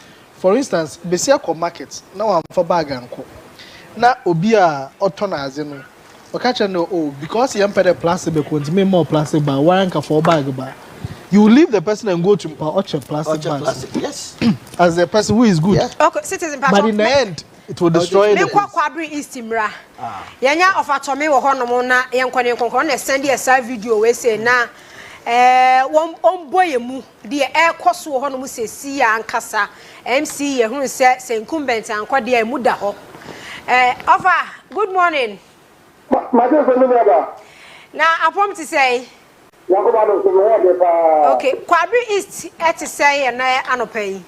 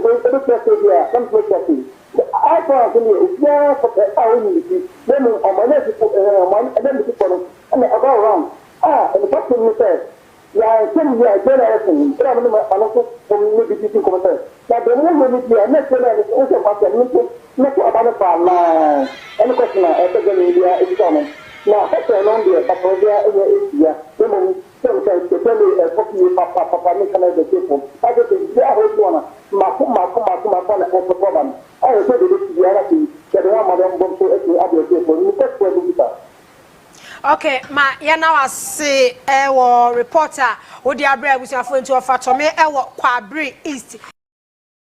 Ofatome uko. Hello Ofatome. Okay. What is what? Citizen member also now to us free baby. So no, I think the issue of monetization, it's only one approach. We need so many things to be done, because one, if everybody is ready to receive, or bear the highest bidder, because once our maybe no day, because it's sometimes so BBs and also the transportation, just transportation 3,000 for our people 5,000 yeah also transportation. Because and obetire muso ama amanda shewechi TV is your transportation TV so those are the questions you need to ask. I say Bank of Ghana boka 60 billion. Yeah, some more questions. Ask no. Yeah, the boka. Yeah, the boka. We be no more chairman go for by heart am to krum and the money laundering that is happening. The money laundering within 2 years. Money laundering or kodo just because of elections now. Now money laundering is a serious area and for the elections. You know, so I think there is truthful to ourselves, and I think we are not getting there because and obodu baby no one of my parliament are people who just have money to spend. But sanity, and yes, baby. I don't know your so you are losing in Kofua. They really care about the nation, and they really want to see real development in it is already a biblical intention, because no intention power that particular time or more. No, it can't be do but no but last minute maybe obey why you try the period he's been doing it obi also feel there me and ntama go for you be free short memories don't do what you free it's remember timing I don't mind share over also so remember timing last minute that me question I mean I know that there was a lot people so many people are going to go home smiling. But in the because I was on this kind of the man last week. My wedding pomo to make us it's in the it's in here. Already top of course. Into the be more last minute. But see you when you know we are the panels will win contest no. Now afa was so call general election no win we are. Ni ehunu we are. Yeah, I didn't think complain. I didn't also complaining. There is no way also complaining. What you okay me? Because we are spending huge. Oh, na die who woman say, "Hwe, ye di amanyo semen." Die ya name one say nkofo a ekope on that test quality no. Obi kwa kope small position wo ho na the budget abro. Say me kwa kope ebia organizer test con. Intimi ya somewhere. Then I always ask them say then amongst yourself, I go pay position me. Unya says, or some organizer item 30. I'm saying, they want a free back. Corruption last started. Every it will not be Minano. Also, bribe Nipa. It watch or more Bobby any policy, or Pacobusa. Aspirants, say, or money swadi, and ask about Taiben or more constituency, any more. Sikana ye Chianana, Kofoni Joe. By I don't know if he said. 1,005 Anna offer Tombese or Mochebewa. Divide 1,005 by 4 years. That she said every month send when you and the woman free one another 1,005 Nasa. You are what sign blanket check. Amma MP they say Uncle John non bribe on your behalf of Febimbro. And yeah, Timmy before no time be come back say sound mind. There was say I've been in Mudao. They who are more making a war, my na baby. I wanted the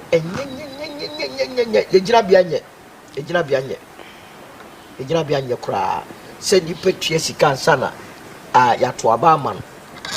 Because any panels will say, I say on Kaiser and a wardrobe, but I do away a team and say, Oquadian way. And Oquadian way, into Nanny de Uchia, we come with the Uchiana Matuama. I made a major one to Yaman to Mount. Uchiana Matuama. But a problem. Yeah, Cotuabano. You so be on moi and Cobitia, you may pa. But a son said, Uncle Dia by Sika. And fancy looks as Kayo Mukina, Yamoku, a chrono. It may, I am a man who do some franco for honorable. What is honorable about you? sɛ me misika nka ɔde bɛboa ma yɛ nyina yɛ kwan ma fa so bi no wafa so boto mu chairman kɔfoɔ so yɛ honorable couple you won't get it for me so ɔte aseɛ nti mmamufoɔ no ne ɔseɛ yɛ start conscientize wɔn sɛ wokɔgye sika to aba ma obi a ɛyɛ bɔne first class hwɛ sɛ yɛbɛnyi nkɔfoɔ a ɛbɛkɔ akɔdi dwuma pa ɛwɔ parliament na ebi aka yɛ nyinaa awi sɛ parliament yɛ wɔ yi sɛ na ɔmo yɛ mu dwuma yi yɛ ɔwura kufa do obɛtumi ayɛ deɛ ɔpɛ parliamentarians na nkasa but Nanama, I think the bigger question is that parliamentarian edwuma yi so you see because we've lost that focus it is a mere parliamentarian crown I'm in fact no dem lobby for project I might be good in terms of my parliamentary work but because ABI government happened to sabotage them in terms of getting development for my people because on now we vote they will deny you of those things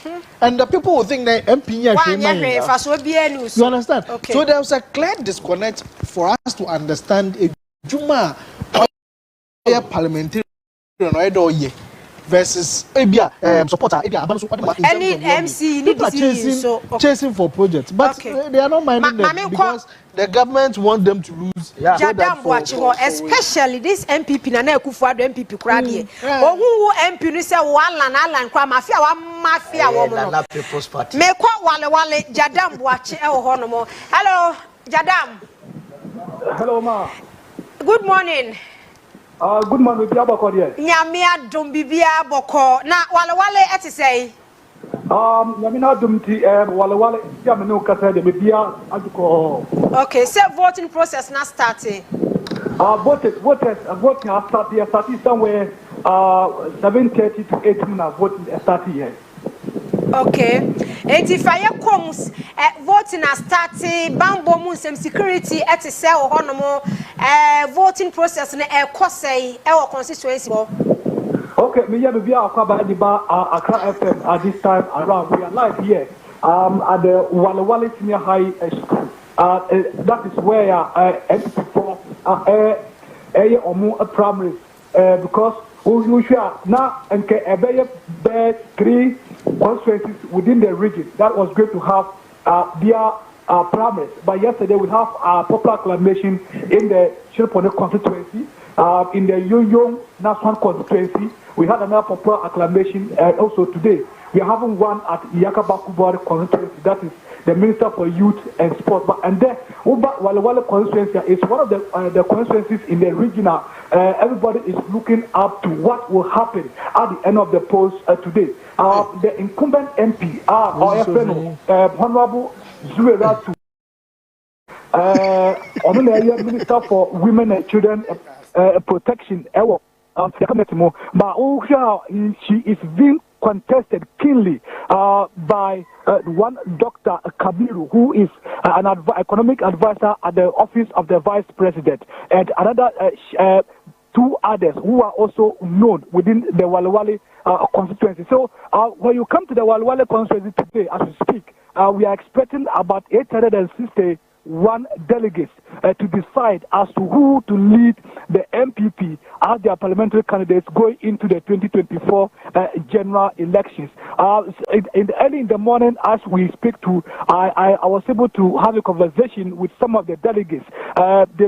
Some believe that giving the nod to the incumbent to lead the party is in the right way. Others who differ because they believe that the incumbent has lost ground with the grassroots of the party within the constituency, and it is time for them to push a young and economic brain guy, a very young economic brain guy who is in the person of Dr. Kabiru Mahamatia to be the next parliamentary candidate for the party.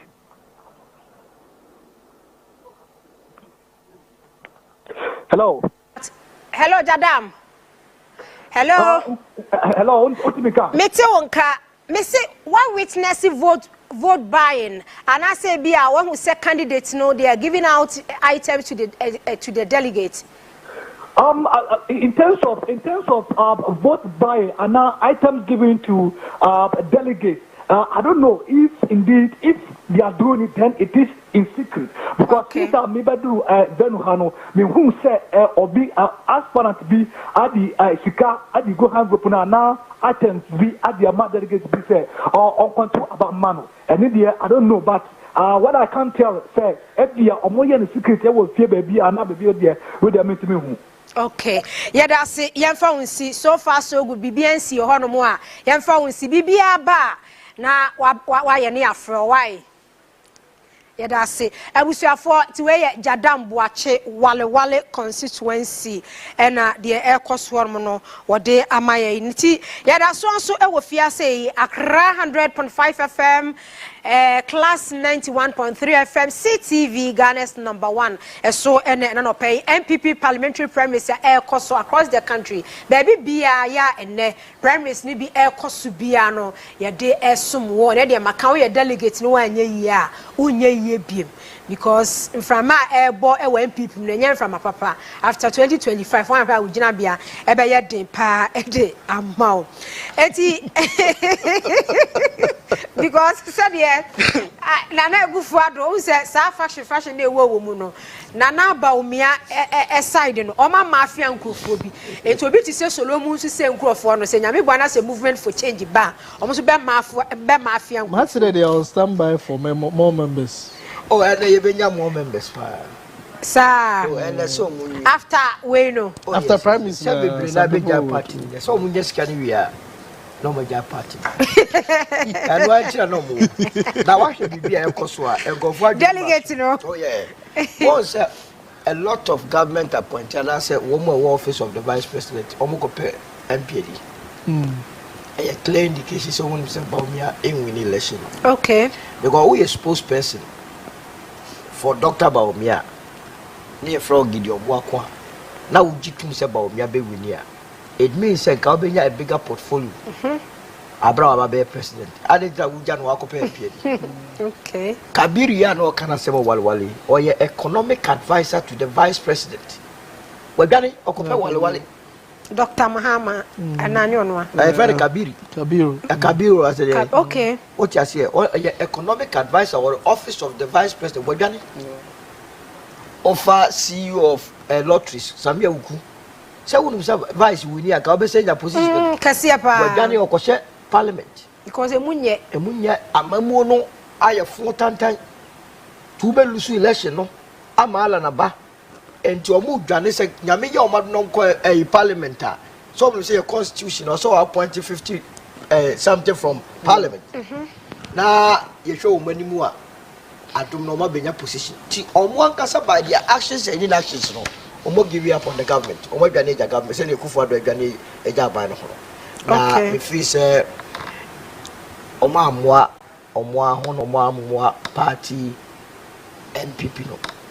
Say omo ye yeso ye papa nkoni beti omo ye de ya Kenya ni se ne omo bedu bebi omo yi but baby a wo te report say ayi di ni nyira no onte hwe afen na so troba besu from 2 o'clock going election dey say no pa de okokon de afen no obi a plan because obi wa no hu se chale anyoma ye bichi no men de etu de mo afen ye be papa nkofo ani enti enu akira no na do na ba afafanto across the length and breadth of the country. Na ye nya afi na ye ko election 2024 no fully prepared. Ejima mo ma ha mo kra wenum. Okay, so yenhwe citizen yenhwe MPs baku 18. Ya o ma fall out. Say omo nkobiem. Honorable say chairman Sabonsu, Joe Osei Wusu, Amwakwata nom Kennedy Japan. Kennedy Japan they say they were bro MP so. They said ono wabro MP so. O share MPs bit say honorable Osei Chairman Sabonsu, majority leader 28 years in parliament. Honorable Kennedy Japan 24 years, 20 years Joe Gate. And after Benito Wusu Bio 20 years, after 16 years and so Joseph Osei Wusu be quiet. So on the first or bas and independent okay no joining honorable Atachia Dan Boche experienced MPs pa na afei so akwasi amoakwata atiwa west ono 16 years and 12 years for so William Oreku Edu Efija Quadri East South rather Nana Kwesi Eje Buatin New Dwabe North Francis Menu Adabo ahafo North South omono ye 12 years ba 8 years nso a ye wo Dr. Kwaku every year sehwiye so Emmanuel Mafo Ofori Chrome Carlos Ahenkra Tema West Ahanta West and Francisca Otimena Suleiman Sanid. Enti se wo hwe MPs we yi a woman ko biemu a ha MPP for. They have serious implications. The Black Stars, you know, I mean, for Parliament today, it's like Black Stars. Now, all these old players, they have a lot of experience. You know, so we now work question. You see, parliamentary practice are very different in Ghana. Even in the whole world, parliamentary practice and thing maybe Asia. It's you might think just as easier because in Parliament there is a whipping system, and if you need a lot of tact to deal with that whipping system to get everybody to fall into line, and Obi today Oseche Mensabus. He's one of the if you need people to whip them into line to succeed in terms of getting a particular agenda, that man okay. You need him. You need him. And you see what's in much in terms of understanding the parliamentary rules of engagement and to be able to debate on it, you need people like that. See, Shana Oko. I think ne deputy Afanyo Oko on the post, so he will be there. Afanyo then would need a lot of that kind of experience because you see when you are outside, but you know, but to my academ, oh, why didn't these people I the ball you pack no do it's a chi it's oh me more hand come boy a cheap baba ben or one parcel. I the Naki Williams he is scoring elsewhere. But Black Stars are oh. So you might be outside thinking that you would do to my best go. You are now even a backbencher. You understand? You are now a backbencher. It has different implications. I think I don't know why the party probably didn't get into it and get certain negotiations done. But it's also telling on the performance of the government.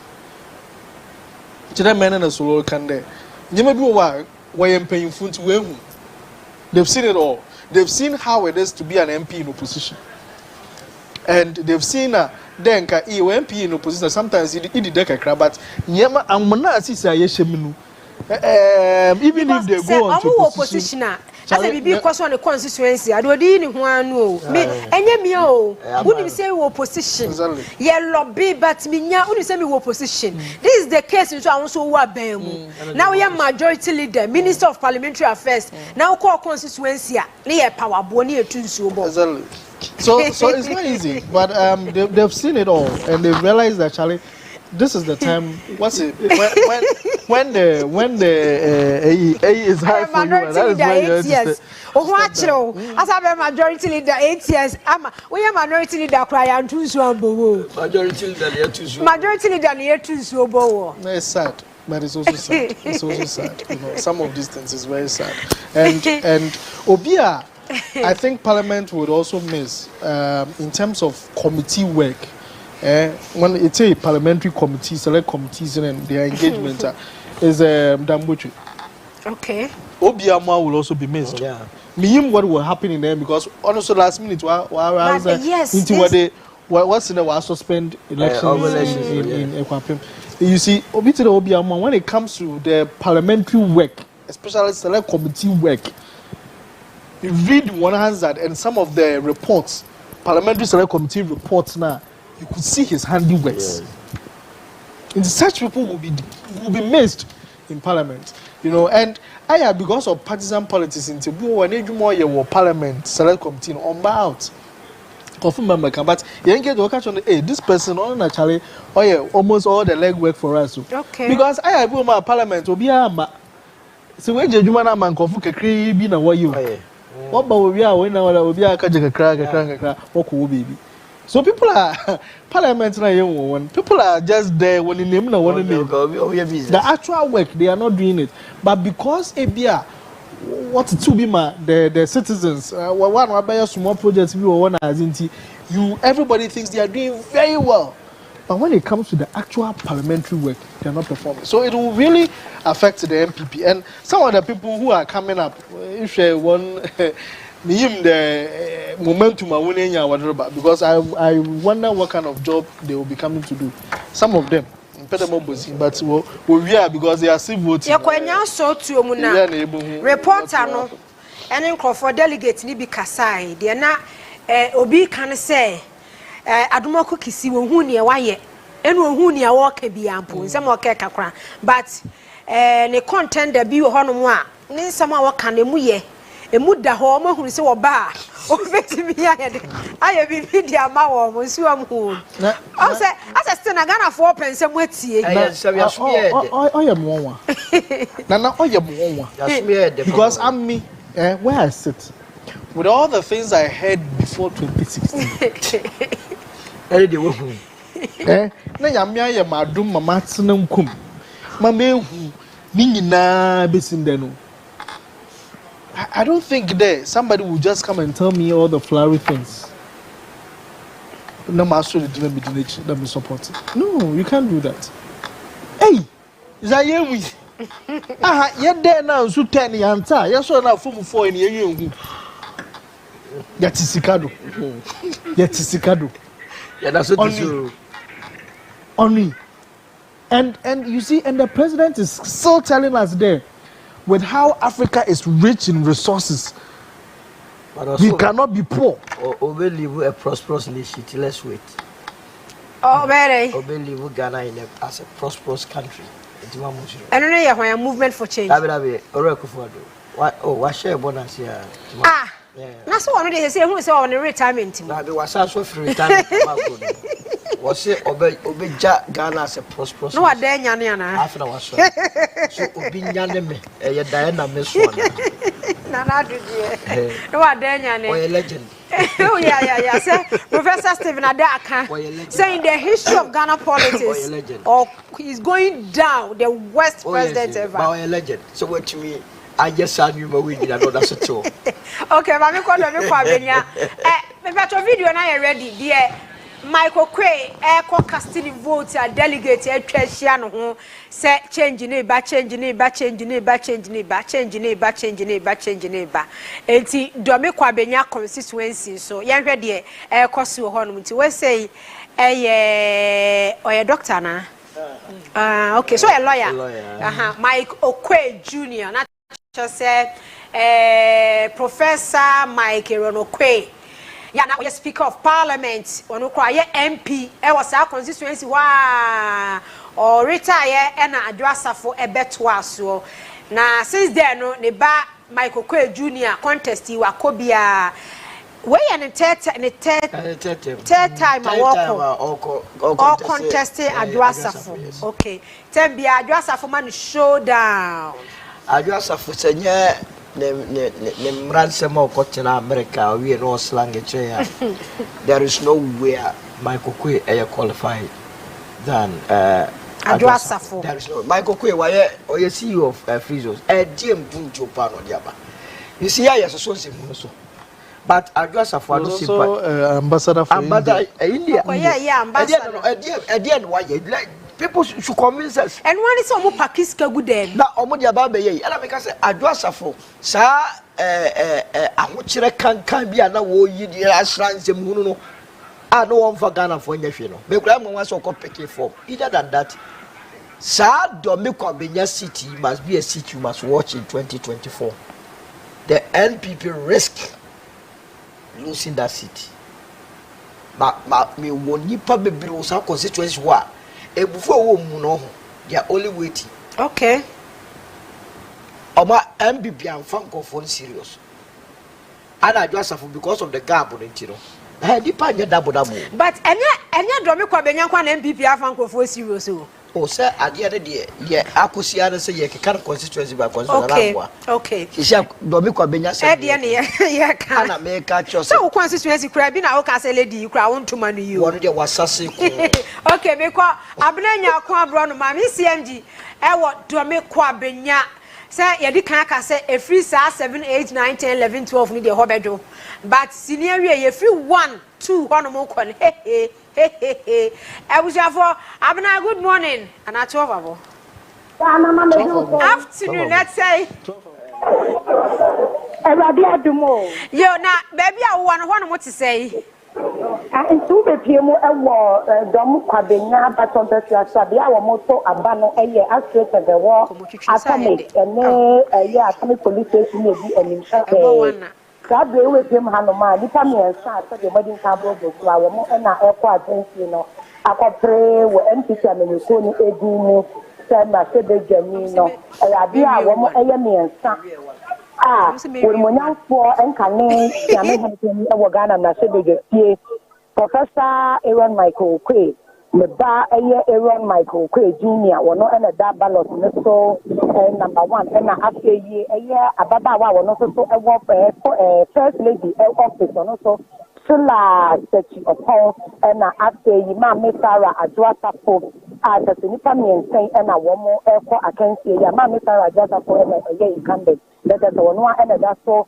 say akona so e wo hanomo na we tie mo hanomo asabe je nipa ato abano e ka ko best 700 na wo hwe nipa do bua e so wo mo eto abana delegate ne so mo ye 1841 na sabe nipa no na say emu fakra enya ntoye then so far so good hanomo sisa no pen na ya bia e ha enema e ko tujojo eni e say ye sisi ka tani abia no de wo hu ni obi ni say e ko so Nemo mtanta hodo anu omo sisi ni nipa me nsani na a chese bani ni ane ne dance ni ade a wo mo eche bambo mu nsam so ejuna na na so pa to obi na ade se o fa ho akwa akoto a na delegate na ka so ma ye kakra na chese police for no na wo mo atene no enti no sa ina perimeter no se wo mo makwan e ma journalist e ma ho ana so obi a ma ho a police for ka han mu ni na sia a chese ni baby as a delegate etna baby a journalist ebetumi agina ne ade nyina no wo masesu bibia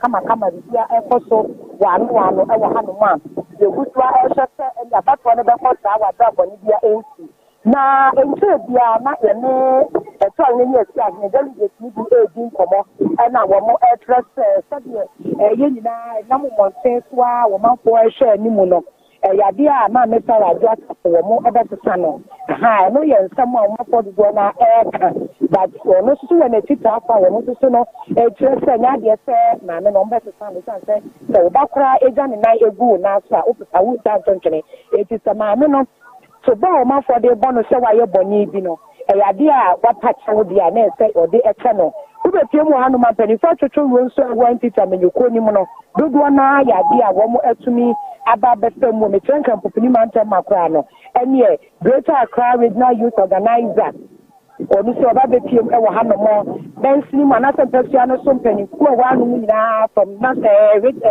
constituency chairman ne secretary ni executive ni nyina so no bo mani di abato no achi Chese bibia mu nyina ehwa ma bibia akoso kama nte bia na communication director Owura Richard Ahiagba ono so ebepie mu hanoma ye bo modern asentefo ene no ekasa ye wo chese wonni ejina wo hanomo se ye pokra wo chese wo chinchinya wo dinani etre besia no so bo na tie sano sabie ene sama wodo a ekwa ya tibie bia no die e ma ne etre se bia wodo no kwa na me se no wa kakra e ba ho no mo no bia ye ni ho no mo no ni nyina na ya dia wo mu egusu atese wo mu etoto ne me ti abato ne de so far so good that boni kese bia entie ne de wo hwe ni se eno so ho sam ebetumi nyina abato ne kwa ye ne de bia e de na akomu a ye gusu a wo ha ye hwese sabe epiti asie ne be kwa ye sa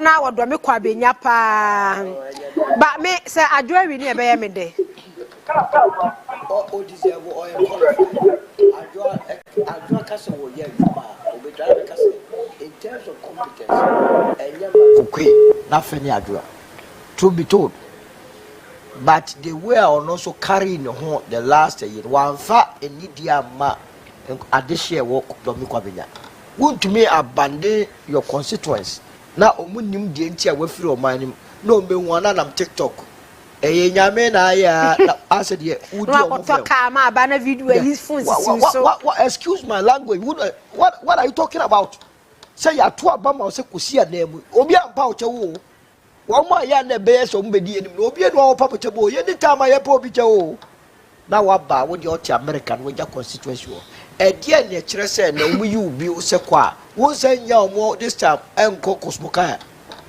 there is no assurance. Either than that, look, lady now will come on now war contest with she is a very, very qualified lady. But that is politics for you. Also, man too. Your friend is Adwane. But ope, obi so bit me decide to manupa. My monitor nache. My one they come for. Yo ya ko Santa ya ko to my cookie. Mo be kuma say. Yes, about 4 years time. And on yet na afio. When you buy ya own the first.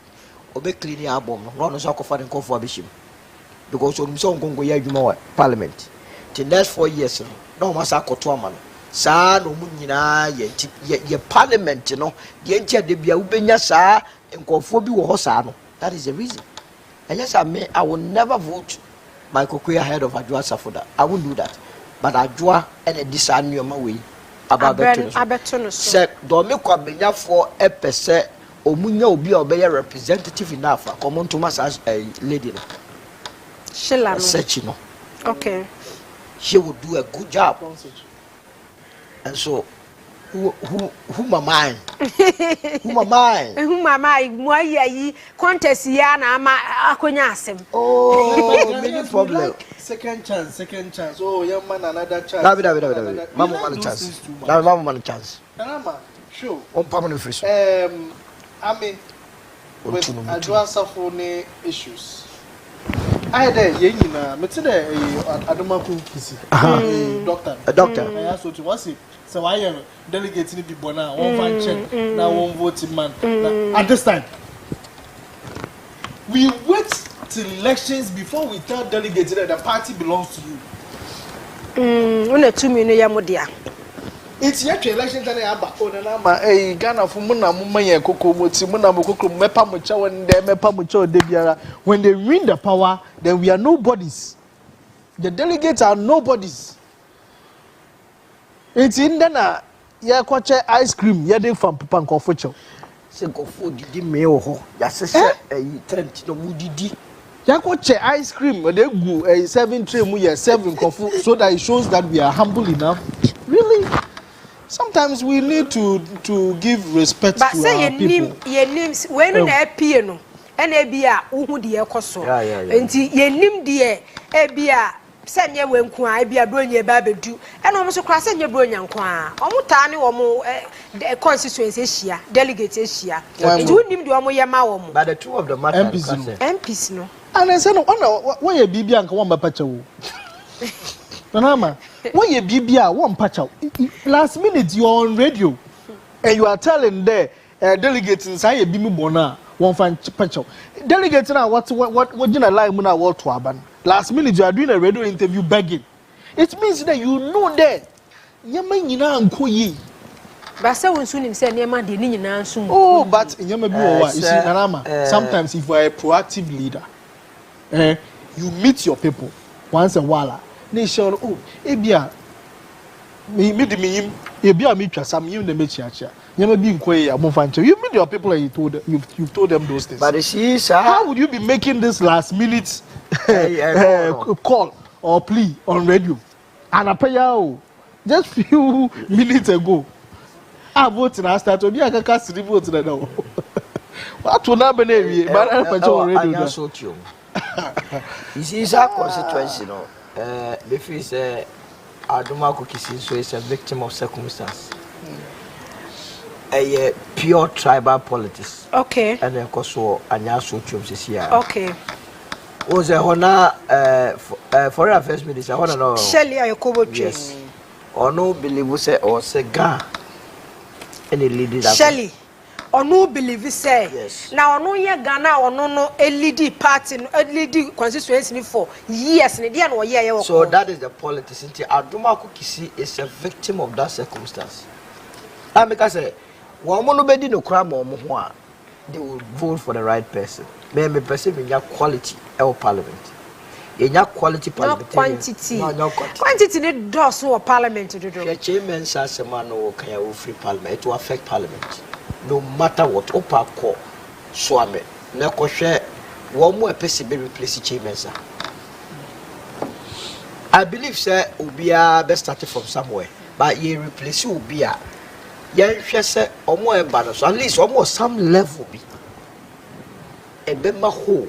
Already parliament now calls is here the quality no the way it be a conform. Just say Dr. Marcus Beyabua. Yes, you free or another a cover problem. You free one more now shall be a yeah. You look for bare fee the Benjamin one that way campaign as a whole put your bare fina. I can't for me from a friend is a young Kuma came before. One of finance minister because we are a proud nation. We are not going to go to the IMF and a baby sorry. Also to us. We won't go to the IMF for the small boys to ask us questions. We who new job you now what to me I so call no post. For dia a titty free honor. Who call no post. So what problem by you? And 2 years that who reduce the quality of parliament. That meno in this so in this citizens so. Dear Yan says, sir, nipa na wo or take a decision affect wherever you live. Share taxes or makwa too. Parliamentarians the coaches are 15% VAT to say in good. And decided panel a dear institution panel say thinking bend the course our decision. And some pretend as if say who crowd. Absolutely. I see a quadri brony a quadaya sorry yana can overreact us or they ban. Oh we are away. Oh we are away. Short as here. 80 say yan shut my young go for panko parliament. We don't go for Pamoko Parliament, you see. Adiaba Kubisi, NPP Nankasa no history. In the year 1996, NPP was 67 members of parliament. Okay. That NDC were overwhelming majority. You know how NPP was able to overturn that, you know. And JH Mensa, your friend is saying, Aprakunum near is sorry so mokasa parliament this time, your Cosco near Ponwa, Yenina parliament today, near Ghana, your Tronos. And why arguments now go to news? Nipa your MPOC the city is appreciating the dollar, not rather the dollar was appreciating the city. And yet answer we Okrumwa. And a politics business as usual. And then Ubusa Ghana from Kwadaya JHS Frank current affairs. So Ombo MP squared your money. Obama constituency who send the power share the power 30. We so almost say who is the MP of this constituency?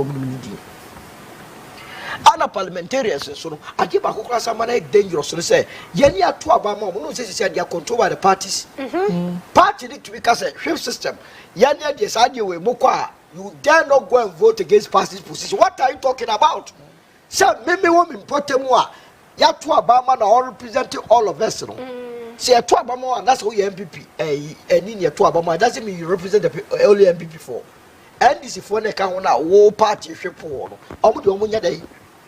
So I say you good you partisan politics no a good democracy na you. There is nothing serious happening in this country. I am good in the way it is so. Now we are also trying my own media because East Asia for the Europe and America for no. They are not waiting for us. Amoko jai. That's a better say akoswa ye chamu. Ye chekako. Obiako 1005. Ewo kwabiri Isa ojina openly oche.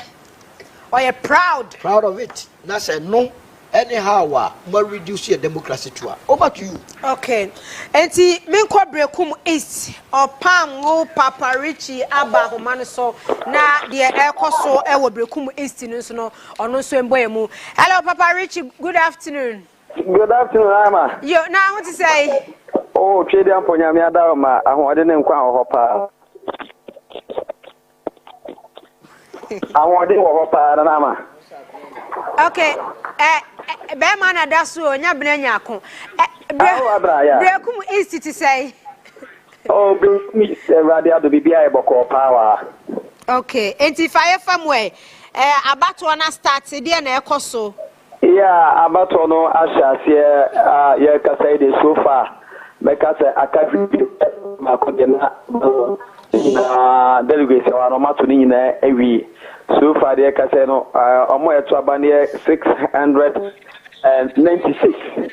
Na metima kase emu henum de omatimi ato me 500 delegates omatimi aba abeto won aba ubudu na kanta ma shi bi doctor ko betu mi ama Papa Richie Mr. Gina baby ye mami online ni breaky na yento aso fefu yenko se bi the doctor ko betu mi ama 2020 mi anko anjina and you tune no wasan baby say obaba behwe na brekum de went man wasan be enti ka say on na number 1 oba number 2 so a mpia otis this year no yura kwaku medicine ono na incumbent mp ono so eda number 2 a o say delegate bit me ani mo ato aba no amano na o he de otoso me san so a hixing abitwum ono so obi ono so toso me san ono so ye yura kwaku adima me no ye minister of health na konta eno no ujemu wa ha se yibitimi ato abande ama na obekunku de ma na ye de ani bom pempe be kasa principal bambom bona ha no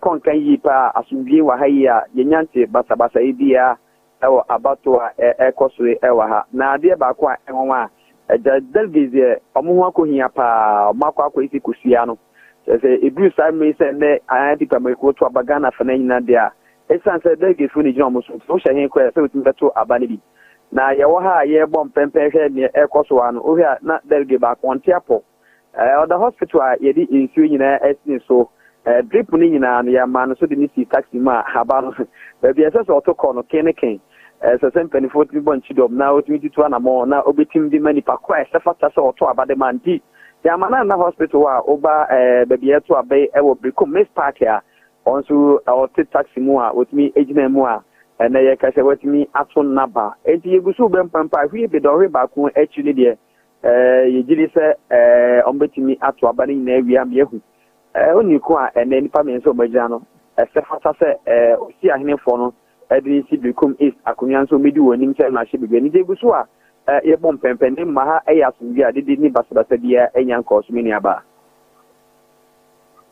no na aba ade tono kwase wo yeah ade tono bisu a ekoso e wa ha eja unse edu ama sempe na wona efonton ameriko agents dia hodo ni nyina omo che no omo t-shirt ni omo ni medicine services ko ni nyina no Papa Richie be fast ade tono si ye che TV bi ananse bi a ye che 1005 num ni ade ho na me du wura ade tono de eto ni se about to do say dia media ba ade tono de untimi nka se enka hu bi pa na baby ejina eye opener delegate ejina esta sante to abane ho pa ejina na ewuma yetimi free ye woni akwa bontinga ka na wonkono na ko container bi eti se eja wona etete phone ko ibi ejeja container na tia o ba no be sia wo kwanchen baby na wo hwese baby e wo sia no ehe na ba na se to ko no mo ni wadidi nkobo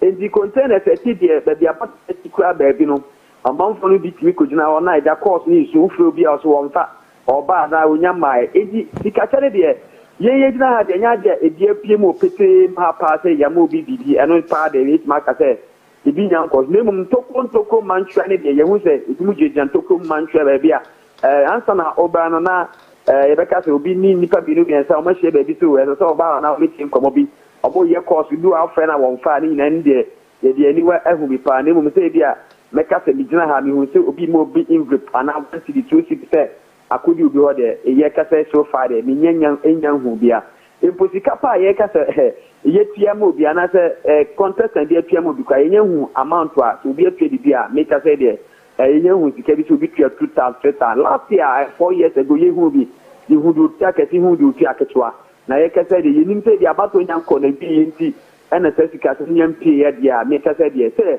gedi sika so de sika shan ye kasa yenyan hu bi mi ni aba ade tɔ deɛ ɔmo di dwa no usuma se paa nsɛntwerɛfoɔ ɛnya deɛ yɛhu deɛ wopia kɛse ɛne deɛ wopia ketewa meyɛhwɛ sɛ ɛdi abato ɛba na wie a ɛde bɛhu deɛ wopia kɛse mene aba okay ma yɛna wase ɔpam go Papa Richie ɛde free Brekum East ɛna ɛbaayɛ na Doma Central ɛyɛ health minister Honorable Kwaku Agyeman-Manu na ɔno so adane mo gabi wɔ constituency wo ɔsako bio ɛyɛ nwanwa ɛyɛ nwanwa ɔbɛkɔ Honorable Kwaku Agyeman-Manu deɛ no wɔgye ɔbɛkɔ sɛ parliament no ɛyɛ trabia nti ɔbɛkɔ Public Accounts Committee obeye chairman 8 years amukọ opposition wa ba beye chese eden na aka ebi opiso di majority and minority leader yentwe no opiso di dey ebi a majority or minority leader depending on baby aba no ebekọ no na mo ba mo be fa no oh there be so no dey health no one no amo no mo dey nti no no anim say emfa but he's facing a very stiff competition from the deputy CEO of Valco, one Dr. Yabua, and the Dr. Yabua is on record or challenging the day, and I come off from what the MP or argue on the floor of Parliament for the people before. And truly, I mean, what have we heard? And I remember 2020. Me call Domana. You do what I say. Hey, honorable constituency. You know, but I think the road leading to the place, they worked on it, and it was. You could tell clearly that it was for the elections. Oh, okay. Since 2009. Yeah, Ojinam. Since 2009. Ojinam pa. Obesako. So I saw no. He's been there for about 16 years, huh? Oh, yeah, the darling boy of the president. Time Wagana for so say COVID sikaye husuni ye no. Ora gu for do ko ni krom.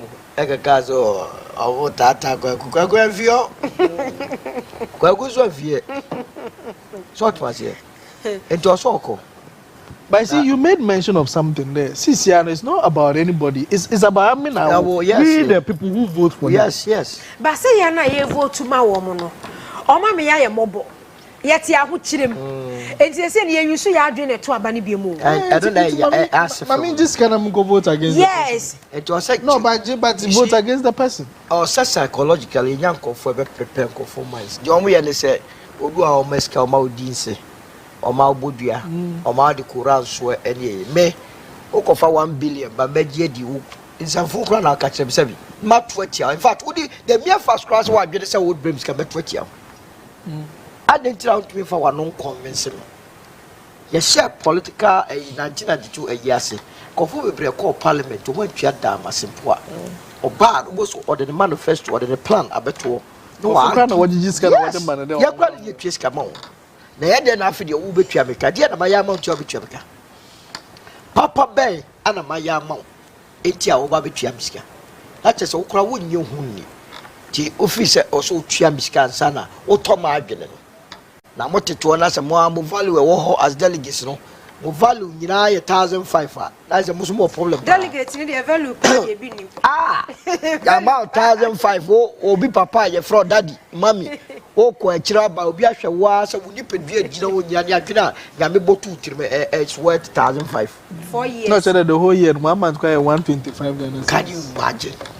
And you can imagine $100 billion and you to be the bamidi and also what tomagini na we ya toto mu cheap when amana mama biti so be di na dwene biti what mu cheap na nkwasi attacks no kwatena parliament akwa di be say ko no wi awakwa down ye ew ze my kasa e na kasa kwasi asem kwasa we mu na ye so aminu we citizen aminu mu mfa we say ye wie 15% VAT on electricity organized labor mu edo man what me say abandon withdraw.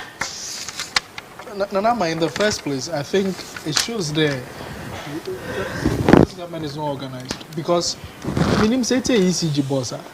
Also, to be a nightmare to implement this process. it will be a nightmare. And it's a consultation beyond no. Until you want to use somebody's platform to generate revenue, about projections in a year. If say the proper projections are in how would I even implement it? Because in the first place, obi prepaid no bunu tot. In Tibia, kakra no kakoto 20 Ghana, what to 50 Ghana, what to 30 Ghana. Inti obotu have VAT on all those purchases another morning. And because what thoughts in it maybe within a month. Now what to be no. So based on what are you going to do this calculation? On there's one for home more now what on one or VAT. But you see, who thought 20 VAT that's so? Who thought 30 VAT that's so? But you realize there, then it defeats the directive they themselves they gave. Okay. It's in America say if you did a broader consultation, you will understand. But you don't just issue a directive to ECG to implement it. So there's clear indication there was no consultation. Obitini them, Osha, this is where we can get some money. Let's put it there, and then we go. And I thought then in an election year, you will be a bit sensitive and you will be cautious in some of the things that you do. Then I make the IMF conditionality. Yeah. IMF conditionality. Let me say, if say IMF conditionality, and I'm since 96 or 2000, all this time we implementing the adjustment automatic adjustment formula. Yeah. Every election year, automatic adjustment for onye juma. In the election year, changes. Because indicators be no obedient so obey increase tariffs, utility tariffs. And inflation is dropping. Someone coming back there on a normal day. Inflation dropping. Inflation is dropping. The dollar you are saying is stabilized. So based on what are you going to do anything? And I don't think so. Good oil the petroleum products and so cost. It is a same deal. I was a man cry and say, I was set utility tariffs cry a reduced. Exactly. Fantastic. Also, why economists without exactly. Yeah. Because the last time in PULC, he said, secretary and as a PULC, and then inflation are cost, exchange rate are cost, so petroleum products are cost. But this is the case. Abba form. Exactly. Exchange rate, stabilizing. Inflation so air dropping. Exactly. Petroleum products and cost. The engineer, how cry a suit me back from Kakra. 80 car. Consumer expecting to say and Casobeti. Exactly. It is answer ultimate to work with you VAT. Answer what can say ECG boss raise issues. Say no crown and Nipanito 50 system go illegal. Exactly. Oh, I say they say illegal no. So you can imagine what's going to happen.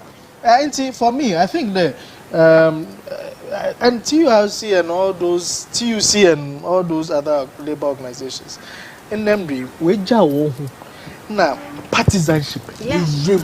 So they are not a force as we used to know them to be. Hey, I think most studio I am making there. I mean, go for work the parties are also work with demonstration. I don't support it. Yes. I believe in labor leading demonstrations because if labor unions go on demonstration, any serious government will set up. Of course. But since labor unions work over elections, a year partisanship.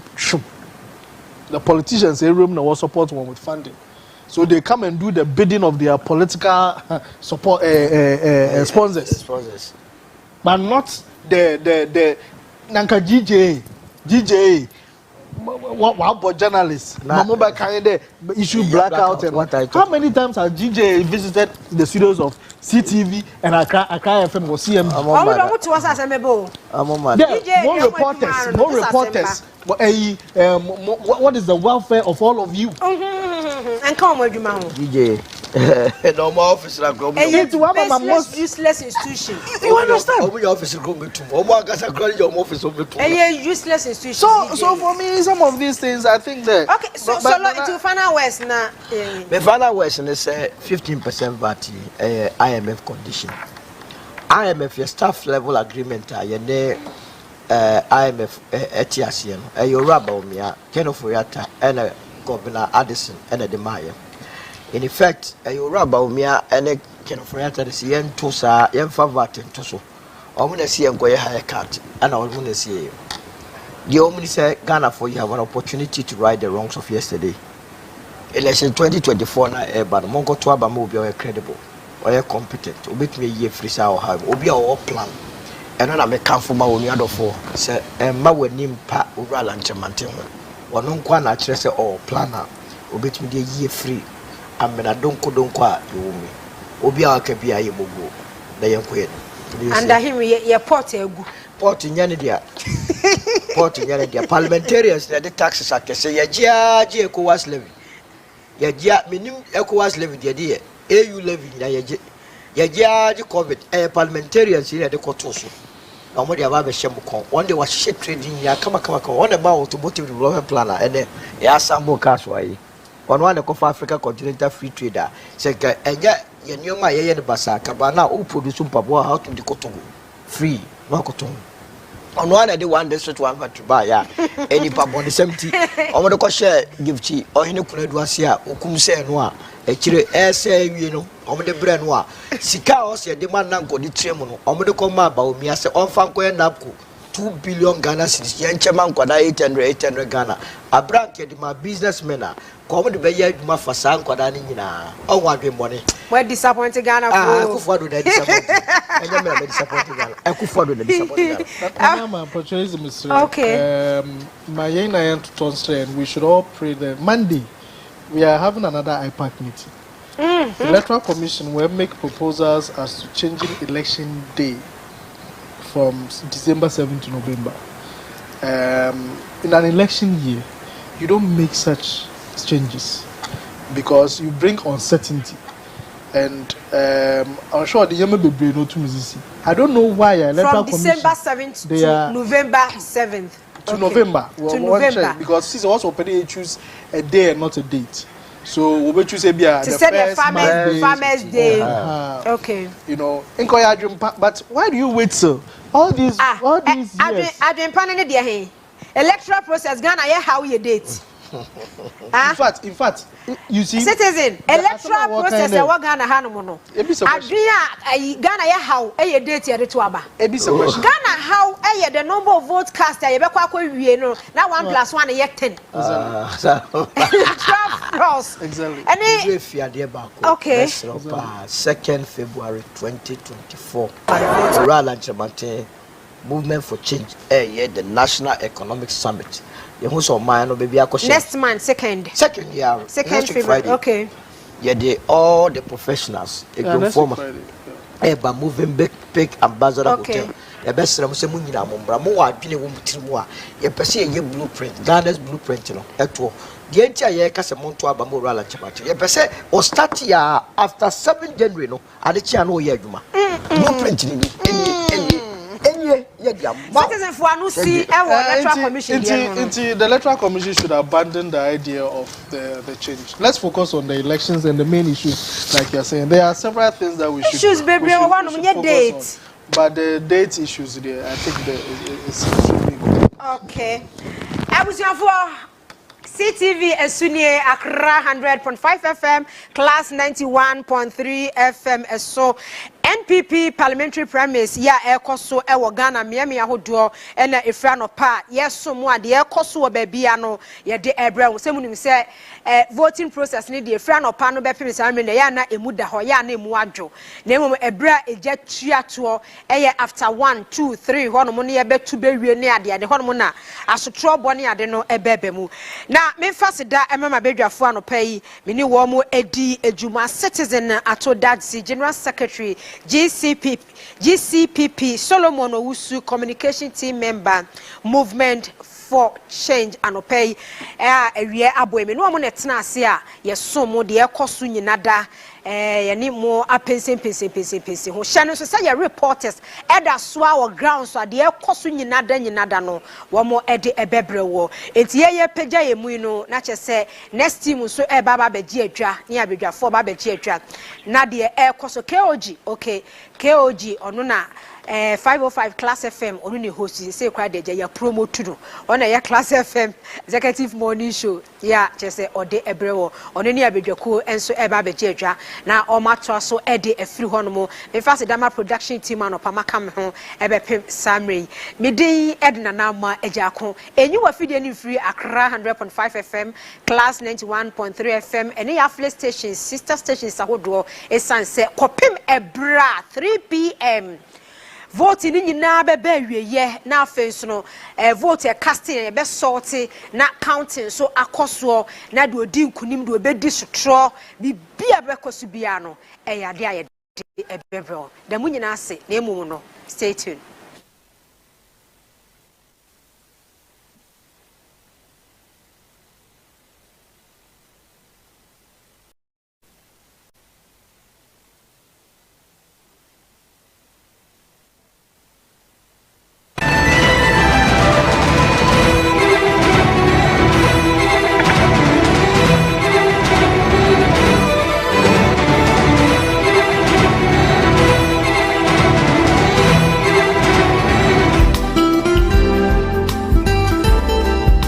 Wakuma so adie anyone is wadi hunu ne say ubetu kwankwa adie a ene sisiye hwehwe Trinity of Arc Limited Company na womo na anya akwanya kese a de birada adie bachi bia odi omanfo tukwan.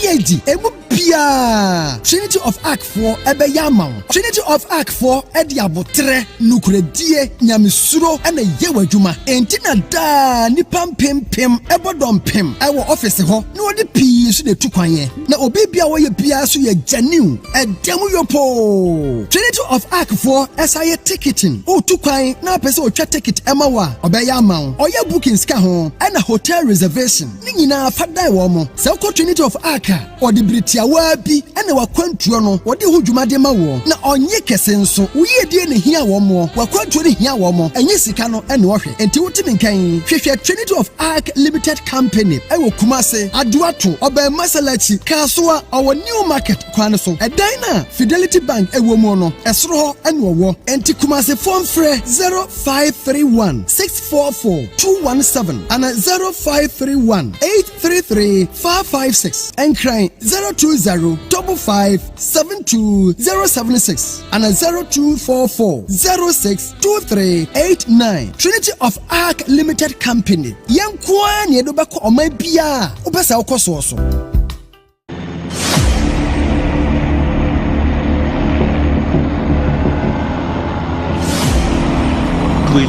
They tried to silence him.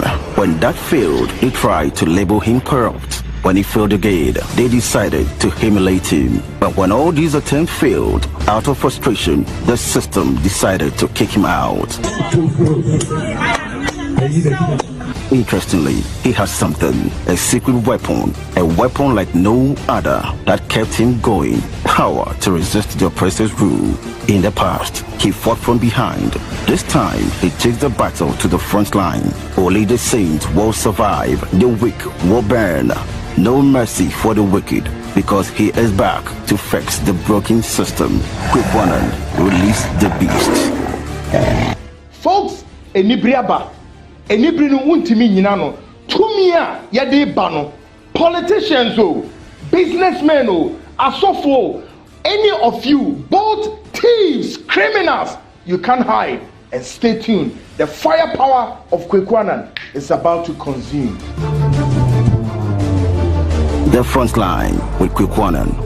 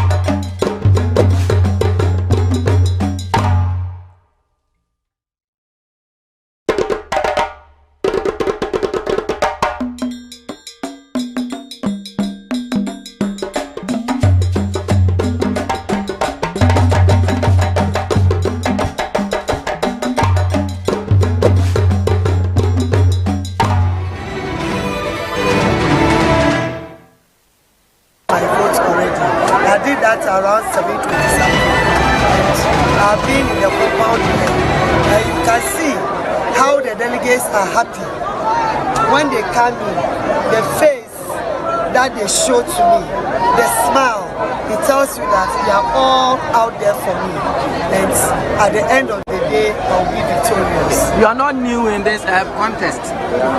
With what margin are you anticipating to win with? I like your first comment that I'm not new in this contest. As a former women organizer, and I've been a three-time member of parliament, I tell you that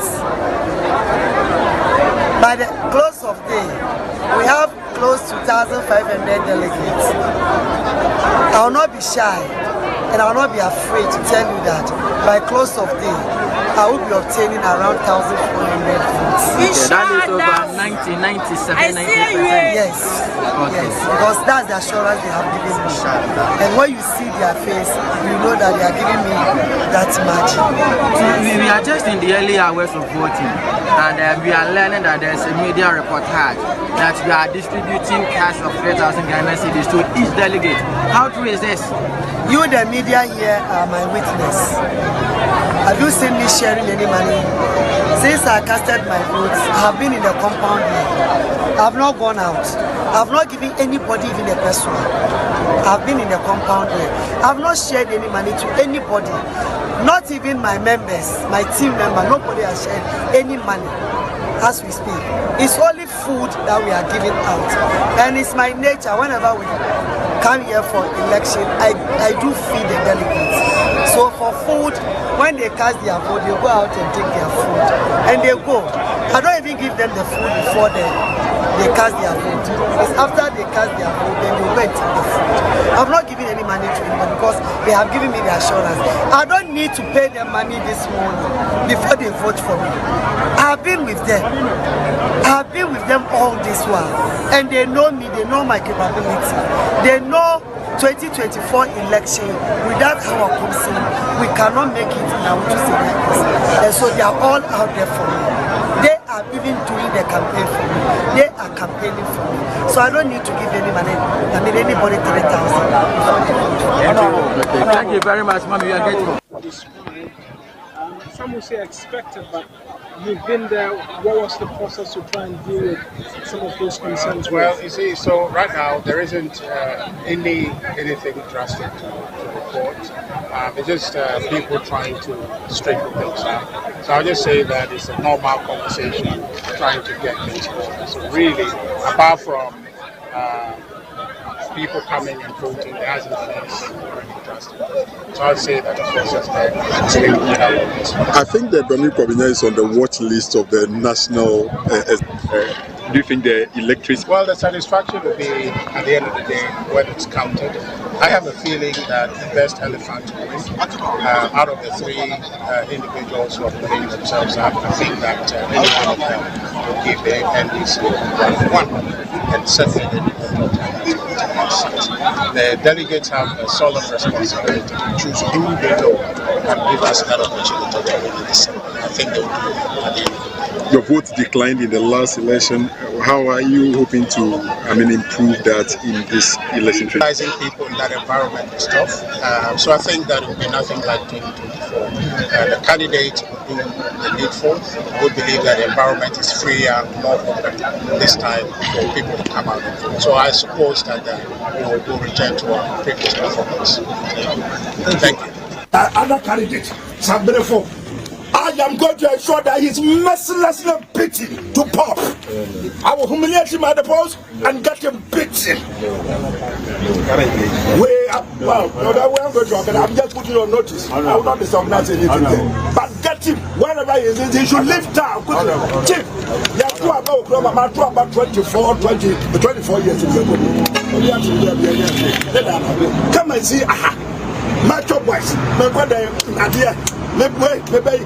Now, Mr. Crabby, who could take care for the 7? A mobile baby, no way, and first go to the crowd. Now they are begging. I said, now, what will put one day? Some of them came to my house, the patch. Now, what about that? My job, who free here? I'll poor like you. Oh, my woman, Mr. Commander, and I am going to give him a showdown. 2 forms of showdown. I'll beat him here, I will humiliate him here, and then organize for him to be beaten physically. Thank you very much. I will be so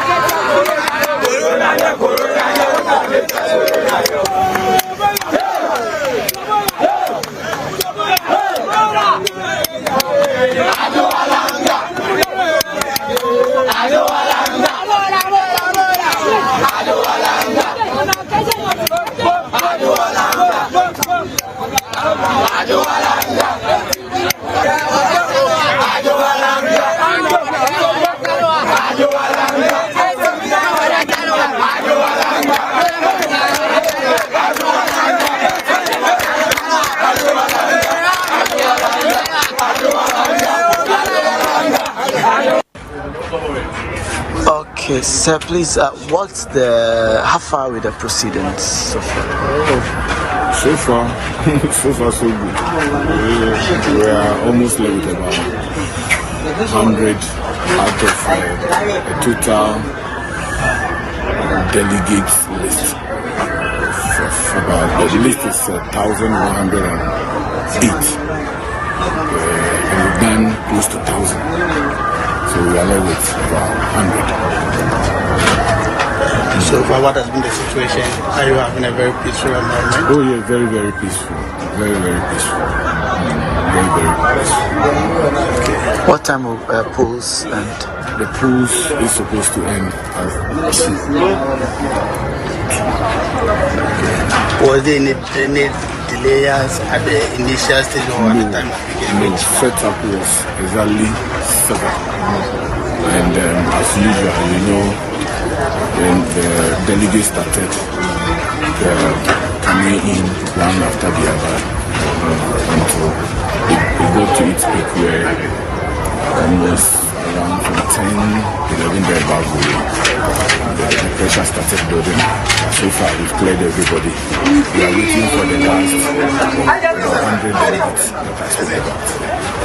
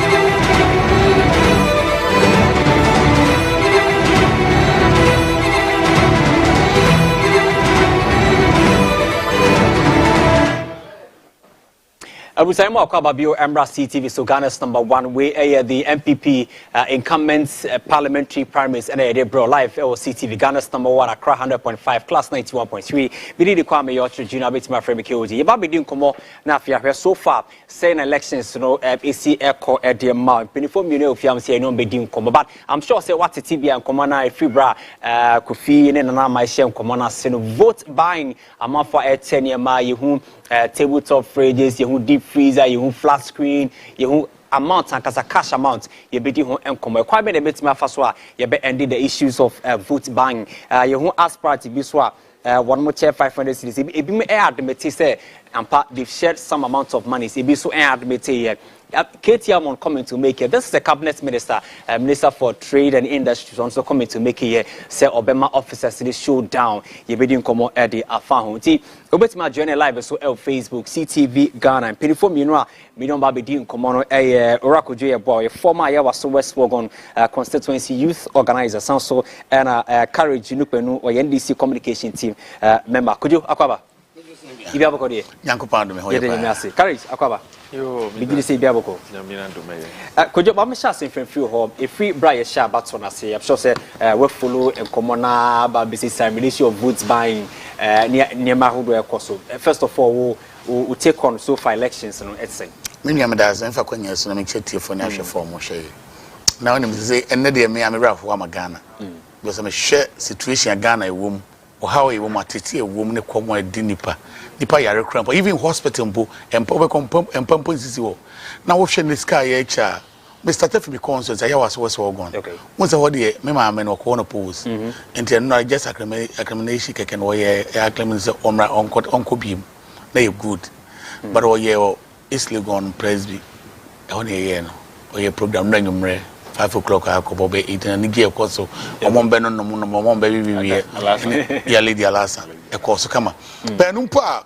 would be uncontested or one contest you mufimu a man called contact chronopono on put 1,000 Ghana cities what is there now she polling station where I was all gone now she minia ebe omobompo e also it no cramp and a bibia nim krane then you win puno nipa e ne ade keto just acclamation crown o tua more than 1 million Ghana cedis wow yeah 207 polling station no me polling station what is it say you mama me polling station of me peno but so show obi mpo no obi an contest na me da mo asemonyi mpo no no tua more than 1 million Ghana cedis how much more obi will be contested na show my timu na wa oba some the constituency ya wasompo de kwa kakra ketua bi na nge na show ba bi constituency do me kwabenya ya election course do me kwame ya Ghana kwa enye pa ese wona wo do me kwa every ba bia ni wona my hoye utima say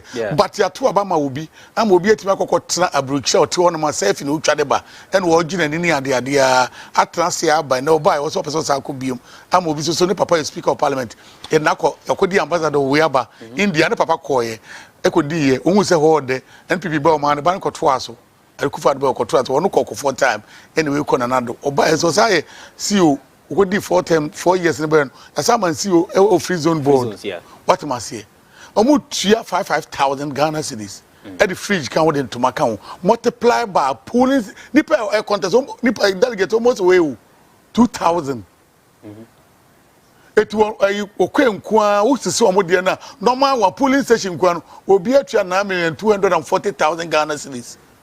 A council of elders my coordinators my ni nyina kan for the fridge ni ntoma nka ho sa amount we it because we no obuson sanko face kan no nya wan enti Joseph me musa wo Joseph apart from cabinet minister kakra we kodi no any MP no odi no ti MP ni die no nya de keto we hoye de papa almost sorry I know mo ba be dada and a car crowd would you betuaka now give you betuaka. I remember some years back near a program already good and then they discuss about MP cars I can one of the former MP to be fair backdoor catchers cars in the omubwa ya yentua ya dada any package.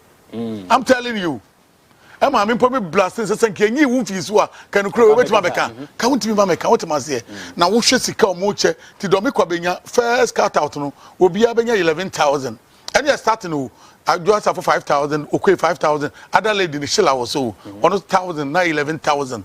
And the fridge back and now your bar blend and the automatic as all there.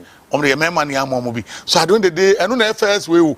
Now my consensus officer planning to know when the check amount more be across board. Yeah, we answer you say original members will be arguing to say. Maybe I top up maybe 3,000 and 4,000 side account. I'm working a pinty no ground. Near to a moment as a could say. By you join Kokoshe. Yeah. Mrs. So shock some of the constituency. Bantima say, I'm telling you on FS. And near my cost to 15 no be pim, Nemini and Yadi Ketua. Now shop by a few honum, by a few. Now shop some of the consul. I call your boss, your friend is saying.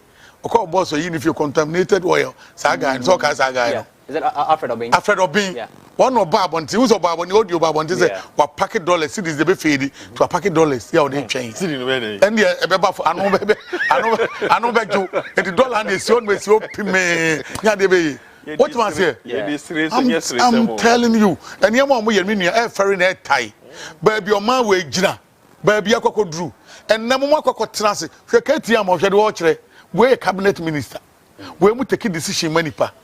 When what it trade and the social oil TV so Shaniama wa hen guasia wo gu no watch scam how be lose of there wo so kwakọ bu obi open we show down be bon how as a cabinet minister watch scam and mo kofa tax that be to electricity so ma me estimate na obenti na etua how na Ghana remember Ketiamo and some incumbent MPs are we so agitated say heading so mbuini so but my member courage or also your impression so far elections no.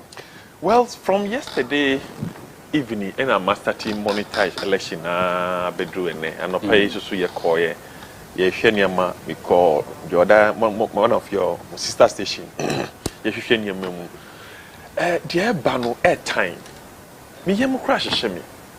I'm so ashamed for this country. You were done for be brave outside this country and they are monitoring our election. You know, say you see election war Africa and sub-Sahara African country. Ghana, you were the whole world is looking up to Ghana. Of course. Because they are using Ghana as a case study for democracy in sub-Saharan African countries. Yeah. Okay? Countries in our Philly. I quite say Ghana per Naka. So they are using this country, Ghana, as the example for other countries. What kind of example is this? What kind of example is it? The whole world is looking at. Can you see why a mobo, Yeniska, running after $600 million? A sovereign country. About 3 days ago, per any this kind of money. Yeah. 3 days ago, any Yamaya $600,000, $600 million. But look at what we are doing. One person, one delegate, one candidate, a check over $1 million. Yes. Calculation a million years ago. About 9 point something million. That is the normal. With the fridge now, what you check count? Ubi in your fridge, tabletop. With the scan count one. It means that this particular delegate candidate is sharing more than $1 million. How many a day? At time is terrible. I think where we are taking these election things to, I was saying, and yes, sir. this country will now be in the hands of the highest bidder. Interesting. Yes, incumbent MPs will be taking Tiamon. Ubi nim near really the issue I walk, but it looks like we're so agitated or pursue winning at all costs. Even before the elections, petitions upon petitions, so percent disqualify some aspirants. Now, Kwanya offer so work say that means BBM Koye and Famano. Is it said Osruso Belusu and I say BB Air Cost or Kodo? Minimum does. Only say some of the incumbent MPs in our petition. Do not performance in your papa. Ketiam was the last election. And then come to Nukrato Akran. And of course, so ya and then penning for Cobuano no Mokanishim. Yeah. It will to be difficult to between we no pons or cabinet. One so be a snobbish or Munipao. Katie will be a move beer or Casa rough. She do baby the Imranti and what you saying now get the whole gun obey at them. Sagribia need team. Was so I was so would to one pay. I didn't know what would team could be. I didn't count.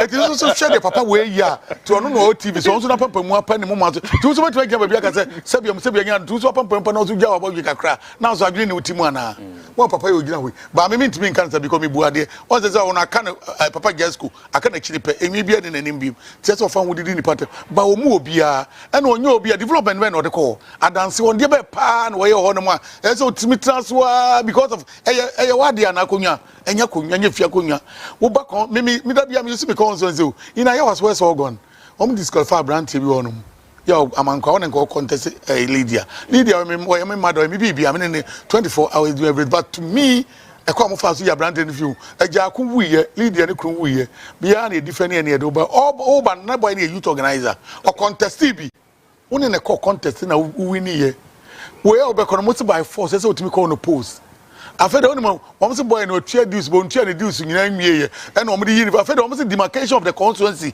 it the demarcation in film so I ask myself say who Lydia say na ya was where so go me dey ho na woman na twam from but the Lydia obusan say even from American House to Hacho onye demarcation otimi nye but the no etwe you be a film so on call on the post sa na ba bia am for so say who support Akufo-Addo na Baumia court na because of that Lydia ko support Baumia which is na anya na kuma win Baumia o Baumia tisi mo Akufo-Addo mo na call sa na dodo ni nyina ye so nya ko dwan sa group no tia no mo so ne Baumia na ko bia ese faso bia ese you film. I'm using that example. The same apply to other constituencies sa na mo ye no na what so na ho from Crawford e by force ese do kwa na ese at least 4 be at least party na ka say ni animonyam biem animonyam nyina agu party na fi na animonyam mu no afa ese nya individual enkophobia betima show mo anim so because of nipa we nti no enya hwe entoma no ye lose presidential mpa na nya parliamentary no e wo hanam but we dey do mo ye ne dey masa bibia ye Akufo-Addo dey bia ada bon o e tayo enye o ese de ko hwe ha okumse do ye o e honum it's alleged and now who says GJ for a press conference over and run because of it's alleged so me one of them training yes what must say just what one and my phone kwan warrior because of Akufo-Addo nipendi do baby I fine na some mama we then this for the year shamu but your mama we are punishing this for palm no ka say bimpo any aboboni ade through this woman to any ade ni nyina echi by force and you be pon no wini because one wini kra be wi mama na wini what man say because of Akufo-Addo nipa sa na ekoso the whole Ghana na Ghana no man na ye wo mu no say ne be chichi na se me say ye o man panikufo ba betena akonwa so Akufo-Addo na so ye na ye MP say na Akufo ka so wo chichi o miamiamo a ka ba de sanka mo squad nyina ko bia afi mu ye guardian open mo bia contest ye wa be win no win na ye kama do be lose mpo no no anya kuma pae de e dey support party no no atimi but we dey menu ado mo ye election we be kon dey down because I'm telling you now this will be mpo cancer challenge be mpo bia frafrantofo dey mpo be ya de but people to get about Baumia wo Baumia na ka say wunni bibia no ye so dey to abama wo per se no Baumia dey na be so dey to abama no wo wie na ko fa na yire so ba wo dey hoso so ye yie because obia I mean using the union part of my so Ghana hanum satuma Akufo collection the wife no late Teresa Akufo nyame fa ne currency the vote or the fi be be na adeketwa mails use na do mails vote or the buy who we use ayi got a former president Jomama na yire won wo so be o nyina to the buy say maami we okwakofa fulani fo na aba na okofa hwafo na aba Onya Ghana ni it will no advantage be anywhere one. Be a Fulani for different country be to aba. Woni bi. Wo ankasa wo contest no. Wo twantram and tron we wie.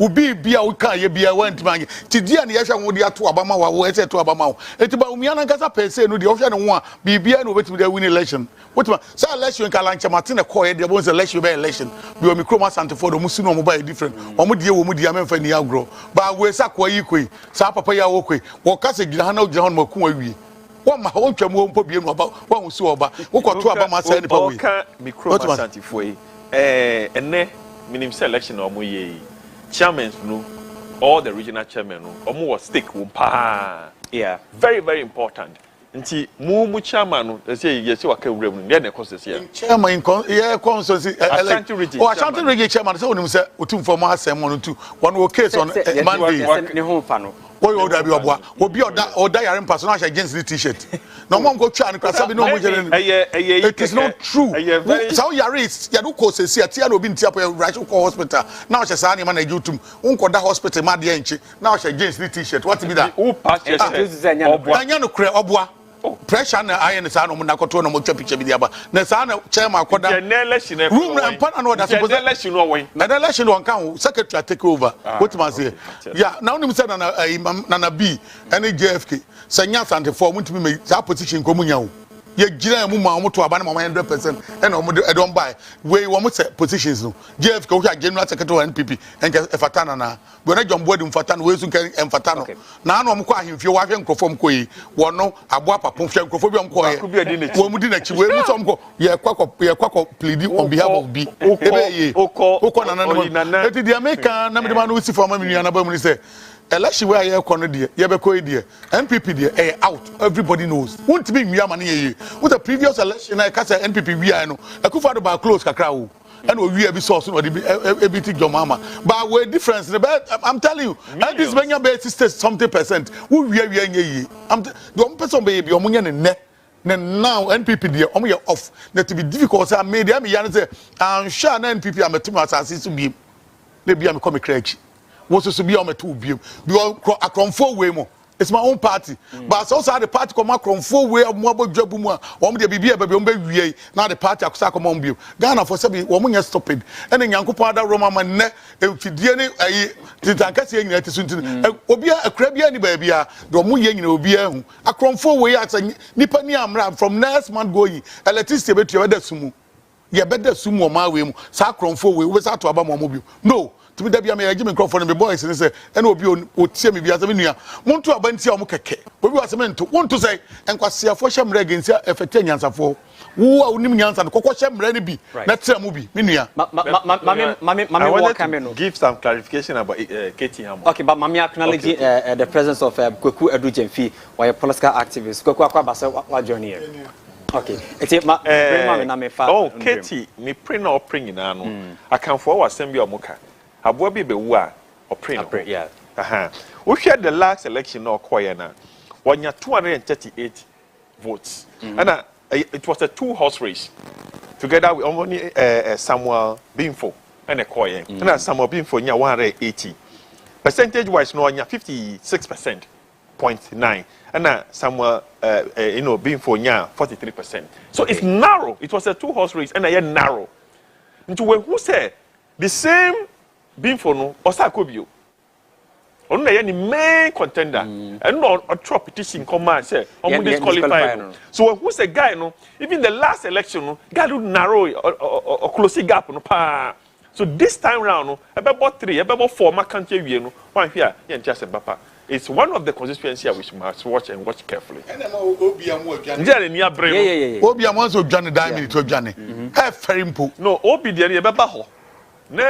no, all person is smart. Opi was playing a game. Game be na ya obo. When you popular, and then no place a game no. No obo game be. No obo game. Because it be to say a game you obo contest. Me special assistant no obo game be amano. You obo contesting financially sound and as obi a war party the batch as an astute politician on person obi waste money on delegates and as only will be a young boy be a contestants are my member akwa bambra jibide so one monitor elections now basis of course I'm not paying in social media na ye kwa ye ba mamenchi atifo na menchia Bra Kojo any honorable. Meaning she I mean we met at Accra FM some other time. Okay. You are looking fresh. Thank you. And I think it's going to be a President Mama Daroma. Rende. Unia. Meshano in a broader context. Okay. May 2020 I made a statement say the way MPP for Ebu Amemuna very strategic. The strategy is this. Omobe screw ubia okay? So much say so 100 cities 1,000 Ghana. What I say? Sisi Ghana na ye the way economy na ye no. So because obema 100 cities that person is seen as a savior. Who say nipa ne say oya agenkwa. It's a scandal sombo man because omotimi manage economy in such a way say they can identify and control skawo omonchen. And that is the clear case of Cecilia Dapa. Sikane egune demono. Similar. Egugu omo demono Pakistan. And they know say there is no money circulation in the system. So what na Britain da? It's very hard to obey £10, £5, even £1. System is such that sika and you have to work hard to get the money.